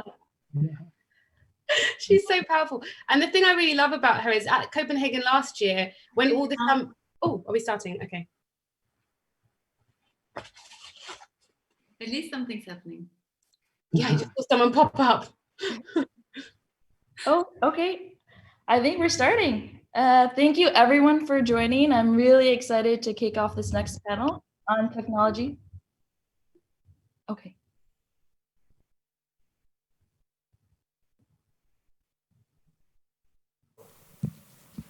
Yeah, we're live. Great. Thank you to everyone for joining. I'm really excited to kick off this next panel on technology, textiles, and innovation with some of the leading voices in this field. My name's Carrie, and I'm Chief of Staff at Global Fashion Agenda, a nonprofit organization dedicated towards making sustainability the fashion industry's first priority. So a common mission we all share in this virtual room here. And to ground ourselves in some data on this very topic, BCG and Fashion for Good recently launched a report on the outlook and importance of financing innovations in the fashion industry. And in it, they estimate that there's a financing opportunity of around 20 billion to 30 billion US dollars per year to be directed towards developing and scaling innovations in order to achieve a step change in sustainability by 2030. So needless to say, this topic is more relevant than ever and why we've put together this lovely panel. On that note, I'd love to introduce our panel today. So we have Katrin Ley, Managing Director at Fashion for Good, Thomas Berry, Director of Sustainable Business at Farfetch, Samada Pattinson, CEO of Red Carpet Green Dress, and last but not least, Robert van der Kerkhof, Chief Commercial Officer at Lensink. And you've already heard from him in some panels earlier today. Before we dive into the content, we'd love to have each of you provide a 1-minute introduction of who you are and some of the work you do. Why don't we start with Katrin? Well, thanks, Gary, for this wonderful introduction and for having me. Yeah, Katrin Ley is my name. I'm heading up Fashion for Good. And Fashion for Good is an innovation platform. We are really focused on identifying the most disruptive innovators on a global scale, from raw material innovation all the way through to end of use, but also circular business models. And we connect them with, the pioneering brands, retailers, manufacturers, all in the mission to scale those solutions. We also have a consumer-facing side in our kind of theory of change. So trying to, bring those practical tips of change also to a wider public. For instance, with a museum that we have here in Amsterdam, but also obviously through our digital channels. So both sides of change we're trying to drive, the industry side with innovation and the citizen, wider public side through really awareness and practical advice. Super. Thomas, you're on my screen. Why don't you go next? Oh yeah, hello everyone. Tom Berry, Director of Sustainable Business at Farfetch. I've been working in kind of business strategy, sustainability for the last 20 years, but only been in the kind of fashion world for the last 2 or 3, so still on a learning curve. But yeah, Farfetch, if you don't know us, we're a platform business, so our mission as a business is to be the platform for the luxury industry, and our sustainability work is aligned to that. So we want to be the platform for good in the luxury industry, and we work as a platform. We work with a whole bunch of what we call creators and curators, so boutiques around the world and brands around the world, as well as connecting them with millions of luxury fashion consumers.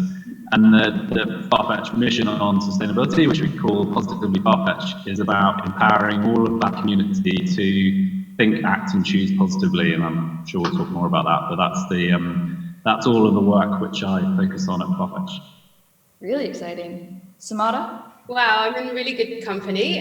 So my name's Samantha. I'm the CEO of Red Carpet Green Dress. Thank you for introducing me, Kerry. So Red Carpet Green Dress is a women-led organisation, and we're really focused on bringing action and dialogue on the topic of sustainability throughout the fashion industry. And we do this through a number of ways. We do it through primarily using mainstream platforms to have sustainable conversations. One of our flagship campaigns is Red Carpet Green Dress at the Oscars, which was founded by Susie Amos Cameron and James Cameron. And we're really, really passionate about taking windows where we have a global audience and introducing the topic of sustainability, because we don't feel that it should be sidelined. We don't think it should be a niche area. We believe it should be very much embedded in mainstream global dialogue. We also are very passionate about creating accessible, sustainable design solutions. So part of the challenges we face in this industry is that sustainability is perceived as being quite expensive, inaccessible, quite hard to find.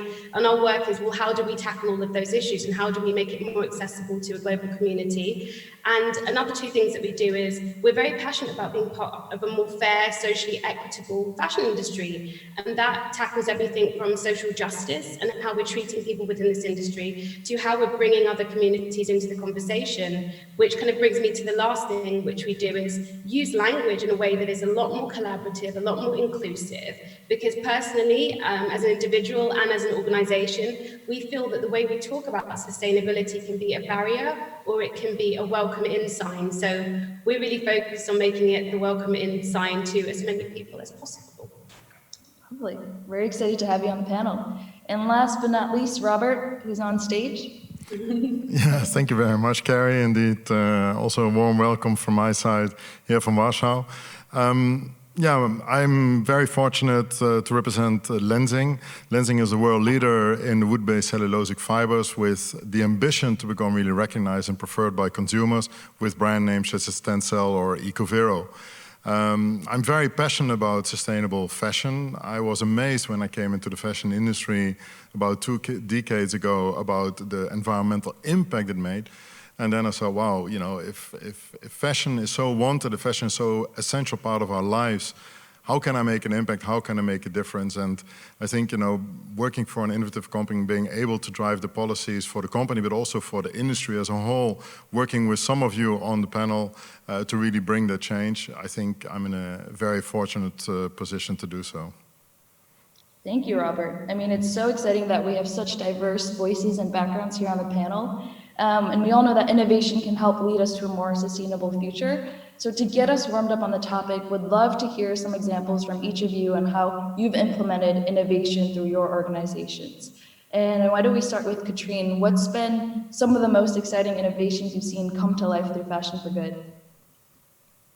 Well, we're doing this work now, really identifying startups, you know, throughout the world since 3 years, and we've identified more than 2,000, and we have in our program now more than 100. So I wouldn't be able to do them all justice, but I thought it might be interesting to highlight 4 areas that I think are really exciting. The first area is new materials and really innovating towards materials that have a better environmental footprint. And you could think about, you know, materials that use well, waste as input, agricultural waste or also textile waste. I think there's lots of excitement happening if you think of, you know, Infinited Fiber Company, if you think of Titan Biosciences, 2 of the innovators that can really take either blended textile waste or cellulosic focused textile waste and, you know, produce new fibers for new garments out of that. So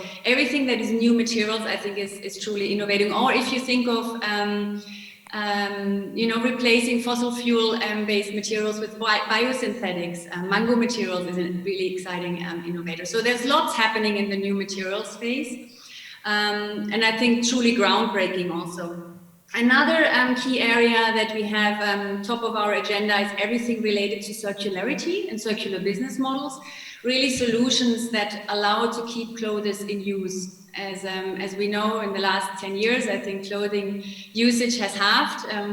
Clothes are thrown away just in a tremendously short time frame. So rental or re-commerce models are really interesting. And we see, for instance, Renewal Workshop who has started off in the US, working with brands such as North Face or Patagonia in that space. They're now coming to Europe. Trove, another player in that space.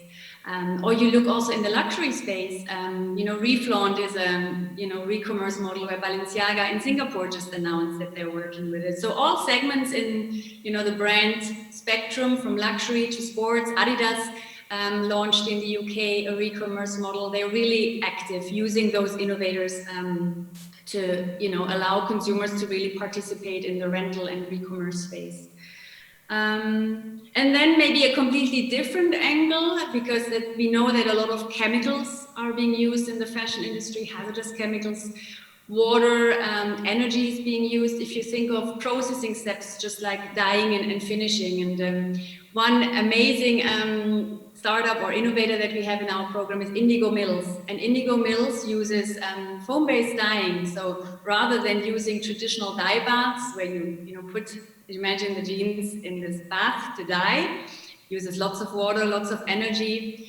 They have come up with a foam dyeing solution, which is basically bubbles that transport the dye, and as soon as the bubble bursts, the dye is being, attached to the garment. So really revolutionary in terms of a new processing, in terms of a new technology. So there's more in this space also that I think are worth pointing out. And the last element, as we know, transparency is a key topic in the fashion industry, also for consumers who legitimately ask that question, where are my clothes made? Where do they come from? Who made them? We know it's a very fragmented supply chain. So there's lots of fascinating implementation projects happening with regards to fiber tracing solutions, blockchain, really tracing from farm or from the forest all the way through to retail. So companies like Boritane, Textile Genesis, Robert has also worked with them on the lensing side. Applying this for organic cotton to viscose, all types of fibers. I think these are truly groundbreaking areas to watch and are, just fascinating in terms of really creating a systems change in that industry. I love how you brought up resale and re-commerce. I know that Farfetch has a vintage channel where you sell pre-owned luxury goods. Maybe, Tom, you could talk a little bit about that and also the Positively Farfetch pillars and how that's shaped the organization's strategy. Yeah, of course. So yeah, as I said, the mission we call Positive Farfetch, about empowering people to think, act, and choose positively. On the kind of act positively, that's definitely, we have a pillar which we call Positively Circular, and that is all around how we can engage consumers in the circular economy as far as we can take that, and that has involved two things. We've had, for 10 years, we've had a portion of the site which has been dedicated to pre-owned products, and that's growing, and we're seeing, and we grow that in the same way that we do with the rest of our marketplace model. But we've also launched some re-commerce models within the last 2 years. So we've launched a resale service for handbags in Europe, and soon to scale that globally. And then we also launched a donation service with a company in the UK called Thrift Plus. So it's based on re-commerce. People send in their items, they get sold by Thrift, and a third of the money goes to their chosen charity, a third comes back to them as Farfetch credit, and a third goes to Thrift for running the service. So yeah, that whole space is really exciting, and we do it through partnership with innovators, and some of those we've either spoken to or have worked with have been through Fashion for Good. So yeah, huge kudos to the team there in terms of supporting and helping startups scale in that space. It's a really exciting area and a big focus of the work. I guess the two other pillars, which all involve innovation. I mean, Farfetch is an innovation-led company. It's been about changing the way people shop for its entire existence. And the sustainability program is no different to that. The other, apart from circular, the other two key pieces of it. One is we call conscious, and that plays to what Katrin was saying about the transparency piece. We want to champion and highlight the products on site, which are better, they're kind of better for either the people, the planet, or products. And One way in which we do that is we've worked with an amazing innovator in the space called Good On You, who principally run a consumer-facing app which helps shoppers discover the better brands out there, and they rate brands on those 3 key pillars. They use 500 data points which they scrape in from numerous other independent sources, everything from Carbon Disclosure Project to Fashion Transparency, and that they take all of that data and they crunch it and make it an easy 5-point rating system for consumers to understand. We use some of that data in the back end to help kind of power our what we call our kind of conscious collection on site. But I'm really excited about that in terms of how we bring that kind of both that information but also more information on products through to customers to help them choose better, help them choose more positively. So that's the conscious pillar of work under positively. And then the last pillar we call cleaner, and that's really about helping reduce the environmental impact of the ways people interact with our platform. It's more like our direct environmental footprint, but it's all about how people use it. And the principal impact we have there is about shipping. The model works by connecting small shops all around the world to consumers all around the world, and that has an impact, and principally a carbon impact. So we're doing a lot of work on how we can reduce that, and some of that's very operational and functional. Some of it, it's kind of innovation-led, like the returns in e-commerce is a challenge. It's a challenge for cost, and it's a challenge for stock management. It's also a challenge for sustainability because that increases the kind of carbon emissions associated with product. But there's some amazing things in development around reducing returns. Principally people return things because they don't fit well enough, or they don't fit well on them when they get them at the home. But some of the just basic fitting technologies which we have on Farfetch now have helped reduce that, but also that some of the more leading edge where we launched some kind of virtual reality sneaker try-on services and sunglass try-on services, and hopefully those things, it's kind of a bit too early to tell whether they'll help reduce returns, but hopefully that is those kind of technologies where you've got kind of avatars which are matched to your body shape, which will help you understand whether a particular item of clothing will fit you well, or how, give you an impression for how it will look. All of those things should help make the system more efficient and therefore help reduce direct impact under that kind of cleaner pillar. So some amazing innovation happening there too.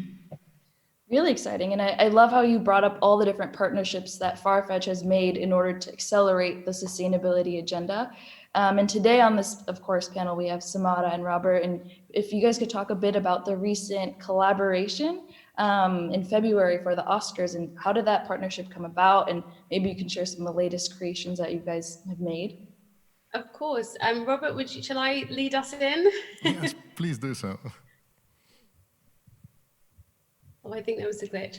Well, I'll start kind of, if that's okay, talking about it. So with Red Carpet Green Dress, whenever we do something, we have to, before we take any steps whatsoever, we have to identify why are we doing this.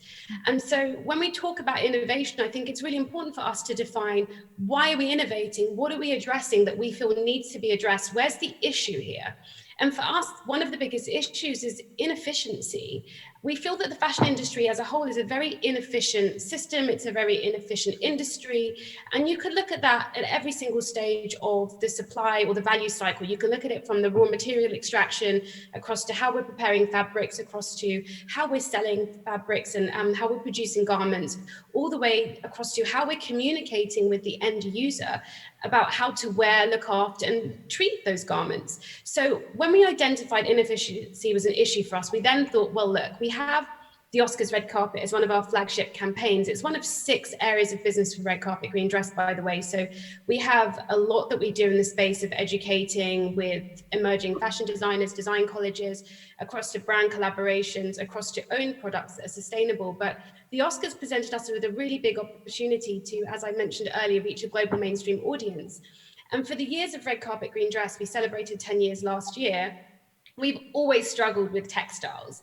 we've always been part of the dialogue with brands around textiles, and it's always been that conversation as we gear up to the Oscars. Well, what textiles are we going to use? Because we're looking at the fact that we know textiles are highly impactful. We know that we're not really looking or finding sustainable solutions for the red carpet. We're finding a lot of synthetics, which we know are kind of not biodegradable. We know that they'll be like languishing in landfills for a long, long time. But we were also looking at the fact that sustainable fashion and sustainable couture textiles seem to be almost an area where we kept resorting to the same solutions. We kept finding ourselves going, okay, we'll go to a certified silk, we'll go to a GOT certified silk. And we felt that there was just an innovation area that we hadn't explored yet. And so at Copenhagen Fashion Summit, I didn't quite meet Robert there, but I did kind of see Tencel, and I read a little bit more about what they were doing in the kind of realm of luxuriating sustainable textiles. And then I connected with Harold Veghorst, who's with Tencel Luxe. And I discovered this whole world where we're basically creating innovative filament yarns, which are able to biodegrade. They're made from sustainably sourced wood pulp. It's a closed loop technology. It's super efficient. But the thing that really blew my mind the most was that these textiles, or these filament yarns, perform like couture textiles. And that's what we need. When we're working with brands like Louis Vuitton, Vivienne Westwood, or like a Swiss couture house like Laura Basky, they know quality. They know what luxury is supposed to feel like. And they had no idea that these textiles were made from wood pulp. And that's when I realized that we were really onto an opportunity to innovate the industry and look at how we are presenting sustainability in a way that connects the dots to this whole conversation we're having right now about circular. What I would like to say before I kind of ask Robert to share his experiences, I think as an industry, we need to also recognize when innovation is being repackaged, because the idea of circularity, in 2011, we worked with Greenpeace and Cradle to Cradle on a gown for Naomi Harris, and that was a fully circular gown. So we've been having these conversations for a long time. We've been talking about regenerative, we've been talking about closed loop, we've been talking about circular for a while. It's just now gaining traction, and I think the innovation this industry needs is when it comes to speed, because we shouldn't have been having conversations 8-9 years ago that are only now coming into fruition. So I think that's just a little thing I wanted to kind of stick in the sand there. But Robert, I would love to hear a little bit from your perspective about our collaboration, because for us, it's been one of the most exciting things we've done in a long time. No, thank you very much, and it's very mutual. When I hear you talking, I just feel the passion, and I think this kind of change that we're trying to drive in the fashion industry, it's initially the change leaders are the ones that need to have passion. The other people will not be able to make that change. You need to be passionate, you need to be persistent, and you need to be open for new ideas. And when we decided to go and invest in the development of Tencel Luxe filament, it was a huge financial commitment. And I remember when I had to ask the investors for the money to build a pilot line, he says, okay, Robert, what do you think? Is this technology going to work or not? And I said 50-50. But it was a multi-million-dollar investment with a 50-50 chance of success. And still, the passion that we had to create a filament that would indeed feel and touch like a silk fiber, that would be completely wood-based, completely biodegradable, was the vision that we had on how can we enter this haute couture market? How can we go into a segment where the normal lyocell technology is not really being used that often? So we invested in it, and then of course when this partnership comes up at the Copenhagen Fashion Summit, and then we could build it, it was a win-win situation, because for us, Samantha and her team really gave us the portal to become aware, to really make sure that the broader audience that we as a fiber producer can hardly reach, but they really are aware of the potential of a wood-based cellulosic fiber. So it has been really a great partnership. I think it's something that we could not have even envisaged when it was going. But again, driven by the joint passion for improvement, we made it the success I think that it is. And can I just quickly add, we had a Tencel Luxe dress on stage at the Oscars because one of our ambassadors won the Oscar for her short documentary, and it was a very emotional moment for all of us because we've gone from this kind of collaboration to try and show Oscar-worthy gowns with sustainable couture filaments, and all of a sudden this girl standing on stage with her Oscar in a Tencel Luxe gown. So it was beyond our wildest dreams. I mean, we were all just kind of elated and so happy that we had that big global audience that we want sustainability to have.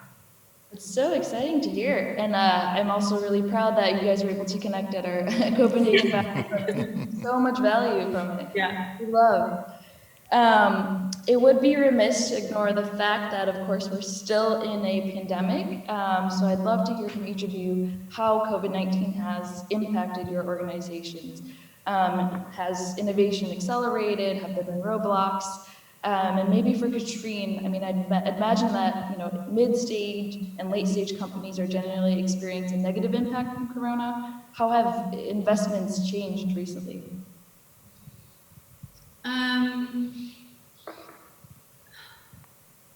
Well, I think what we saw with the lockdown or the beginning months of Corona, if you look at the different players that are, relevant also for investors to start acting. Innovators usually need to progress on, pilots. They need to showcase that they are, having a pipeline on the business development side. And I think that, and then investors, kick in. Usually investors are a bit like the laggers here. I think what we saw is that, at least in the early months, all of our partners, but obviously also the manufacturers, everybody was in lockdown. And now, work is being picked up, but a lot of reprioritization is happening. And I think that's what the innovators also feel, pilots are being put on pause, potential engagement is being pushed out into 2021.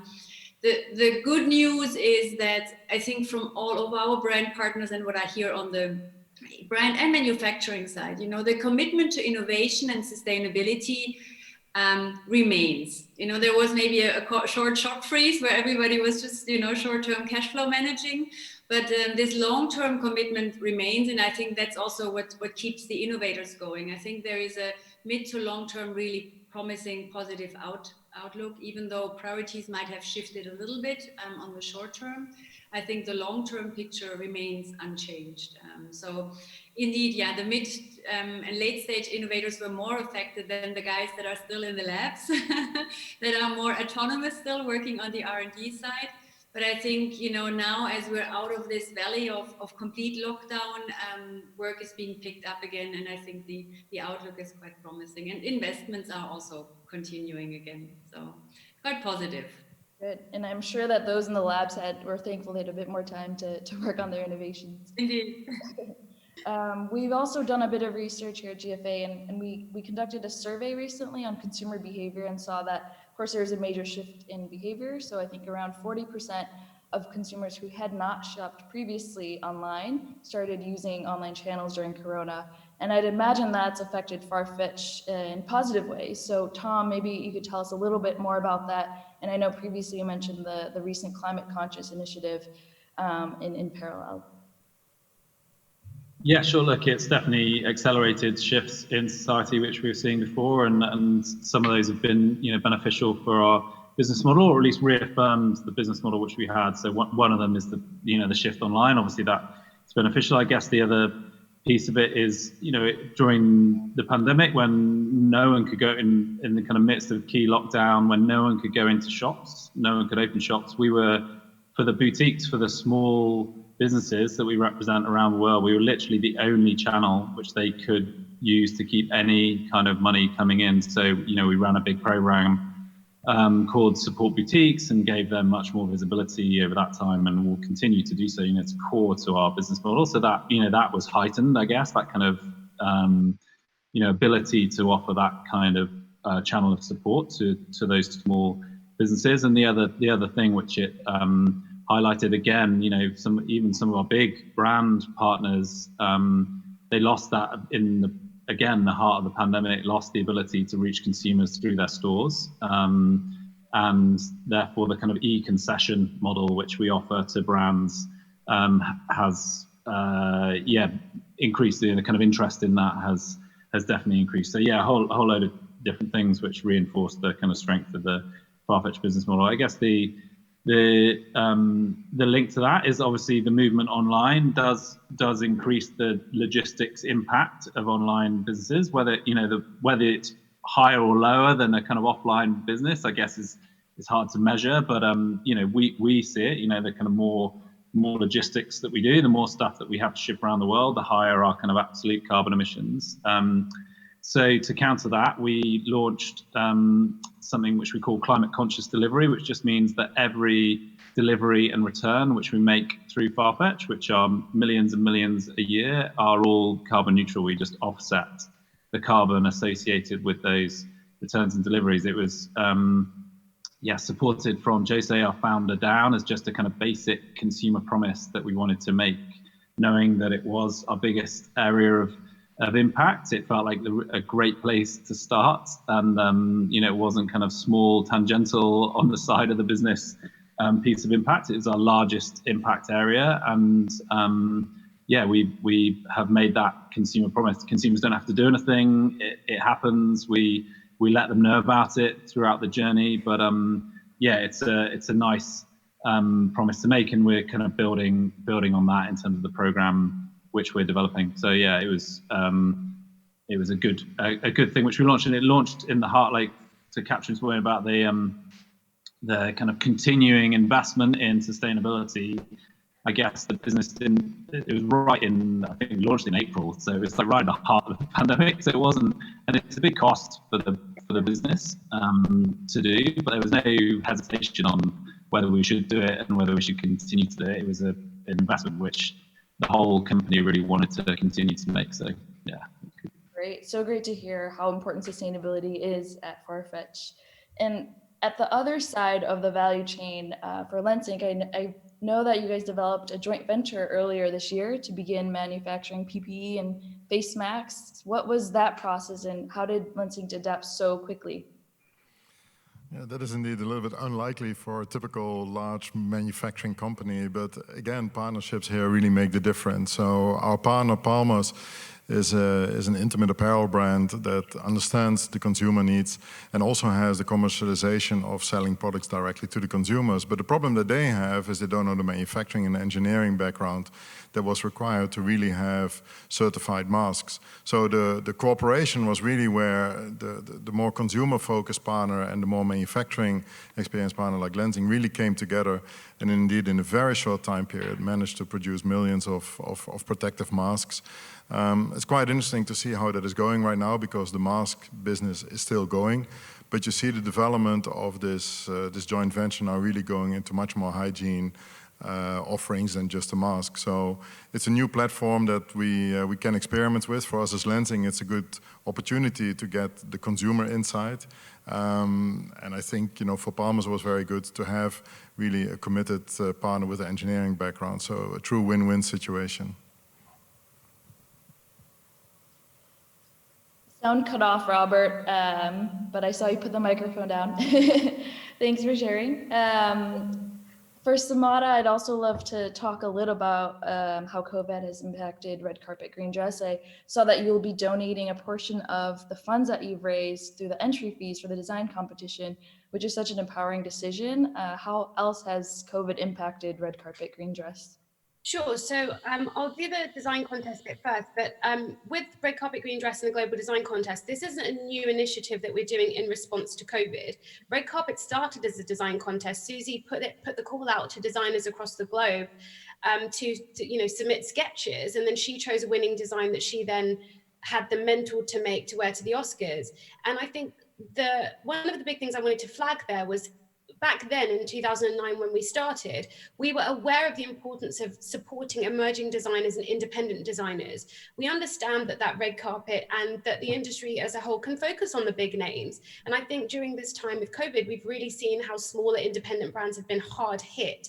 And so we've always had a very kind of strong commitment to ensuring that we create opportunities, not just for the heavyweights, because getting them on board is important. We want them to have conversations about how they're making, because they have reach, power, budget that these smaller brands don't have, but we always want to have conversations with independent brands. So it's been going as a contest for a while. We paused it a few years ago, and then we innovated and we came back. So we always used to direct funds raised from the contest towards environmental causes or sustainable initiatives.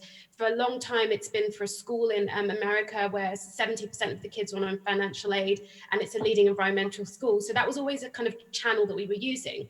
But when COVID hit, I think, like so many people, we already know that this is an unequal and unbalanced industry. We know that there is a lot of decolonization work that needs to take place. However, when COVID hit, it was just exasperated, and we saw just how vulnerable the garment workers are who hold up our industry. And so as an individual and as an organization, we're very, very careful about how we talk about this partnership.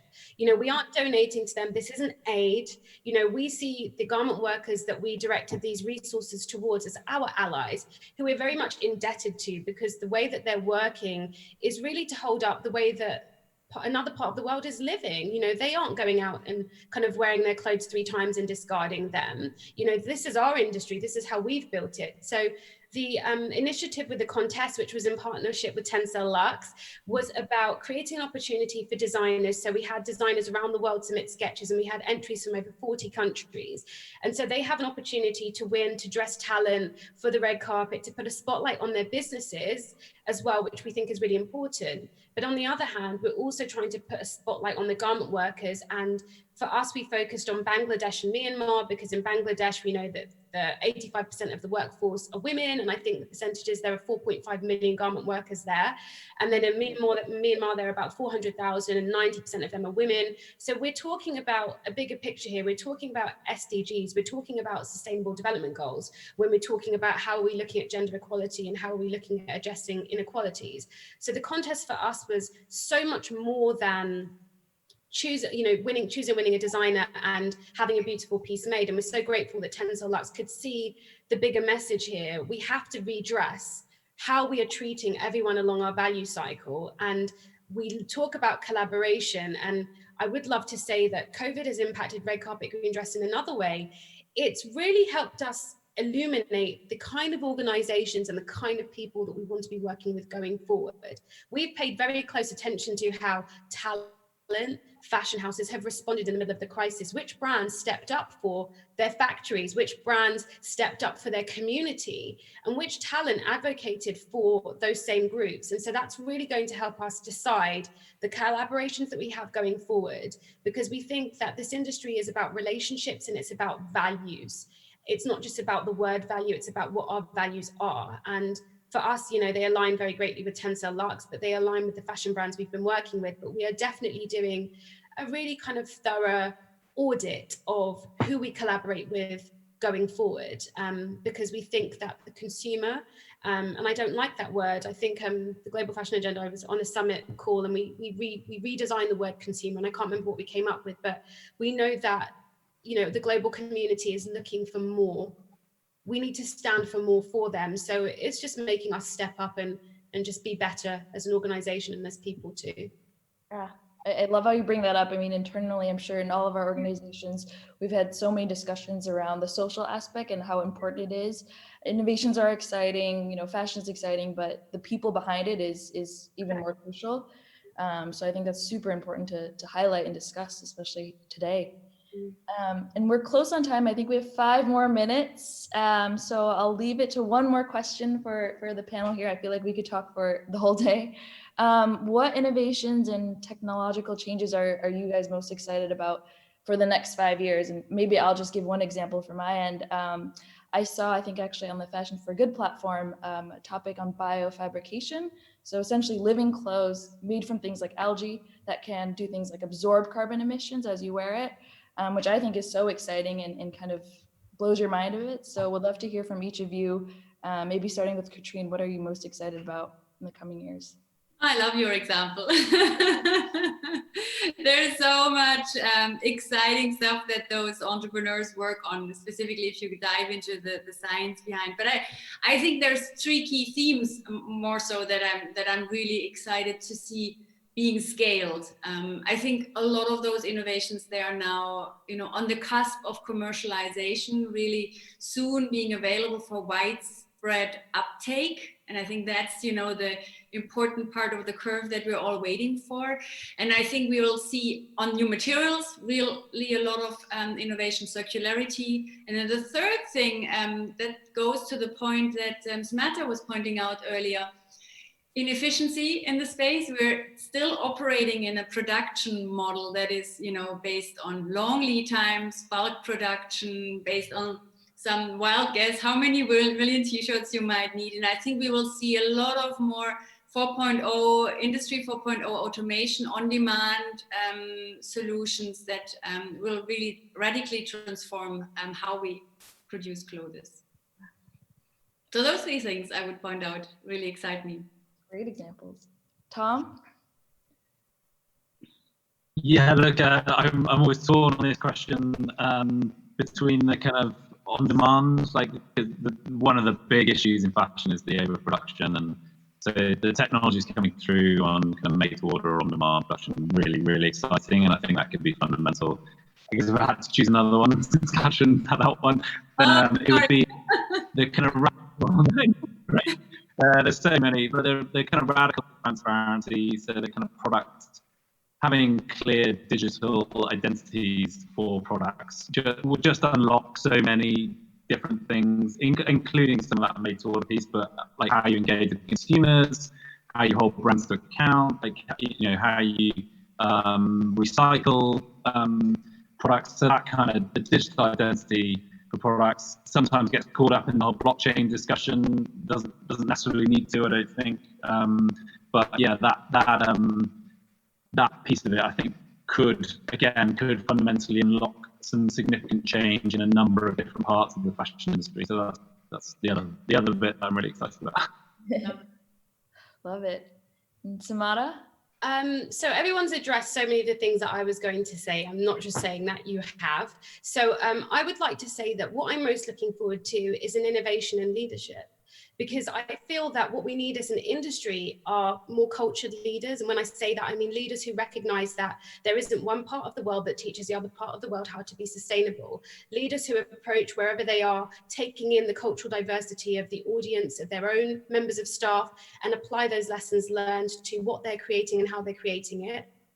Leaders who talk easily about sustainability. And when I say that, they use language as a way to draw more people in and take away some of these barriers where so many people are not included because they just don't understand that what they are doing is sustainable. They just don't use the language.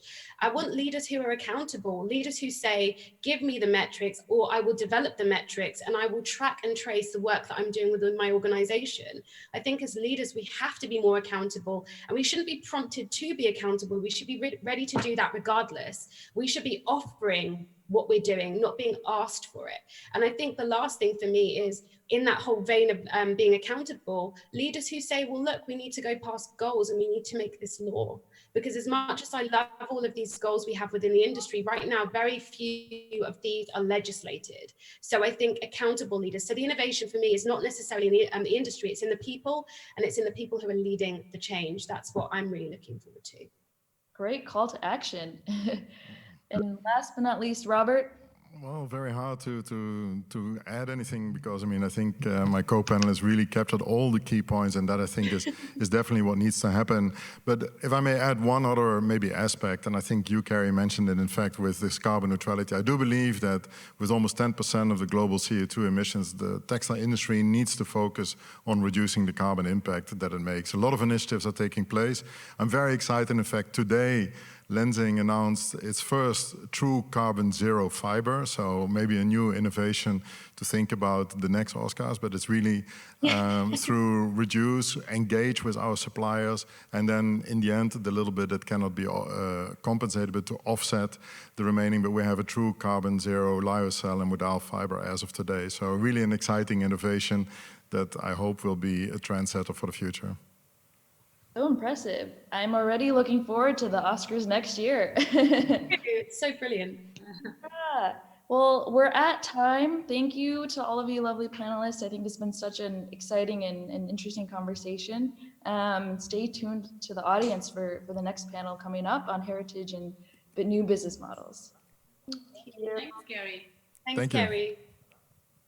Thank you. Hi, everybody. Good to meet you, Tom.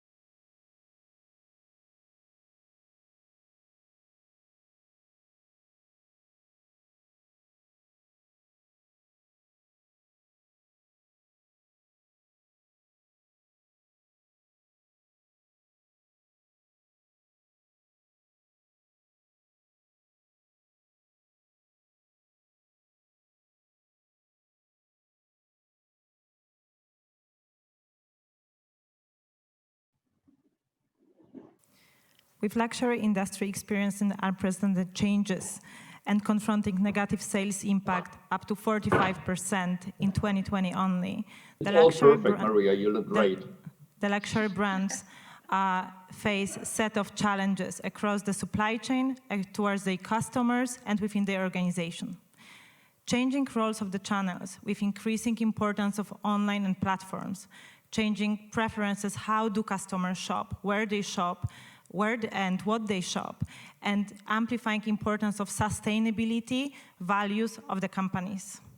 New technologies and new technologies that are appearing that also they were discussed in more detail on the last panel, and as well disruption of the supply chain. Those are the forces that are shaping the luxury industry in the last months. Objective of today's panel is to discuss how craftsmanship and heritage that luxury brands stand for can be sustained and will be sustained within this new reality, how it can complement with the new business models that are emerging, and finally, how it can be used to further strengthen the sustainability efforts of the luxury and fashion market that is generating, on the one hand, 10% of the global emissions, yet on the other hand has the power to provide the work to over 60 million of people. My name is Joanna Dutowska, and I'm the project leader at Boston Consulting Group, and I've got the privilege to moderate the panel with the set of great panelists today that have the very different expertise across consumer, technology, and sustainability matters to run the very interesting discussion.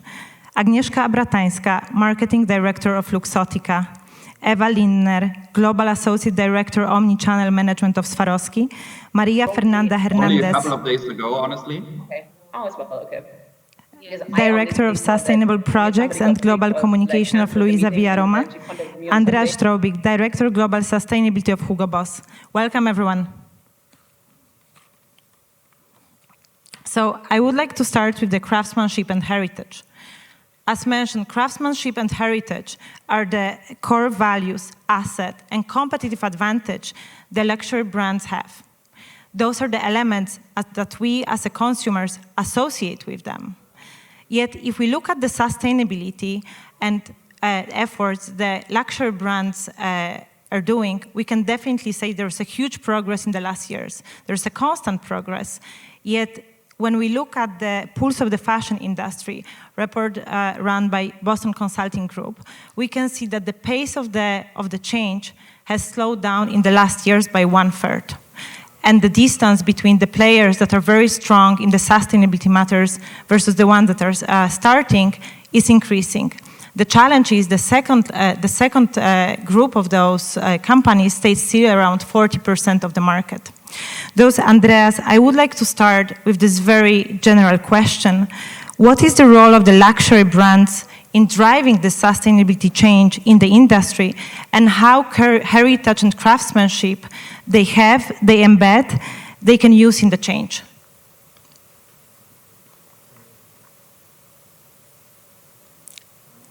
Andreas, we cannot hear you.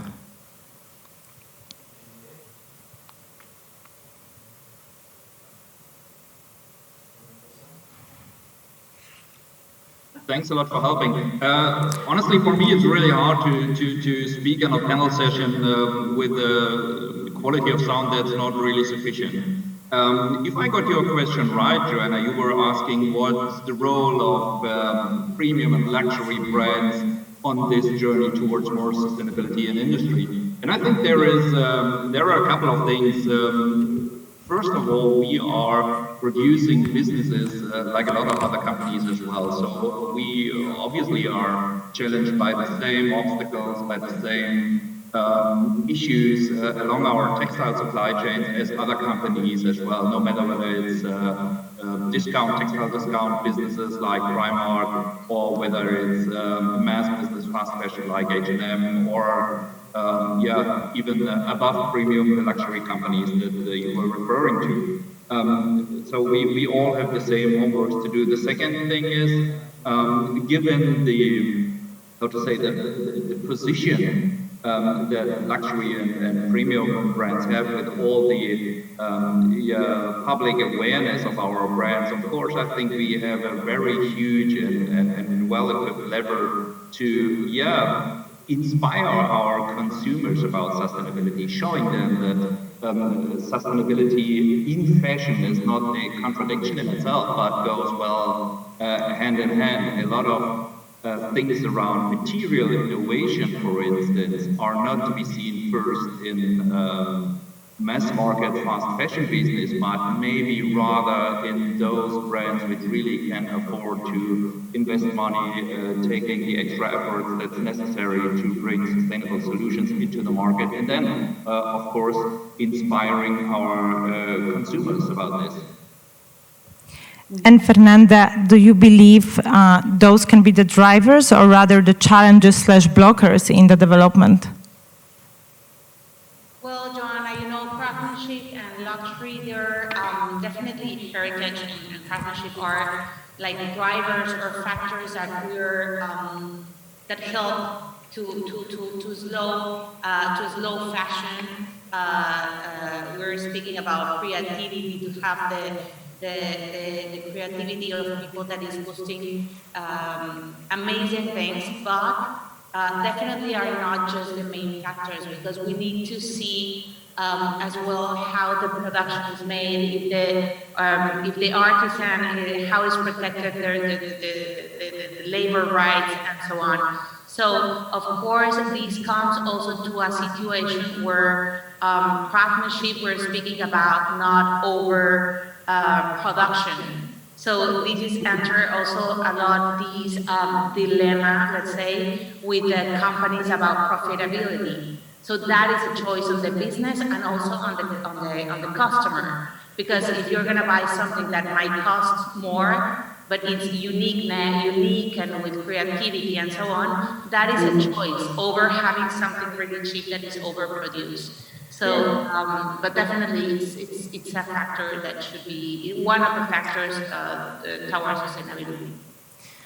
You mentioned the customers, and they are definitely very strong, force that is in this industry, right? That is driving the change, that is driving the trends, etc.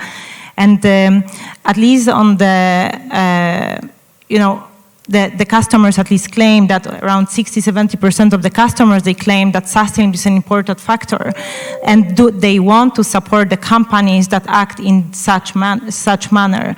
But in your view, and Agnieszka, maybe this is to you, do you believe there is something behind those declarations, or those for now exactly just declaration, and there is still process forward? Because I agree with what Fernanda said, at the end of the day, it's all coming to the business case, right? There is, of course, there's expectation when it comes to the companies to act in sustainable manner, but there needs to be demand for that. Yes, I think that, in the post-pandemic reality, the declaration of consumers was never so meaningful as it is today, right? The ethics is as important as aesthetics. And among Luxottica brands, we have 15 luxury brands. I can tell you that all of them, they do care about the environment, but the ones who demonstrated the most are the ones who are our best sellers. So I'm still trying to understand if people truly choose brands that are sustainable at heart, but what I can definitely absolutely agree on is that consumers will never choose brands that are not in the trend. That's for sure. But do you believe if those two things go together, are consumers able to pay more, for example? Well, according to researchers, it says that millennials or Generation Z customers are willing to pay more for products which are according to sustainability trend. And I think that even the success of Made in Poland project, which is nothing more, nothing less than a sustainability project, shows how much it can engage your heart. It's much easier to follow brands which that when you're buying the product, you support something good, right? Like we had this very popular trend a few years back for love brands. So it used to be at consumers' hearts to follow those brands, to choose their products because they felt engaged with those brands. So I absolutely strongly believe that, as I said at the beginning, especially now after COVID situation, you can absolutely spend much more money when you know that this is that the company behind is also supporting your society, wildlife, or the environment itself. I remember like one of the campaigns that our brands led like a few years back, and it's still on, Giorgio Armani one. They are, first of all, they are setting very important content or on their social accounts, on their social media, saying that, for example, it takes 2.7 thousand liters of water to produce one T-shirt, which makes you start to think, right? And you're afraid to not become the consumer type of a person. And at the same time, Giorgio Armani is reminding you that their company is involved in Aqua for Life mission, which helps to provide water to those who need it the most. And you have the problem put in your mind, and at the same time, someone is giving you the solution, which brand you can choose to support the environment. So I believe that yes, consumers nowadays are absolutely willing to spend more money on products and brands that they believe are able to change the world. And Eva, during the last panel, we discussed about the technology and innovation. And of course, one of the trends that is very strong is the move online, move to omni-channel, and to engage through the customers across the whole journey, both offline and online. And not only, on the acquisition path, but also just for the communication and engagement element, just to build the dialogue and collaboration with the customers. How do you believe this can be used to strengthen the sustainability, but not only from the awareness perspective, building awareness perspective, but also to drive the tangible change? Yeah, thank you, Joanna. So first of all, yeah, you're right. It's not only since the pandemic that e-commerce has gained traction. That has been an ongoing change, obviously, for the past decades now. But obviously, the pandemic is accelerating this trend. Omnichannel itself is also not a new trend, let's say, but has become more and more important throughout the pandemic as well. And the challenges that these trends are confronting us with, they're not new, but they're simply pushing us to hurry up providing solutions for that. And you named some of them already for example, to submit or to let's say, communicate quality, heritage, craftsmanship, and so on. These are messages that we want to bring across all different channels. And our belief is that consumers are not only browsing one single channel anymore, but they have various touch points with our brands through multiple occasions and channels. Could be online, could be offline. And I don't think that one message needs to be delivered in one single way. So to give you an example, it could be that a consumer first gets in touch with us with our craftsmanship and heritage and sustainability in the Swarovski store. So for those of you who don't know, we already have like 125 years of company history. And then it might catch her attention, and she might decide to do some more research about who we are and what we do in terms of sustainability. And then she goes to the website, and there she sees she can see some more information about what we're doing and which social or environmental causes we are supporting. So I don't think that it needs to be one single message. Well, it needs to be a consistent message, but it doesn't need to be, let's say, displayed in one and the same way. So that's what I think. So omnichannel is more, let's say, it's challenging, but I think it's offering us more solutions of how to communicate with our consumers about important topics that they're interested in, like sustainability. And do you believe that actually brands are using this already in Joanna, good way? if you allow, I would like to comment one thing that Eva mentioned, and this is about that sustainability, bringing sustainability to the markets does not only mean having more sustainable offers or sustainable products that our customers can buy.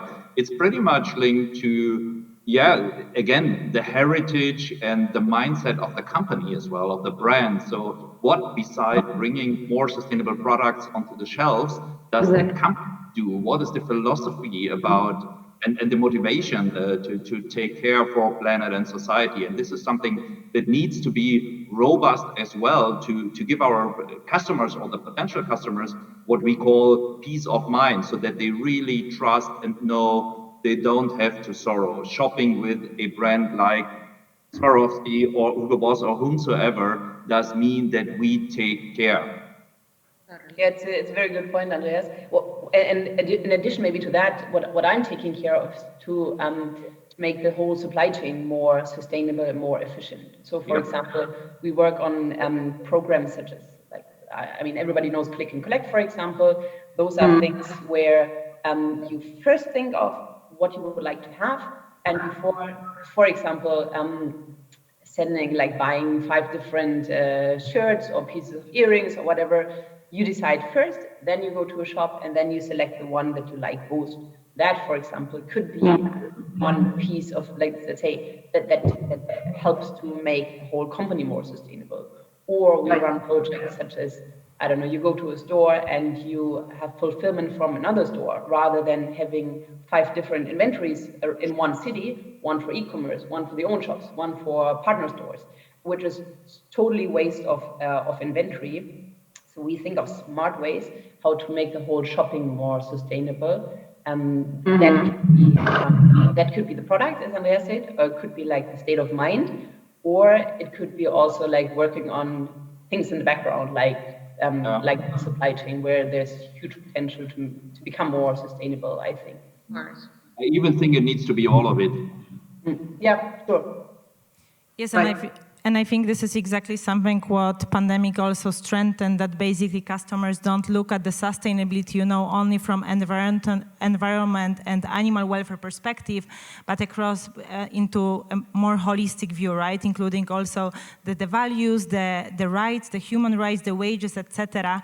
And Fernanda, as I understand, Luisa Villaroma, you've got the platform that aims to build a community and promote this conscious apparel and conscious, basically, the fashion.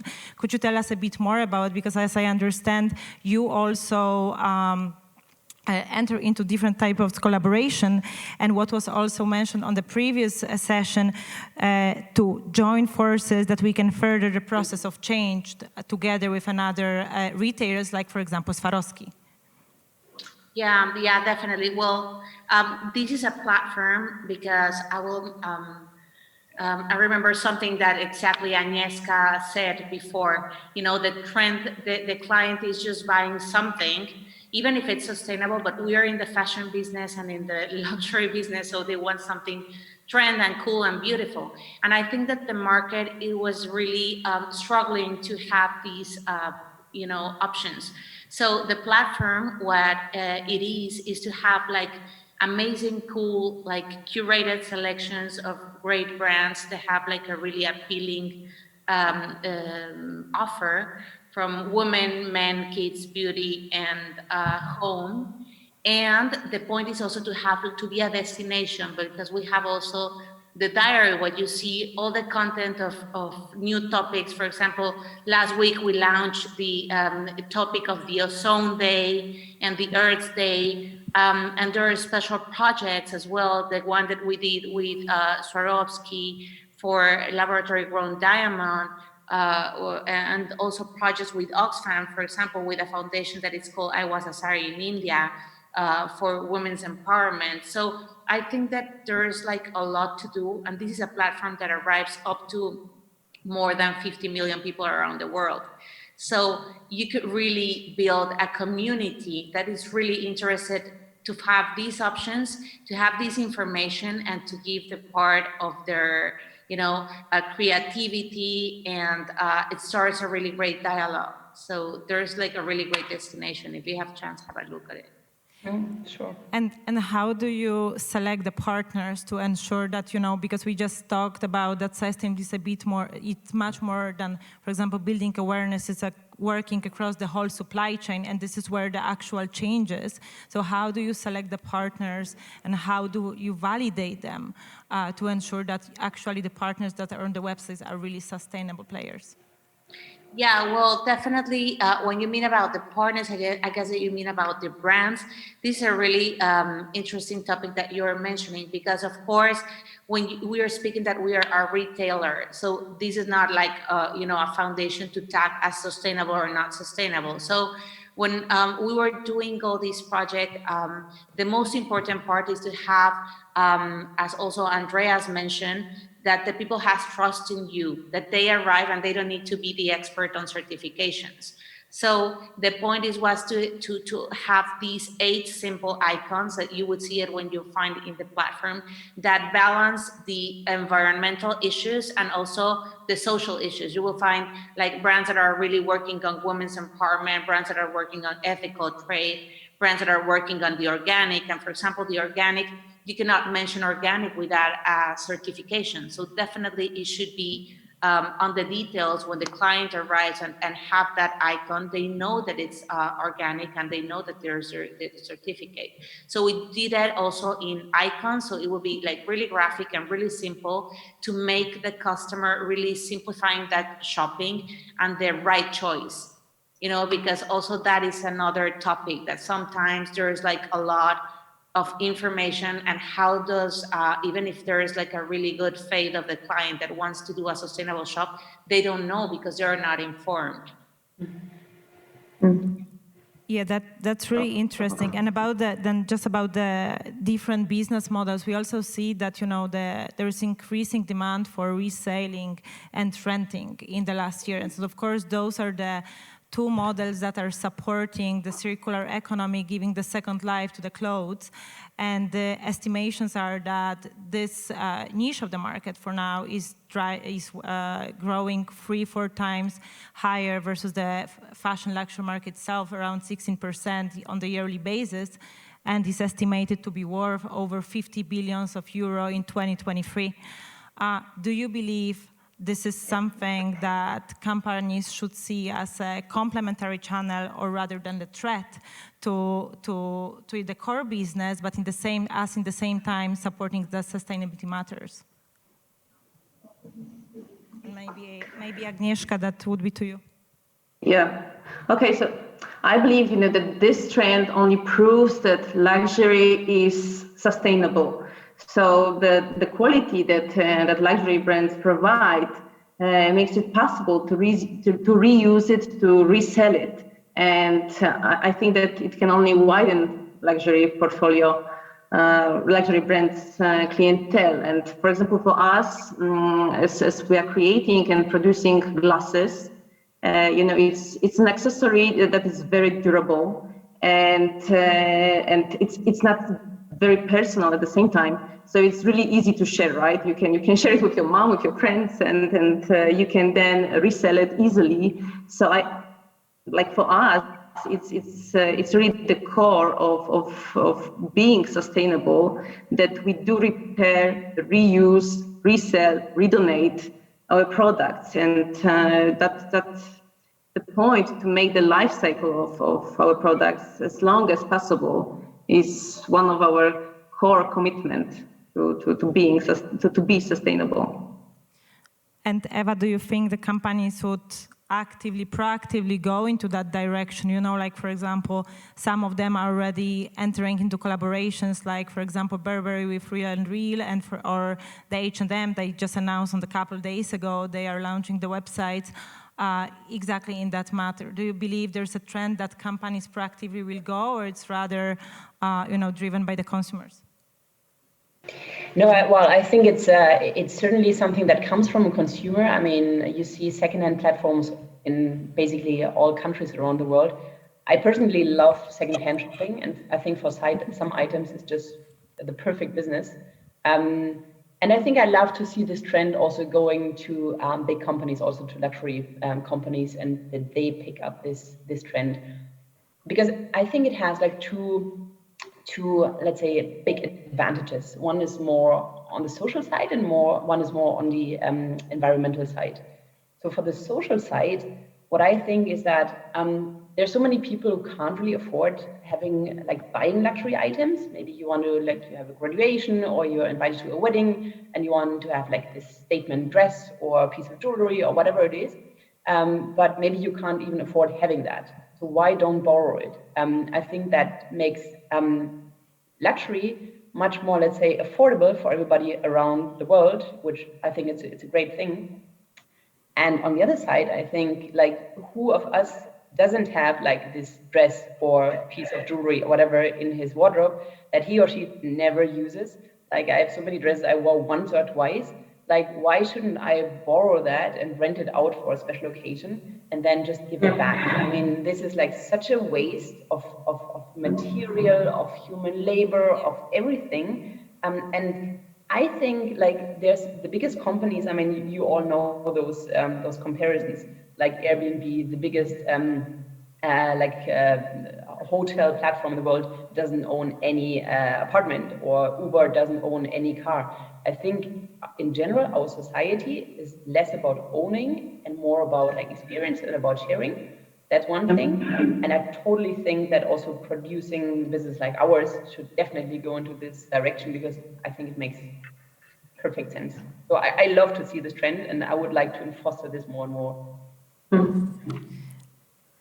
And I think this is exactly, as we've got 6 minutes left, I think it exactly goes into direction what we see in the developments within the last year about the changes in the market in regards to the fashion calendars, that companies are actually changing their approach. And of course, it has a positive side on the sustainability with the fewer collections and the limited numbers of fashion shows. On the other hand, is there the impact potentially on the heritage and the perception of the luxury brands? Andreas, what do you think?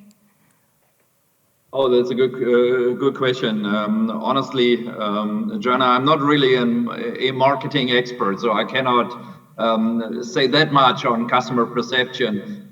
What I tend to say in general is that, of course, all of our businesses, and we spoke about this already when I first spoke about omni-channel, and that customers do not want to do the only things, only this or only that one, that in general our businesses will need much more flexibility, maybe indeed going beyond the strict and rigid fashion calendars that we have with the set milestones along the year. We meet in March in Milan, and we meet in October in New York.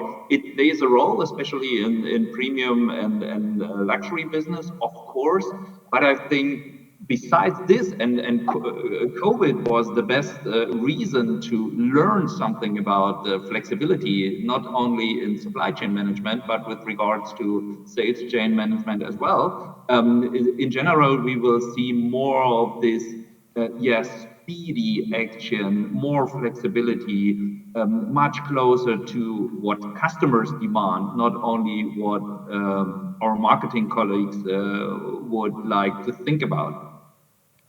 And Fernanda, how big impact you think it will have on the sustainability? Well, I think that this question is super interesting because, this phrase, renew or die. I mean, this is totally what is happening, as Andrea said, with the COVID-19, with the pandemic. The planet and the people is really screaming about just change it. We are the second industry that is damaging, the environment and social perspective. So definitely, I think that it's a moment of renew and find new business models. I mean, there are season after season after season, and you don't finish to have one thing when you need another one. And then the overproduction, and then the fashion shows that are consuming incredible amounts of energy and different sources. And I think that they're not necessarily, we're in a moment that there's like the technology, there's a lot of things, and of course we should find a way to make an amazing creative experience for the customer. But it's time to change. It's time to renovate. So this is an opportunity, at my point of view.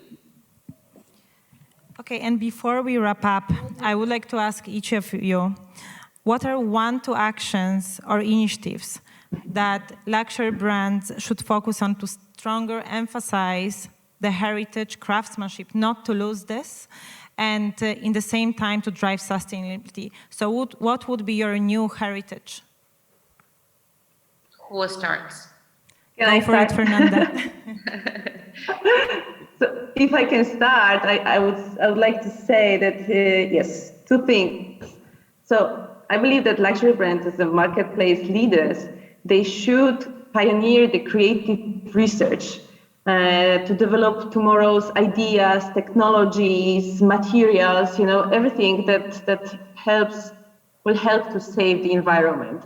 They have the know-how, they have human resources, budget resources. So I think that they are in the position that can lead this transformation. And secondly, what is also very important from my perspective as marketer is to drive this demand for sustainability within our society.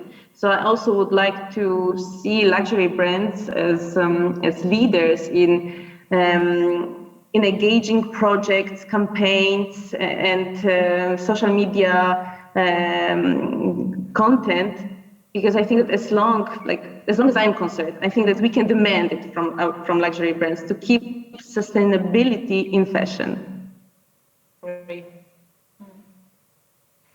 Great. Eva, do you want to continue? May I go second, because I would love to link directly to Agnieszka, at least with regards to the new heritage. I think what remains to be the heritage of a company like ours, like Hugo Boss, will for sure be the already mentioned quality and craftsmanship, because this is what we are known and famous for. And with the quality and the good craftsmanship, there comes this longevity that we spoke about in expanding the life cycle of products rather than artificially shortening them. And then as Agnieszka already referred to, for the future, I see the big chance to add something to this traditional heritage would be innovation, digitization, production on demand, all those buzzwords that are around. I think here, especially premium and luxury brands, for the reasons that were already mentioned, are in a really good position, and hence they have, at least from my perspective, a responsibility to deliver against this. Yeah. Eva? Well, I agree with what you said before, Agnieszka and Andreas. I think what I see is a very, let's say, what I would like to see is a less linear but more circular, let's say, business. My favorite example at the time is, I don't know if one of you knows the Swiss company On Running. It's a running shoe company.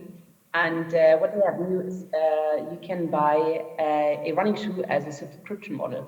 You don't own the shoe. You always have a shoe. You pay like, I don't know, like $30 per month, I think. And then they will take the shoe back once it's done, and they give you a new one. And it's fully sustainable material, and they take care of, like, let's say, recycling it and making a new shoe out of that.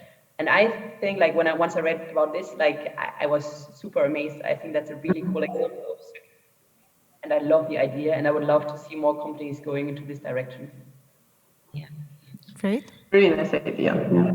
And well, I will enter at, so to change, or what do we want to see in luxury brands to see on sustainability? If I should say 2 things, I would say definitely to work more in transparency and to work more on ethical values, because sustainability, that people think just it's environmental, but also it's the social perspective. And of course, in the companies, we see these examples like Eva mentioned that are amazing, but definitely to arrive to those points, it should be involved a lot of sustainable and positive leaders inside of the companies. I see that inside of the companies and a lot of luxury brands, they have like just one reference of sustainability. And we need to join forces and to change, you know, like positive leaders to make this change more, having profitability in the business, but without engaging environment and the people. And I think it's just to build on what you all said, it's about basically integrating the sustainability action strategy into the whole strategy of the companies, to the core heart of the company and to day-to-day operations. And with that, we would like to thank you for the panel and thank you for the very exciting discussions. Thank you, Agnieszka, Eva, Fernanda, Andreas. Thank you so much for having us. Thank you, dear colleagues. Talk soon. Bye. Thank you. Bye. Bye.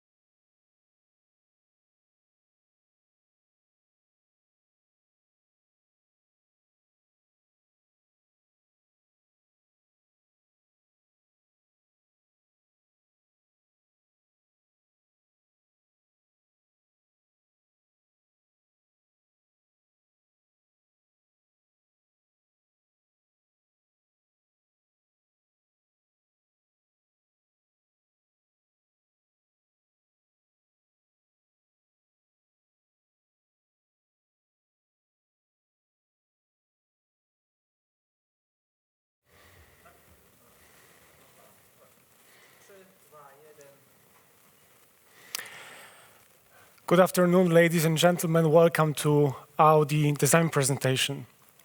My name is Kamil Labanovic, and I'm one of the exterior designers in Audi. And today I'm going to show you our design philosophy that we represent. I'm going to show you how our design process looks like. So actually how it happens that from the first sketch, there is a result of the real car. Now I'm going to show you, in the end of my presentation, the vision of the sustainable mobility by Audi. Just a couple of words about me. I started my career in Audi 12 years ago, and I had this amazing chance to be responsible for those cars. But because we are witnessing an amazing revolution in the automotive industry, because I'm talking the electrification, digitalization, urbanization, that's why those two cars were extremely important, not only for me, but also for Audi. So on the left side, you can see the 2009 e-tron concept, the first concept car, which was completely electric from Audi. And then the next one, 6 years later, Audi e-tron Quattro concept, the car which was a concrete teaser for the Audi e-tron, which you can buy at the moment. I think if we are talking about sustainability, I think sustainability starts with us, the way we live and also the way we work. As you can see here, this is our Audi design headquarters in amazing Bavaria, very green, a green place.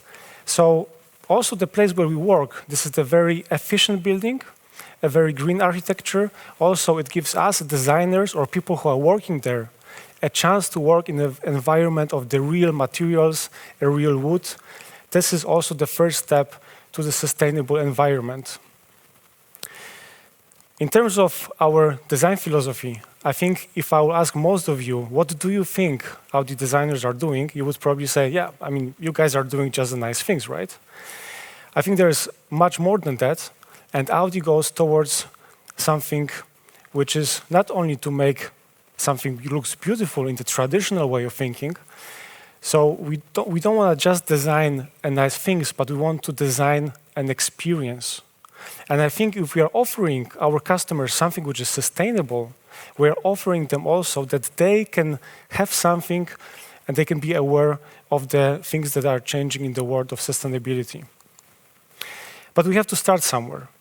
So now I'm going to show you how our design process looks like. And this picture represents perfectly the first situation. So design department is a place where all the information from the marketing, from the engineering, is coming together, and somewhere in the background we have the vision of the vehicle that is gonna be on the market, but it takes a lot of time. It takes like from 4 to 5 years. We start with the package. We start with the information that our engineers are giving to us, how big the car has to be, and this is the base for the first sketches. And to be honest, everything starts in a very classical way. It starts with the blank piece of paper. It starts with the pen. And we are sitting down and we will try to put as many ideas as we have on the paper. As you can see here on the screen, these were the first sketches that I did for the Audi e-tron Quattro concept. And we as designers, we are producing those sketches, as many as we actually can. And actually we could do it forever. But there's a point where our board has to say, okay, show us what do you exactly mean by those sketches. That's why the illustration like that has to be done, where we can clearly see what is the vision of the car. So this was the illustration, this was the base for the e-tron Quattro concept, an illustration which shows us exactly how the car should look like. But it still is just on the paper. That's why we go to the second stage. And the second stage is that we give our idea to the people who are doing the virtual CAD model. So it's a computer model which represents our idea that we had on the paper. So this is the first step. It takes weeks to develop something which looks pretty decent. And then we have this here on the right side. It's a milling machine. So all the data that we created on the computer can be sent to the milling machine. And the milling machine can create that thing on the right side. And that thing here is called a clay model. So it's one-to-one representation of the car out of clay. The clay which we can use for the sculpture. And it's actually a very precise sculpture of the vehicle and a perfect base for our work for the next years. So this is our environment. Maybe I will show you also here how the environment of work looked like when I was working on the car. We are mixing three things. We are mixing here, still working on the paper, where we have to come up with some ideas very fast, and we have to be very flexible. We have also a digital form in front of the computer, in front of the file, and in the background we have this massive sculpture. And that's the most fun, to create the shapes exactly with those people who are doing these shapes for us. You can see here, this is also the environment where we are doing the model. And we as the designers, we are giving the instructions to our modelers by putting the tape. So actually the pen is replaced by the tape that you can see here, the horizontal black tape. This way we are showing to the modelers where we want to put, for example, a crispy line on the body side. And also, in terms of sustainability, we have to be careful, because doing those models, of course, it takes energy. So we try to do as much as we can in the digital form. First, we do the best file that we can achieve on the computer, and then we're gonna mill it. But of course, if we are still working with the clay, this clay that you can see here is also recyclable. So we can reuse it for the next projects. Also, in terms of the traveling, I mean, saving the matter of the traveling, we are using the newest technology like the virtual reality. We also have Audi design in China. We also have Audi design in California. And this is the way how we can communicate with them, so we don't really have to go there. They see exactly what we see. So it's a modern way of designing the car right now. And here we go. This is not a real car. It's a clay model, so the car that, the same form that I showed you before, but painted. And because we can paint it, we can actually really see how the car will look like in reality on that street. So for the interior design, the things looks very, very similar. Our interior design colleagues, they're also creating a lot of sketches. The interior design is a very complex thing, and they work with the clay model as well, because they have to simulate how does it really feel to sit inside this vehicle. Is it narrow? Is it spacey? And also I think something which is also becoming super important at the moment is the graphic user interface.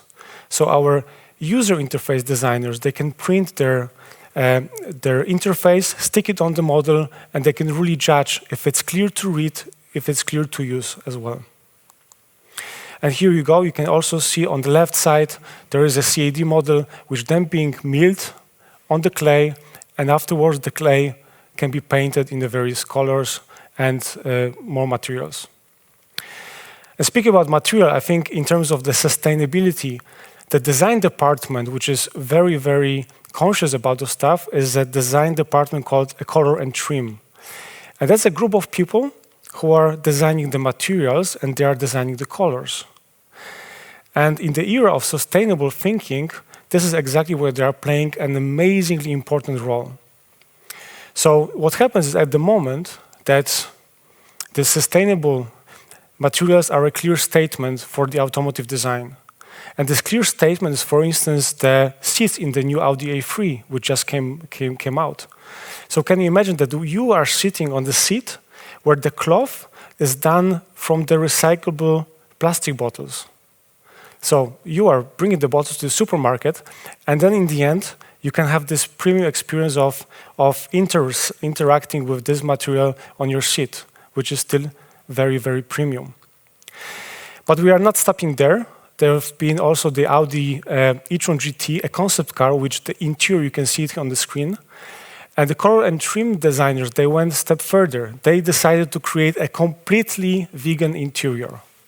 So what we are dealing here is the synthetic leather, which still looks very, very sporty. And we have the microfiber, which is used on the pillars in the cabin. And we also have, even on the floor, we have the material which is done from the fishing nets. So how cool is that we are reusing these materials to create something which still feels very, very premium and sporty at the same time. And if you're looking here, you look at the nice tension that there is between the ecological materials and the very digital, very modern big screens. Now, I'm going to show you something which I think is also very important in terms of sustainability, is that we were asking ourselves in Audi that what about if it's not only about owning the vehicle, what about if someone has the constant access to the vehicle that he really needs? Because at the moment we have a large product portfolio. We have a smaller cars, we have a big SUVs, we have a sporty vehicles. But what if we create the car that our customer could use, but only for one purpose? So we have created 4 different scenarios, and then we created 4 concept cars, which we were showing over the last 2 years to the world, and I'm gonna explain you how they look like. So we're thinking about someone who is living in a very large city, for instance.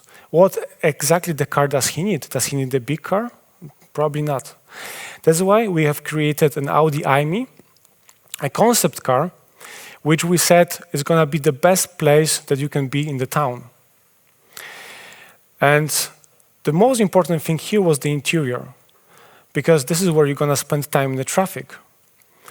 And the main theme of the interior was freedom to choose whether you're gonna drive this car yourself, so you're gonna take the steering wheel, or the steering wheel goes to the front and then the car drives itself.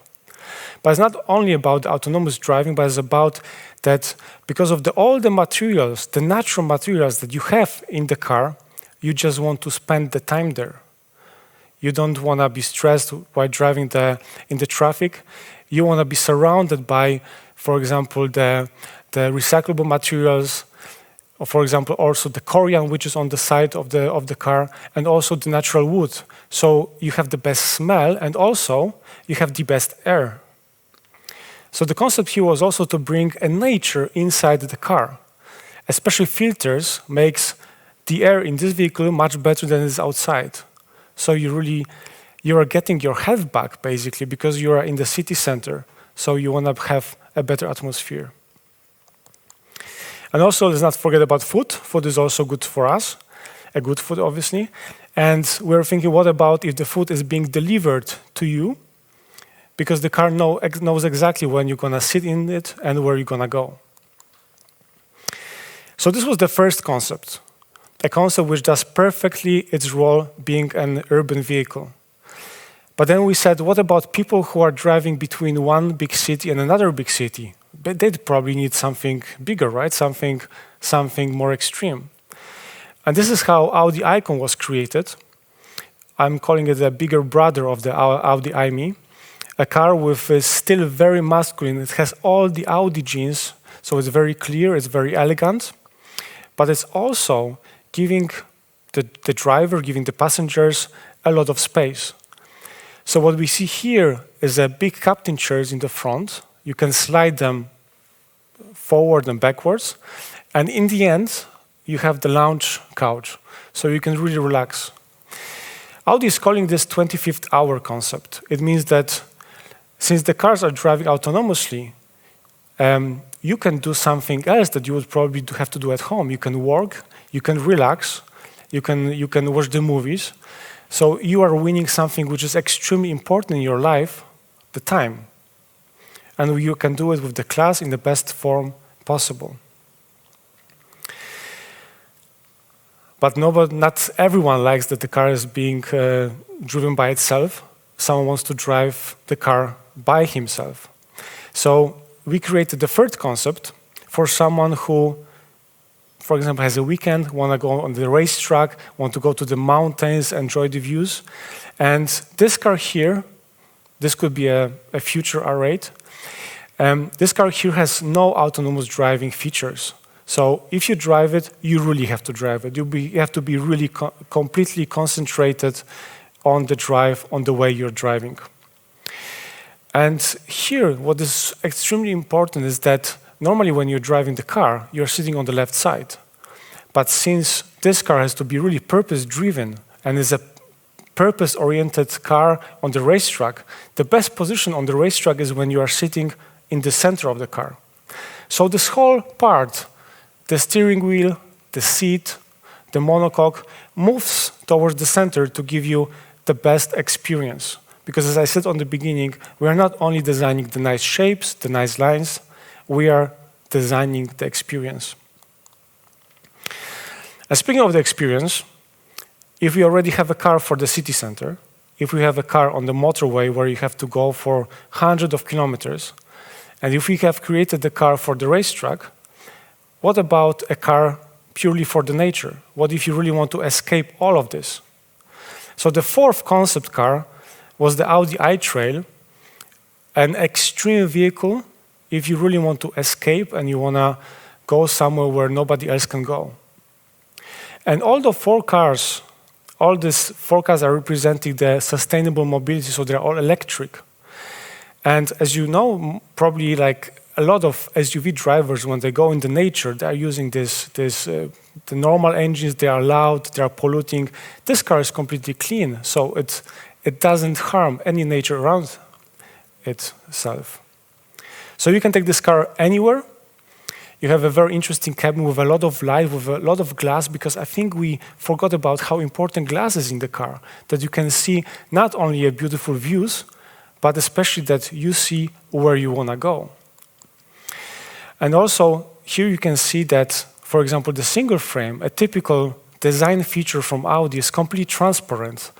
So if you drive it, you know what is exactly in front of your car. The car has also very interesting and practical features, like this one, for instance, that you can stick your iPhone on the steering wheel, so you know exactly where it is, and it's a very practical place for that. And talking about the back seats, in this case, we don't have the lounge couch, like we have in the other concept, but we have the seats that you can bring outside, and you can stretch them, for example, between the trees. So by that, you also give something extra to the vehicle. Something extra is also that, especially in the nature, we don't have the light, right? And we want to drive after the sunset. So in this case, we have the drones, which are flying around the car, and they illuminate everything which is in front of you, or illuminate the place where you're driving to. So the whole idea is that those concepts, they are not only just cars. They are something extra, something which gives this added value. And because it's sustainable in terms of the electrification, and also in terms of that, the concept is here that you are not using all the time just one car, because most of the time the car stands still, that someone else can use the car that he actually needs in a certain moment, in a certain time.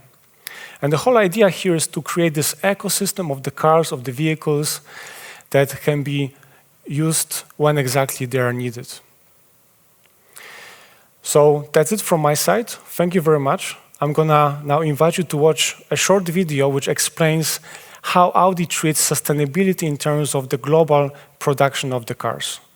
Thank you very much for your attention. What do you see? A sphere? A circle? A ring? Or an infinite number of corners? What? Geometry 101. Often the key is in the details. The sum of our smallest actions leads to massive change. Philosophy 101. For example, we make cars. Everyone knows that. Lots of cars, good cars, all over the world. The devil's in the details. Cars are good, but not necessarily good for the environment.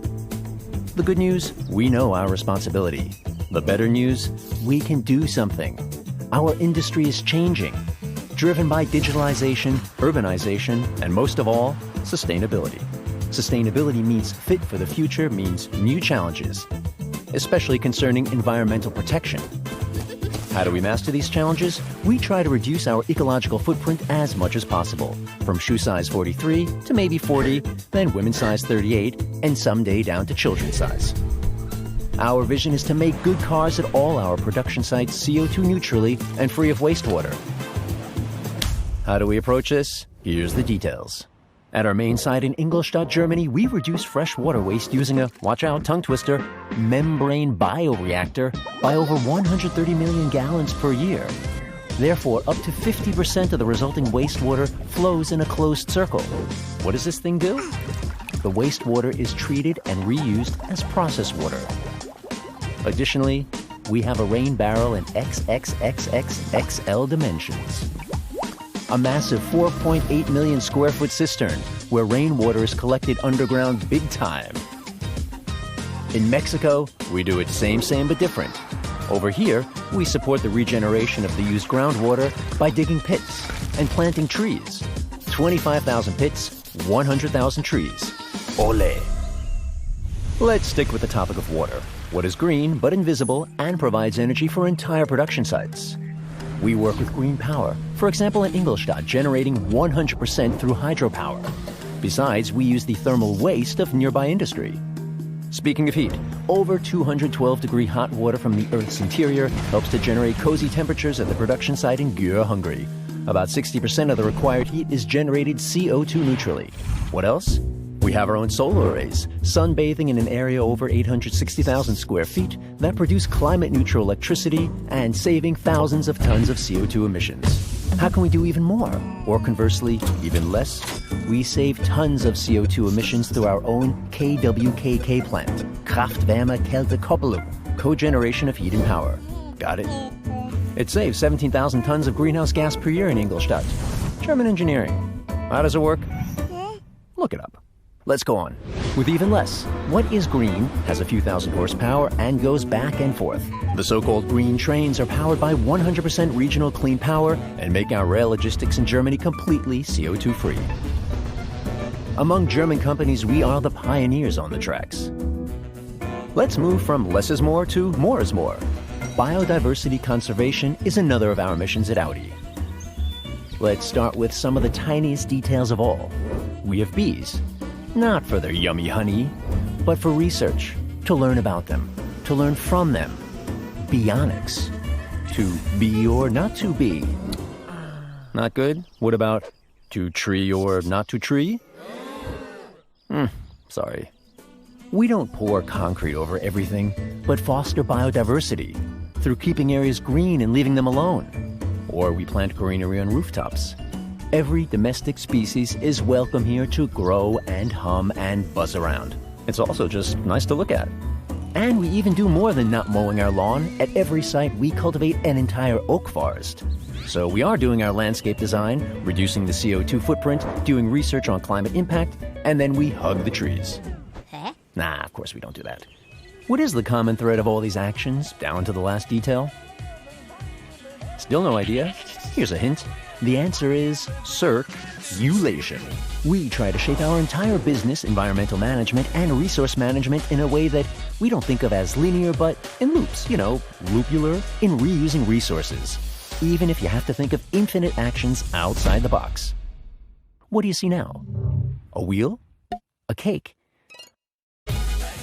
We see an infinite number of steps and projects that create an impact together.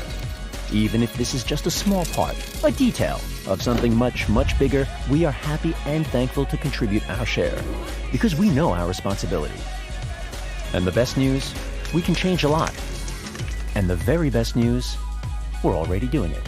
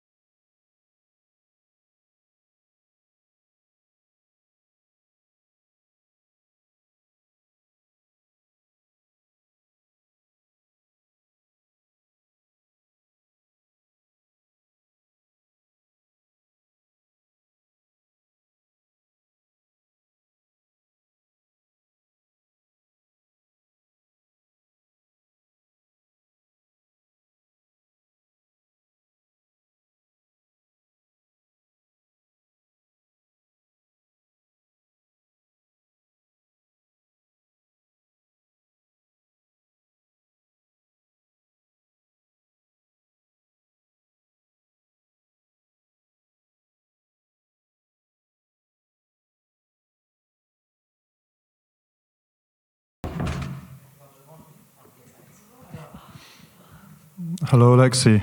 Can you hear me? Hello, Philip. How are you? Hi. Sorry to keep you waiting. And welcome to Warsaw, finally, sort of. Thank you very much. Looking good.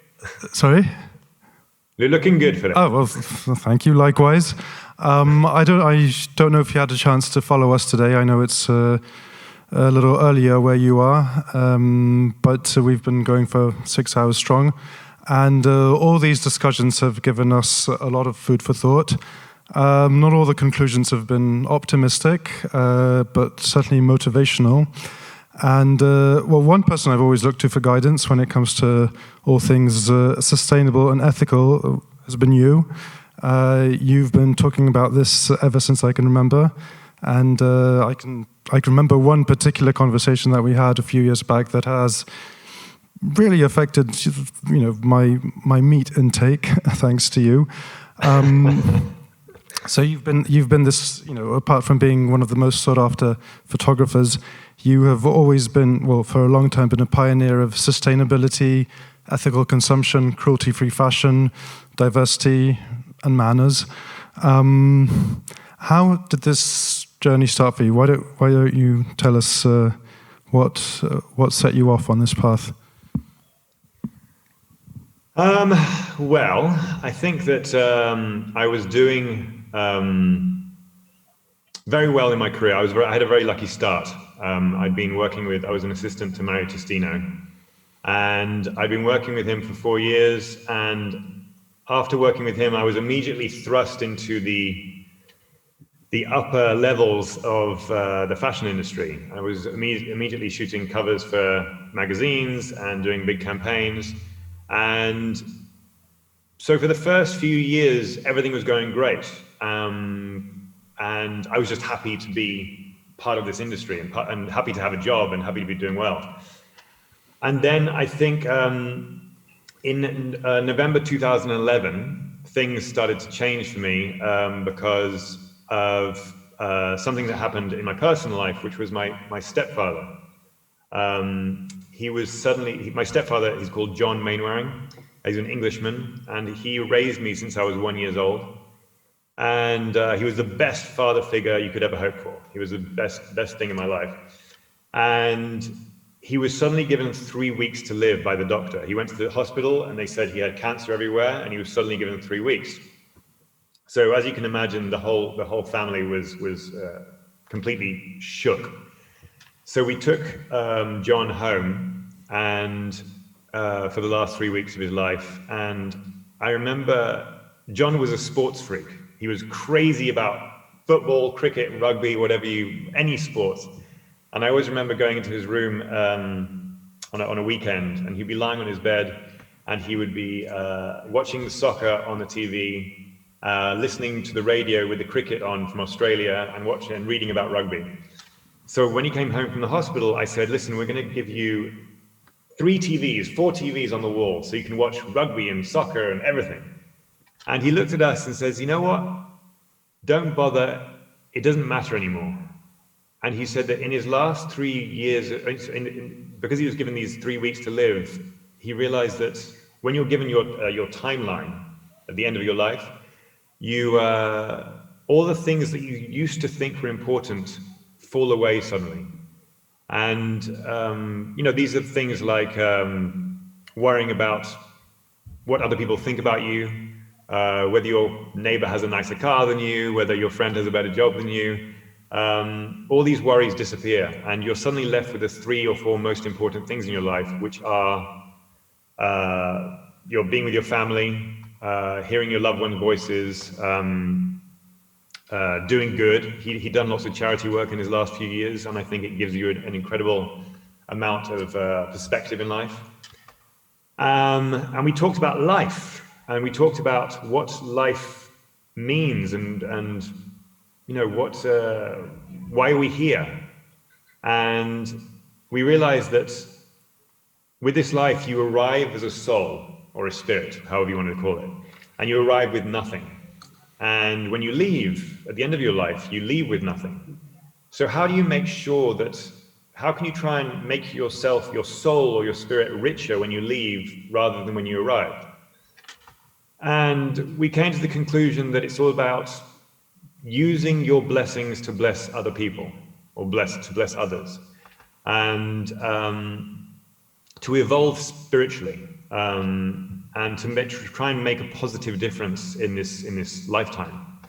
And so when he finally passed away, I guess everything changed for me in terms of, you go back in life with a new perspective, and you go back to work with definitely a new perspective, because all of a sudden you're able to look back from, he gave me this gift which I call future hindsight.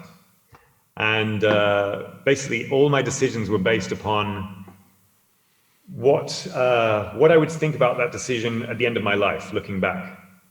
And so then every decision becomes very, very easy. You suddenly, you don't think about things too much after that.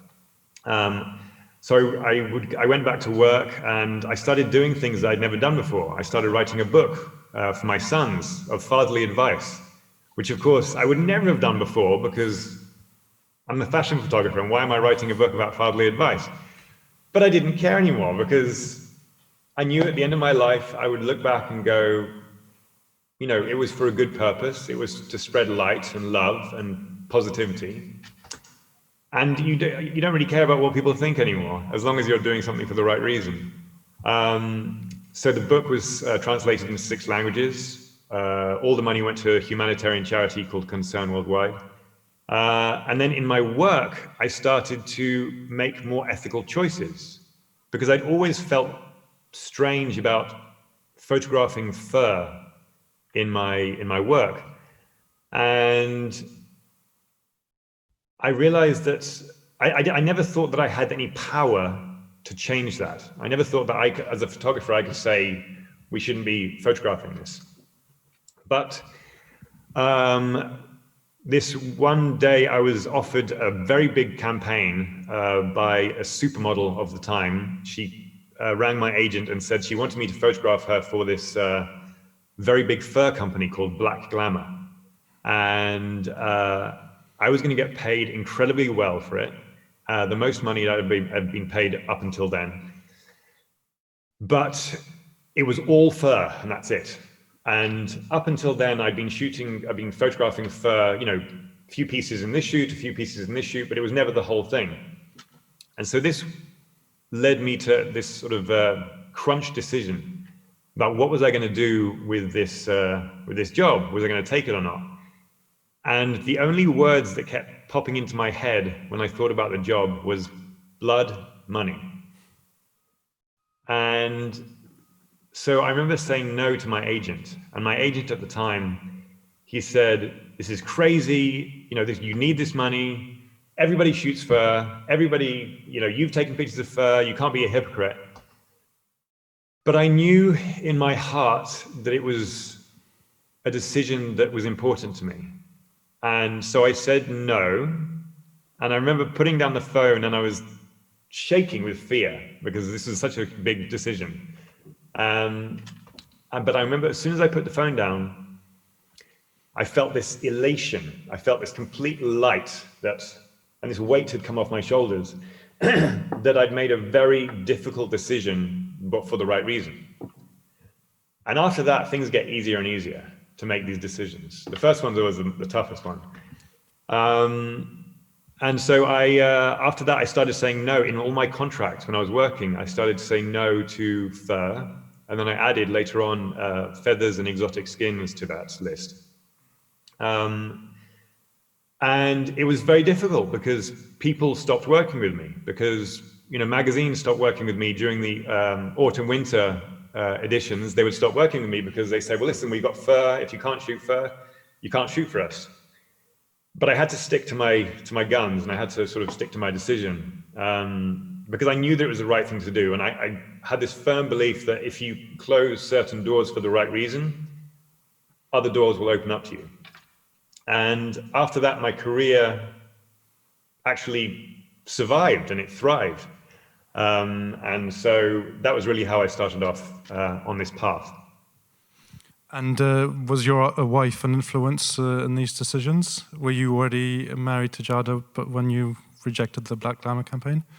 Yeah, she was a huge influence, because she we'd always talked about our ethics at home, because my wife, Jada, she's the environmental backbone of the family. And we would talk about my job and our industry, the fashion industry, and how it's, you know, it's the second worst polluter in the world, and why was I using my skill set to help this industry do further damage? And so there was lots of discussions about what to do and how I should treat this. And she said, don't jump off the boat because you don't like where it's heading. Stay on the boat and use any influence you have to try and gently change the course. And so that was a huge decision, a huge inspiration to me to actually stay in and actually use my position and use my power as a photographer and as a creative to try and change things. And then obviously you landed one of the biggest coups of your career, and I think of any photographer's dream, if I may refer to the royal wedding. Yes, the royal. Oh, yeah, I'm supposed to be. I should be showing you pictures right now as well. So I just started chatting, and then I'm going to show you some pictures as well. Let's see. Yeah. So let's go here. So yes. So this is another sort of bizarre family health story that we were. My mother was having a brain tumor taken out in 2017, and my brother and my sister and I were in this hospital, and we were walking around the hospital for 10 hours waiting for the doctor to call us to let us know if my mother had survived, to whether it had been a success. And while we were walking around the hospital, all the TVs were playing, and the news was playing over and over again, saying Harry and Meghan have got engaged. So at the end of the day, after 10 hours, the doctor was supposed to call us, and he hadn't called us, and then it was 10 and a half hours, and then it was 11 hours. So we were all freaking out. And finally the phone rings, and I grab my phone really quickly and say, hello, who is it, please? And this voice says, is this Alexi Lubomirski? This is Kensington Palace calling. We'd like to talk to you. And I remember looking so confused, going, what? Because I was expecting the doctor. My brother and sister were looking at me very panicked because they didn't know what was going on. So finally, I thought it was my friends pranking me, because I suddenly remembered about the news about Harry and Meghan. And I was about to start swearing at my friends. And luckily, I didn't. And I said, listen, can I take your number and I'll call you back tomorrow? So 5 minutes later, the doctor called. My mother had survived. It was a successful operation. And 3 days later, I was meeting the couple. And as we were talking about what would happen if we got to photograph together, they were saying to me, they were asking, how would you treat this engagement picture?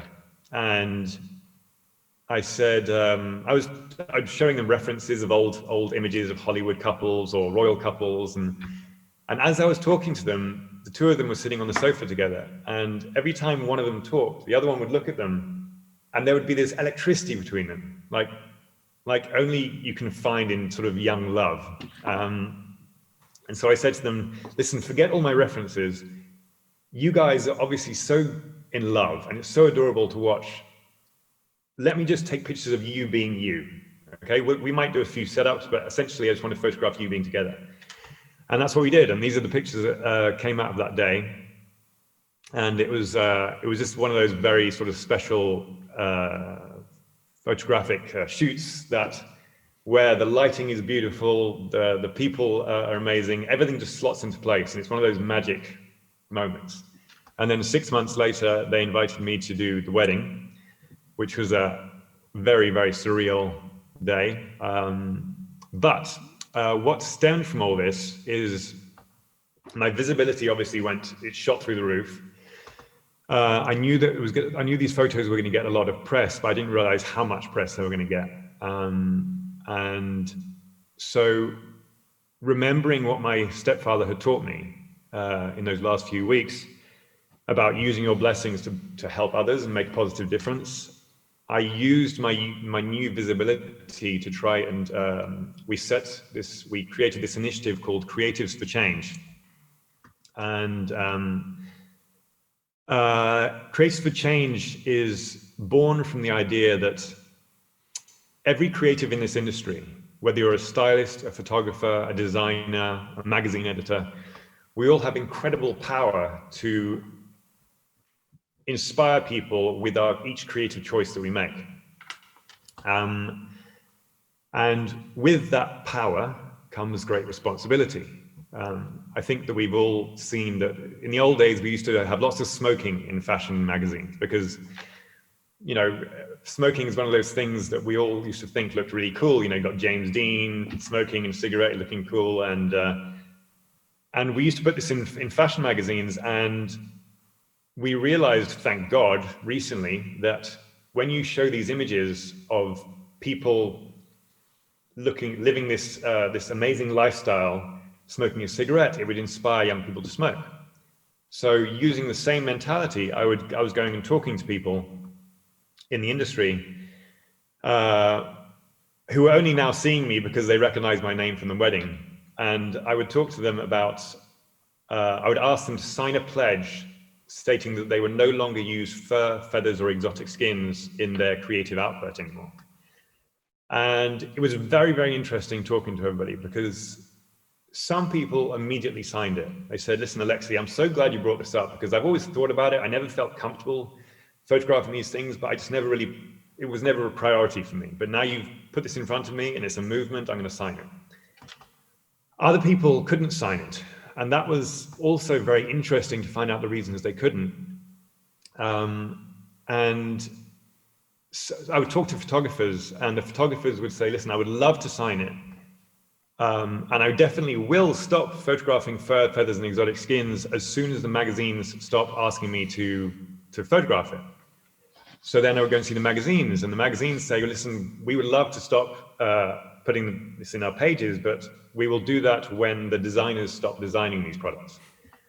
So I would go and see the designers, and the designers would say, we will stop designing these things when people stop, when the public stops demanding it. Now, the only problem is that the public will not stop demanding it until we creatives and we people in the fashion industry stop making it aspirational. Every time we put a crocodile skin bag or a fur coat in a fashion picture on this beautiful girl in a beautiful setting, in beautiful light and beautiful hair and makeup, we make it aspirational and we create the demand from the public. So it's up to us creatives in the fashion industry to make that decision and step outside of that cycle. We can be the change. And right now, I mean, more than ever in 2020, the soil is fertile for change. I think that we would all like to think that we are kind people and good people. And I'm sure we all are good people and kind people. But I think when you have all the evidence in front of you, and nowadays we have all the information we need, all we have to do is pick up our phone and go into Google and find out how fur is made, how exotic skins are harvested, and how feathers are made. And when you have that information in front of you, all you have to do is listen to your heart. What does your heart tell you is the right thing to do? And I think that once you make that decision from your heart, the decision is very clear. So yes, that's it. But it's not just about fur and feathers and exotic skins. You've also been campaigning for more sustainable food production. You've been campaigning for diversity in fashion imagery. It's not just those three things that you've been talking about so far. Yeah, I mean, the diversity thing was even earlier on, actually, because I felt that, for some reason, I felt I had more power to change that, because a photographer is able to choose the models that he works with. Not all the time, but we definitely have a say. And I remember, this is back in 2012, 13, something like that. And I would remember magazines would say to me, right, who do you want to, you've got a one girl fashion story, who do you want to work with? So I would give a list of 10 girls, and the magazine would call me up and say, okay, listen, we love this number one girl, we love her so much, but she's too ethnic for this shoot. And we love this number 2 girl, but her hair is too frizzy. Or we love this number 3 girl, but she's got too many freckles. And number 4 is too large, and et cetera, et cetera. And I would talk to them about, I remember one magazine said, if we put a dark-skinned girl on the cover, we will sell 40% less copies. And so I said, okay, that's interesting. Why do you think that is? And they said, well, people are not used to seeing darker skinned girls on the covers. So I said, okay, well, that's interesting. So what if you put, why are they not used to seeing these girls on the covers? What would happen if you started putting girls on the covers and then they would become used to it? Because in life, you know, I always make this joke that if an alien came down and read a fashion magazine, they would think that beauty ranges from here to here. But when you go in the street, beauty ranges from here to here. And so I would say to the magazines, well, why don't you start putting more dark-skinned girls on the covers? And they said, then it got awkward, and they would say, the trouble is, a darker-skinned girl can't really carry a high-fashion story. And then there was a sort of weird silence because you realize what had just been said. Now, bear in mind, this is in 2012, so things have moved on a lot since then. It's not perfect yet, but it's definitely a lot better. So I gave myself this challenge that if I wasn't able to prove them wrong because they wouldn't let me shoot with these girls in the magazines, I was going to make a book. And I made a book called Diverse Beauty, in which we cast as many different types of beauty as possible. All different colors of skin, sizes, ethnicities, religions, gender.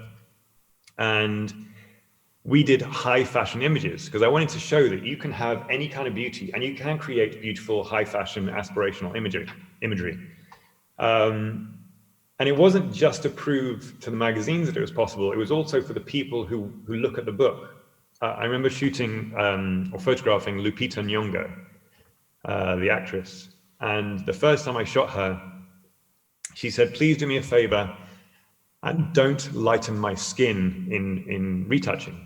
And I remember thinking that's such a strange request. But then as I went through old work of mine, I realized that the images that I had given to magazines and campaigns had then been lightened before they went onto the shelves or onto billboards. And so I remember watching a speech that she did. And she said that when she was younger, she never thought of herself as beautiful because she was never represented in magazines. She could never see anybody who looked like her until the model Alec Weck came on the scene. And Alec Weck was, you know, in Vogue and being shot by all the top photographers and being hailed as beautiful. And Lupita said, all of a sudden I saw somebody who looked like me, and it allowed me to feel that maybe I was beautiful. And it wasn't just all these other looks, well, these few looks that you see in magazines. So I wanted to do this book also for all the young girls to look in the book and find a page and go, that's me in a high fashion image or a beautiful image. And not that you should need this, but sometimes it's important to have your beauty validated. So yeah, that was a very, very important subject for me. Yeah, and I mean, as you said, it is changing slowly but surely, hopefully surely, and it's a big topic these days. And you're at the forefront, as well as I mentioned earlier. You are a proud vegan, and that is a topic very dear to your heart. I think that is something that you were introduced to by your wife, if I'm correct. Yes. And you're also campaigning very actively in that field. Yeah, I think I guess it's trying to, it all comes down to what we spoke about before about my stepfather. I realize that right now, while I'm in this career and I have a platform, and whether it's because of the people I photograph or whatever it is, and I don't want to get to a stage in my life where I didn't use my position or my power when I had the opportunity. And so when it comes to veganism, again, it comes down to listening to your heart and what your heart tells you. I think all we have to do is look at any documentaries, anything online about how meat is produced. And then you are forced into this difficult decision of saying, okay, I know the information, but I choose to ignore it, or I'm okay with it, or I make a change. And it was very interesting to me. I always tell people that people go into veganism for 4 different reasons. There's 4 doorways into veganism. You do it for your health, you do it for the animals, you do it for the environment, or you do it for some sort of spiritual growth. But I always tell people that the bonus, the kicker is that it doesn't matter which doorway you take into it. Once you're inside, you end up reaping all the rewards and sowing all the rewards. So if you go in because of health, whether you like it or not, you're saving the animals, you're protecting the environment, and whether you like it or not, you're going to evolve spiritually a little bit. And I'll explain why. I remember I went into it for health. Because I remember being one of those people who could not watch a documentary or a YouTube about how meat was processed. So I went into it for the health. And I remember about 2 months after becoming vegan, I was in a restaurant with some friends, and I was eating my vegetables, and the friend in front of me was eating a steak. And for the first time ever, I looked over at his plate, and I saw he was cutting into this medium rare steak. And all of a sudden I was like, wow, that's interesting. It's cow flesh, but it's called a steak. And I looked at my plate and I was like, broccoli is called broccoli. And I looked at the other person's plate and he had some bacon. I was like, interesting. So the pig is called bacon, pig flesh. And my spinach is called spinach. And then things start to unravel. Then you start to realize all of the clever marketing that we've been subjected to our whole lives. And it's nobody's fault that we've all gone along with it, because why would you argue? You know, this is just what everybody does. We're fed burgers by a laughing clown. Every carton of milk has a smiling cow in a beautiful green field. And so it's very easy just to go along and, ignorance is bliss.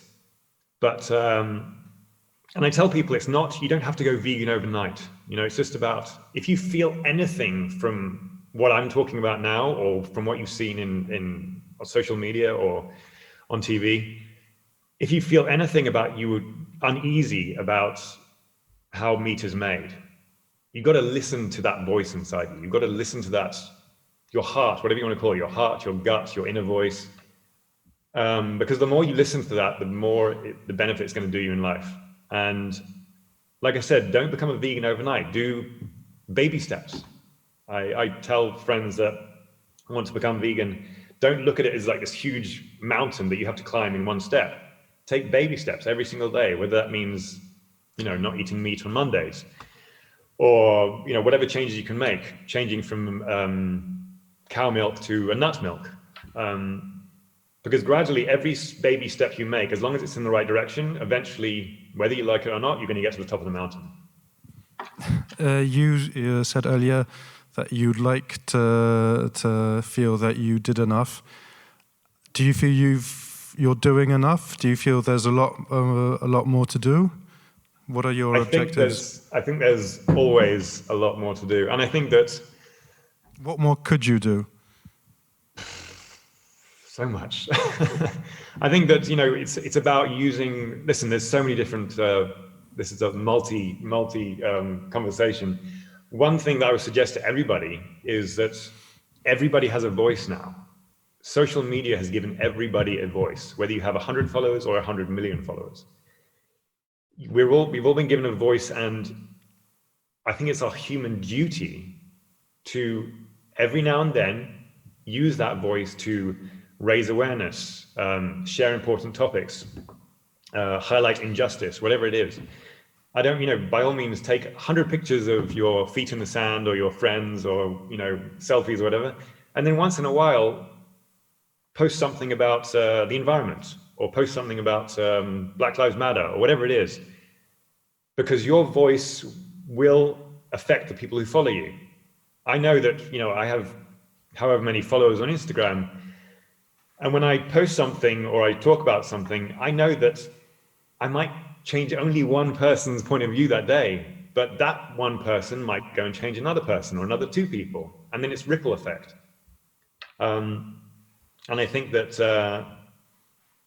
I've realized that I'm not, I realize in every movement, there are different players. There's foot soldiers and generals and pacifists and diplomats, and I realize that I am not a foot soldier, but I am a creative, and you have to use whatever skill set you have. And I'm a creative, and I realize that if I have the power to inspire people with my creativity to go and buy, you know, more handbags or more makeup or whatever it is, or to live a certain lifestyle, then I surely have the power to inspire people through my creativity to protect the environment, to support different race issues, to stop animal cruelty, whatever it is. And I think everybody has that power. And I think that it's very easy for all of us to say, you know what, I would love to do something, but who am I to do something? We all have a voice, and it's up to you. What do you want to look back on when you're older and say, and look at, see what you did? I think that's the biggest driving force for me, is that to look back and go, okay, I was on the right side of the fence when it counted. I made a stand when it mattered. And I think there's always more to do. The world is an imperfect place, but we have to try and help it along the way. Well, that sounds like the perfect quote to wrap up this conversation. This was supposed to be your keynote speech, which I accidentally hijacked. My apologies. And a huge thank you to you for joining us here at our very first Business Fashion Environment Summit organized by Vogue Poland. Thank you for joining us. Thank you all. And our very own Sustainability Officer, Magdalena Lemańska, and Joanna Dłutowska, who is the Head of Sustainability and Consumer Practice at BCG, will be here to say goodbye. Thank you very much.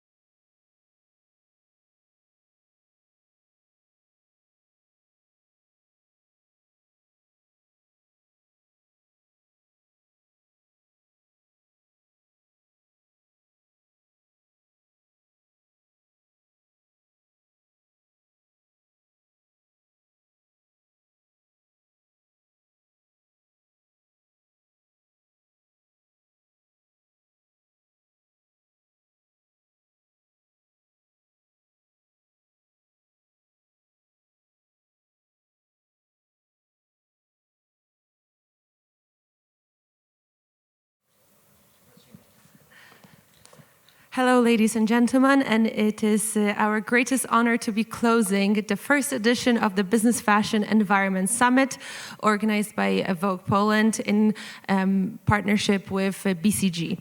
So we were gathered here today and we've listened to so many interesting panels, keynote speeches about the importance of ESG factors for the fashion industry, and not only the fashion industry, how important is the education of the consumers, and how we can really make change going forward, and how we need to start acting now. But as part of our cooperation with BCG, we're not only organizing the conference, but we are also preparing a report, which is going to be released in Q1 2021. And we would like to, as a closing remark, give you a teaser of what we're going to be publishing about at the beginning of the next year. So, Asha, if you could start. Sure. What if someone told you that you are wearing the second dirtiest thing in the world?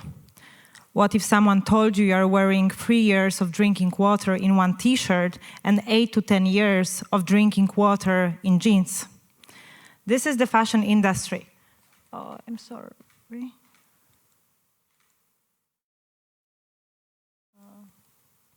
I'm sorry, we are missing some slides, but I will just continue. So the fashion industry, the constant growth of the fashion industry intensified negative impact on the environment. The negative impact on the environment. With 10% of the global emissions produced, the huge usage of water and the huge waste. Over 400% more used clothes we are having now versus we had a couple years back. Yet, if we look at the companies and the efforts they are doing, we see a progress. Based on the reports, pulse of the fashion industry, we can see that the growth is there, yet the challenge is that the pace of it is declining by 1/3 in the last years. What does it mean? It means we need more collaborations, we need more partnerships. Yet those partnerships and collaboration doesn't mean only government, doesn't mean only organization in companies or producers. They include also us customers. And how we as a customers and consumers, we see sustainability. 75%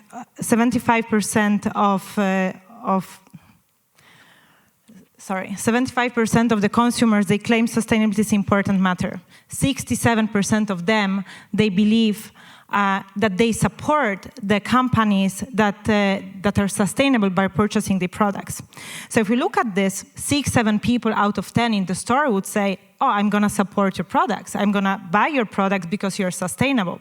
This is not a bad business case if you ask me. Yet, so why this is not the case? Why the progress is so slow? Of course, we are all aware that it takes time. We are all aware that it's much more complicated. But if really customers do support the demand, there is a demand for the sustainability, not only on the declaration level, but on the actions, that should be much faster. The challenge is that when we look at the numbers, only 7% of the consumers, they actually claim that they see sustainability as a key purchasing factor.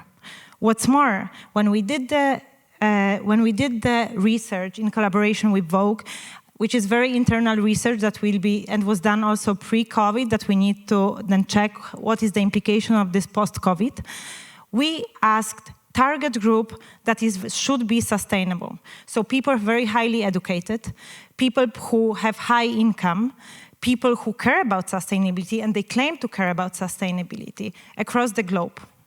So you can think the target group of the people who should be first driving this change. And we asked them, okay, this is the price, this is the product, are you willing to buy it? And of course, when the price was the same, the results were amazing. We see basically the demand is increasing like crazy. But when we increase the price by 20%, in the target group, so not even the whole population, that is probably even more pessimistic in that case, the demand dropped by 30%. 30%. This is one of the reasons why companies really have also difficulties to address this issue, because at the end of the day, the companies, organizations, they've got the responsibilities in front of the shareholders, etc. The business case need to come together. And because of that, what we are launching together with Vogue, what we want to run, try to understand what are the implications of these actions of consumers on the strategies. Magda? Can we go to the next? Okay, so basically there is not enough evidence, and that's what we would like to investigate, about the sensitivity of fashion and luxury consumers and what implication it has for companies and the industry. So first, we would like to focus on consumers and how their choices are influencing how their choices are influenced by sustainability and how their choices influence the companies. So first of all, what is their declaration in regards to sustainability and purchasing sustainability products? Moreover, how price sensitive are fashion and luxury consumers? What's the price point, what's the difference that is actually gonna make them either buy or not buy a product, which actually, interestingly, Robert today mentioned that only 40% change of price on the supplier's side, which transforms into a much higher margin on the consumer side, already made a company decide against changing the fiber to make it more sustainable. So for us, it's interesting to see how price sensitive are the consumers themselves and how much more are they willing to pay for sustainable products. We would like to also identify who are those sustainable consumers. What defines people who are willing to sacrifice their available budget to contribute towards more sustainable purchases. And then going further, we'd like to see how those consumer choices have an impact on the strategies of companies, short-term strategies and long-term strategies, and what are the implications for as today we discussed, for the CEOs, for the management board, and for the head of strategies to implement those changes. And finally, we would like to investigate how has COVID impacted this and what are the implications post-COVID. Okay, so stay tuned. We're going to release the report at the beginning of next year. And I would like to take this opportunity also thank, first of all, our exclusive knowledge partner, BCG, who was with us from the beginning. And we're very happy that you're sharing this sustainability journey with us here at Vogue Poland. Also, our head partner, Audi, who has been supporting us also throughout our existence, Perlash, which is always with us, and the host for today, Pauline Museum. And thank you, of course, to all the speakers who took their time to share their knowledge and expertise and discuss the partnerships that may occur going further. So thank you very much, everyone here at the audience, and I hope to see you next year at the second edition of the Business Fashion Environment Summit.